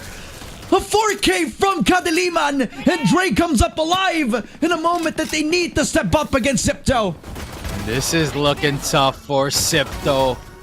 Having that curse activated, closing out that lead could be a possibility here for the side of KDM. But right now, this is something to be scared of. As Sipto need to secure this 50, because if they don't, it might be a clear-cut round there as they start to close in on that differential. 5 rounds is the gap between these two teams, which is easily chaseable with a team of a caliber such as KDM. And Sipto are going to have to play with the ult orbs now. They give Fixie at least one. They're going to rotate all the way towards A main to possibly play for the showstopper later on. Sheriff invested for Fixie as well, so they really are putting him on a pedestal for this round in particular. Right now,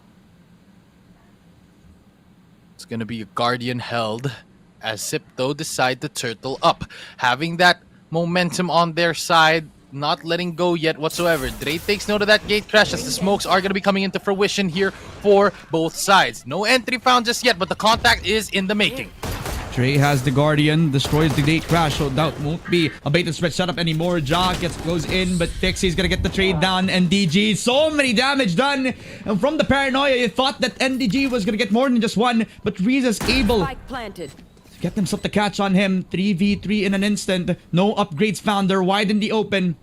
Septa have to play together as Kadaliman have to play the retake. All separated, 2-1. 1-2 from the flank. Borcom with first contact, mollying on the corner of the front box position. Yor gets the shot, and Riza's down. Hot Sauce beats himself, but Borcom's gonna get the trade off. It's all down to Eman. He's been the hero, but can he do it yet again? Gets the headshot, a 1v1, and he peeks in. Eman does it again. Hero moment after hero moment. He steps up, and it's double digits for Sipto. What a hold! Beautiful execution with a little bit of luck from NDG's whip there, but that is completely fine. Everything was leading up to this moment. Having to be forced to go in for that retake for the side of KDM. They had all the utility, they had the guns on their side, but the hold was just impeccable here. Sipto was dying, losing a lot of HP, but still, Eman with 13 HP left was able to close things out. And KDM is looking shaky, but Dre finds an opening pick here against Ja. It's the only thing that they're watching out for, at least now. The individuals have to step up. The moment where KDM could have stolen the spotlight became Sipto's moment to shine brightest in the stars of KDM, as now they peek in towards B main. Fixie finds Yor as well. No shenanigans from the close angle, but Borcom gets the right click frag, and Dre's also here. Supplies the kill on Riza. Eman with the goods, at least, with Dre on the pedestal. 2 versus 3. They have to push down side main, but it's a high-low setup. All supported by Yux and Borcom, willing to take the fight, but because of this, they push on in. They never realize that Hot Sauce in the sight. They rotate all the way to the other side. They have a lot of time to do this. 2v2.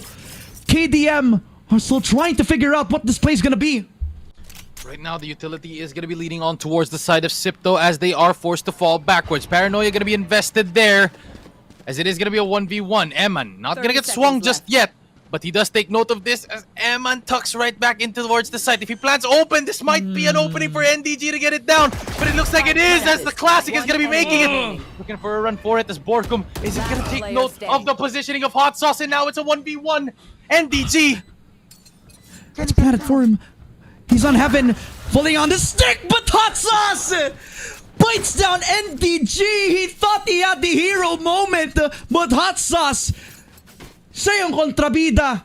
Siya yung nagpakita na si Sipto pa rin na magwawagi with the 11th round win. Hot Sauce, so many moments that this Kadaliman squad was gonna get the better of Sipto on the macro game. But it turns out Hot Sauce is a master of his craft, always to look out for, always with the rotation. Sipto up by 11-4 against KDM. This could very well be the round that decides this half of the semifinals. One goes home and one goes big. As contact is made, Riza finds a shot. Fixie as well. Borcom and Dre out of the picture, and now they march up towards mid. But the defuse is not going to be found on the situation, as he's still looking for more as Yux is playing the smoke, but that is a disengage from Sipto. It is. Sipto fully noted that they only needed the picks. As the push on B, this is a very dangerous angle for Yor, but he does so with the goods. Kills on Riza. Backs onto safety, back on pillar. Already uses the paranoia, but Yuk's able to find the perfect timing on the flank. Kills Ja. It's a 3v3. Push on in from Hot Sauce. Again, has to make the opening. Has information about the flank as well. And remember, they can still try to rotate on the A site, but they're still gonna try to push on forward. Eman has to be first contact, but Fixie's on heaven. He's already getting the damage done, but NDG, he has to come it up, but Hot Sauce, yet again, the hero for Sipto, and match point secured from them. I mean, these fights have just been boiling down to the last man. Early frags coming in from Riza and Pixie. You're being able to steal a kill. And then Yox from behind securing another. Hot Sauce just getting the trade. Pixie positioning himself perfectly. I mean, every single part of this round boiled down to the last man. But Hot Sauce once again steps up for the team. And now, Kadiliman on light shields. Barely any utility left. Vandals and Phantoms at hand, but at what cost is this gonna be? As this could very well be the last round of the semifinals as Dre gets shut down and an opening is found. NDG puts up the Nightfall. Dimensional Drift is found. Information all for the taking as this is gonna delay the push. But what can you do in this scenario as Riza gets fallen off? Dre Pixie gonna be throwing himself into the fray as it is gonna be a teleport cancelled and it is gonna be a lot of forces here on Sipto trying to make things possible as Ja takes the final kill to end this fight. Rotate, the rotate. Eman sprayed down by Borkum.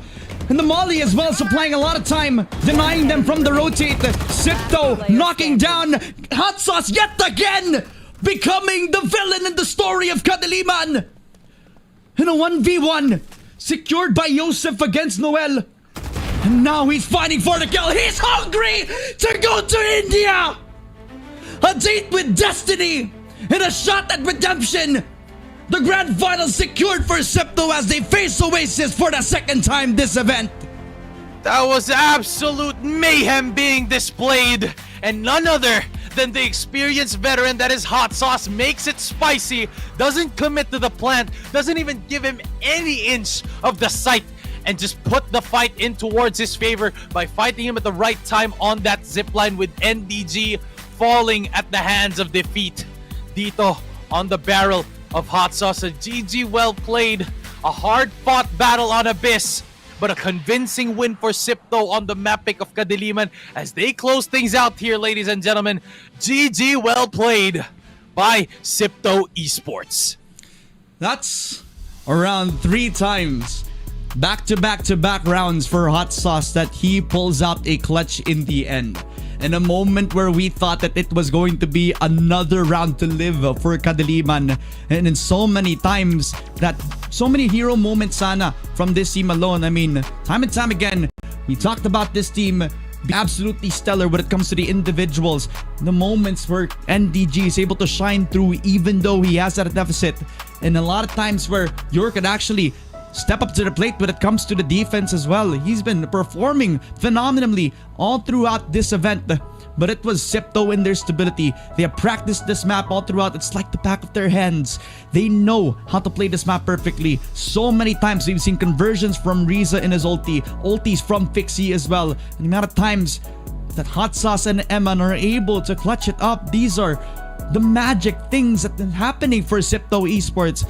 A lot of the things that we expect out of them, and finally it comes to fruition in this moment where they secure split as well as the series 2-0. Not only does this net them the grand final spot, not only does this at least secure them top 2, but they go all the way to India. Absolutely.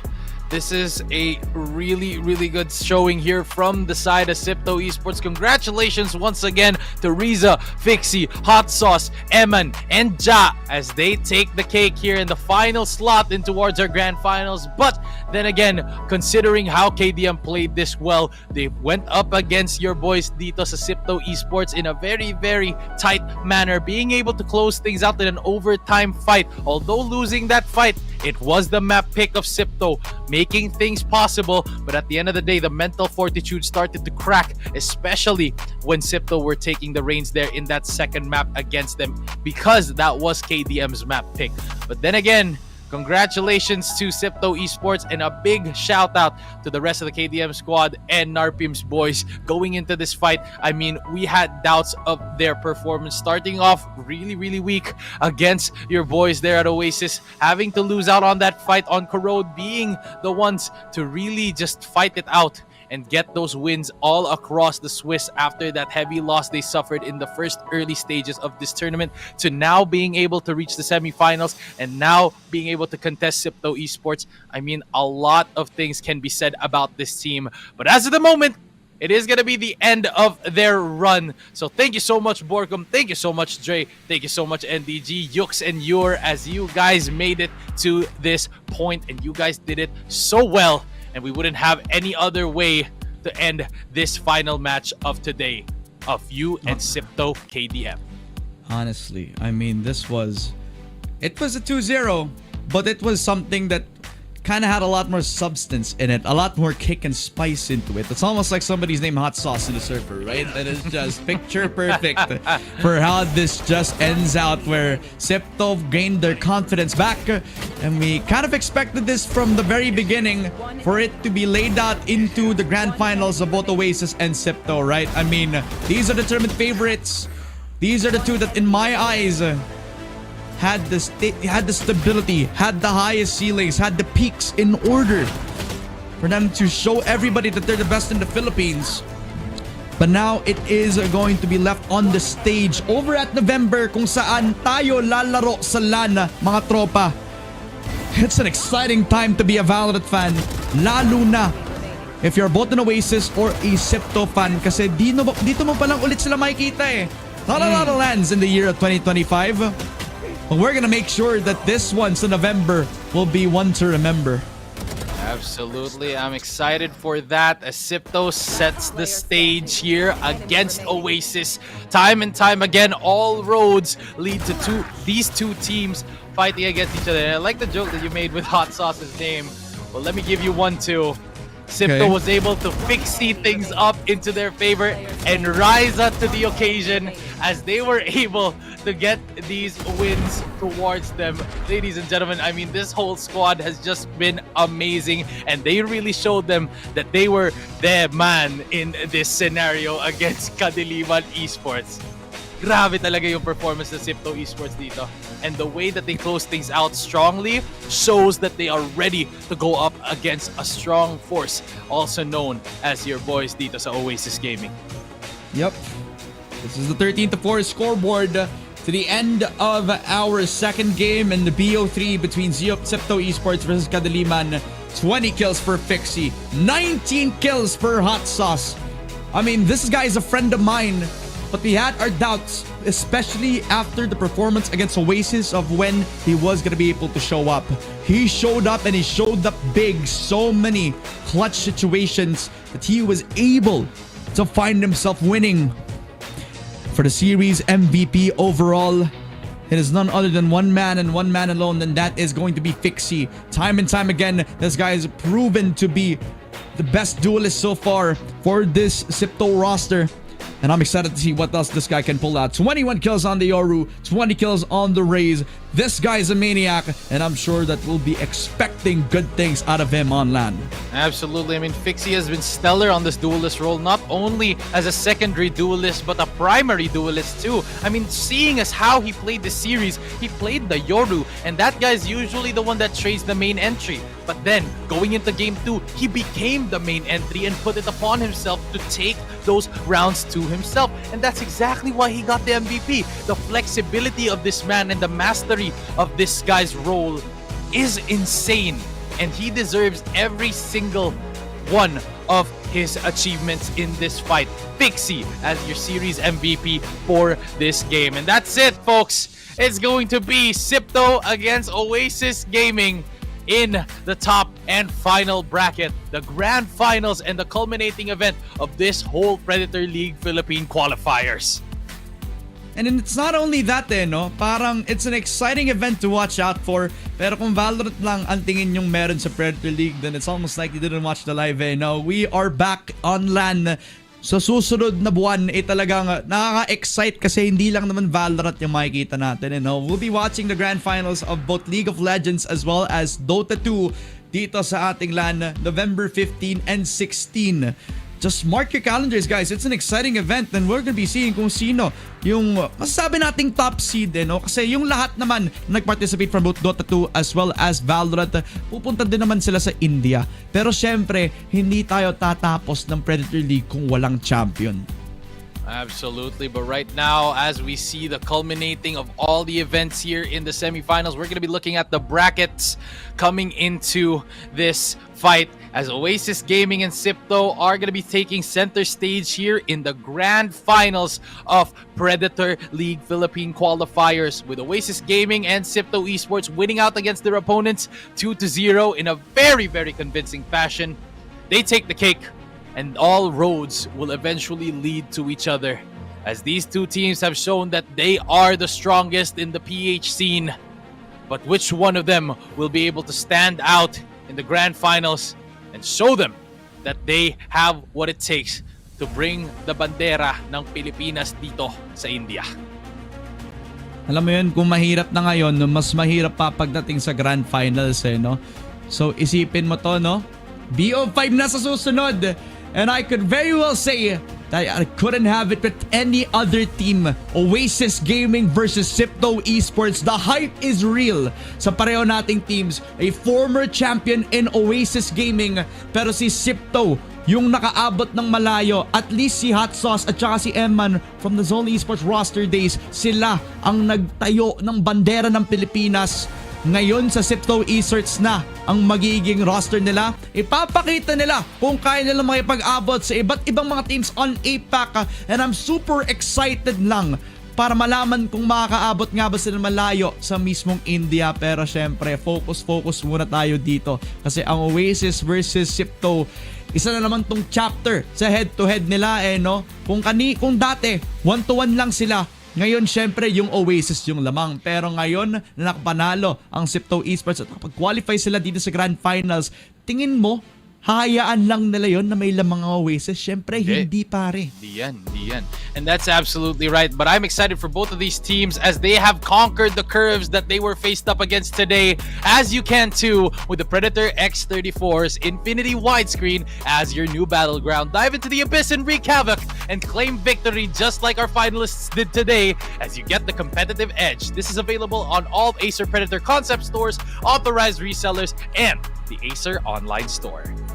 Master the game with the Predator X39's expansive display, where every war is an epic and every frame is harmony in hertz. Plunge into the abyss, unleash your destructive power, and reshape reality with the Predator X39. Shop now at the Acer Predator concept stores, authorized resellers, or the Acer online store to get your own X34 as well as the X39. Thank you so much for Predator. First of all, thank you sa pag-organize ng Predator League Philippine qualifiers. It has been a blast for all three of the esports titles, pero syempre, we'll take a little bit of a 2-week break bago tayo makaabot sa ating magiging LAN. Kaya sure ako, excited din ang mga viewers natin. Absolutely, and before we end this stream, we want to thank everyone for joining us in these moments in Predator League Philippine qualifiers, from the Swiss stage to the semifinals. This wouldn't have happened if it wasn't for your viewership and you supporting your teams to get them to where they are today. So thank you so much sa mga nanood. Thank you so much sa Gab. Thank you so much sa Predator, sa TNC, everyone that was in the production and in the events team, as well as si Boss SG and everyone na nagpapasalamat kami kasi you guys made this possible. And we're just here to narrate that story. Grabe talaga yun, Ramon, no? Ayun, grabe. Ikaw ba, Ramon? Pala kay Miss Ali, no? Huwag natin kalimutan si Miss Ali, sina Miss Colleen, sina Miss Teen, pati na rin dito kay Sir Carl, kay Sir Jay, lahat ng mga production na nasa TNC, pati na rin sa TNC Groups for actually giving us the opportunity para sabihin at isalakay ang lahat ng story at kwento sa papasok nating 26 na Predator League. At syempre, the story is not ending here. We'll be taking our leave for now dito sa broadcast natin, and in 2 weeks, we'll see you on LAN. Louie, close us out right now. All right, thank you so much, Ramon. Big shout outs to this man. This man was amazing on the desk, and honestly, we wouldn't have gotten this much of a broadcast if it wasn't for him. So ladies and gentlemen, thank you so much for watching. This has been Bluey and Ramon, and we'll be signing off for now. We'll see you guys in 2 weeks.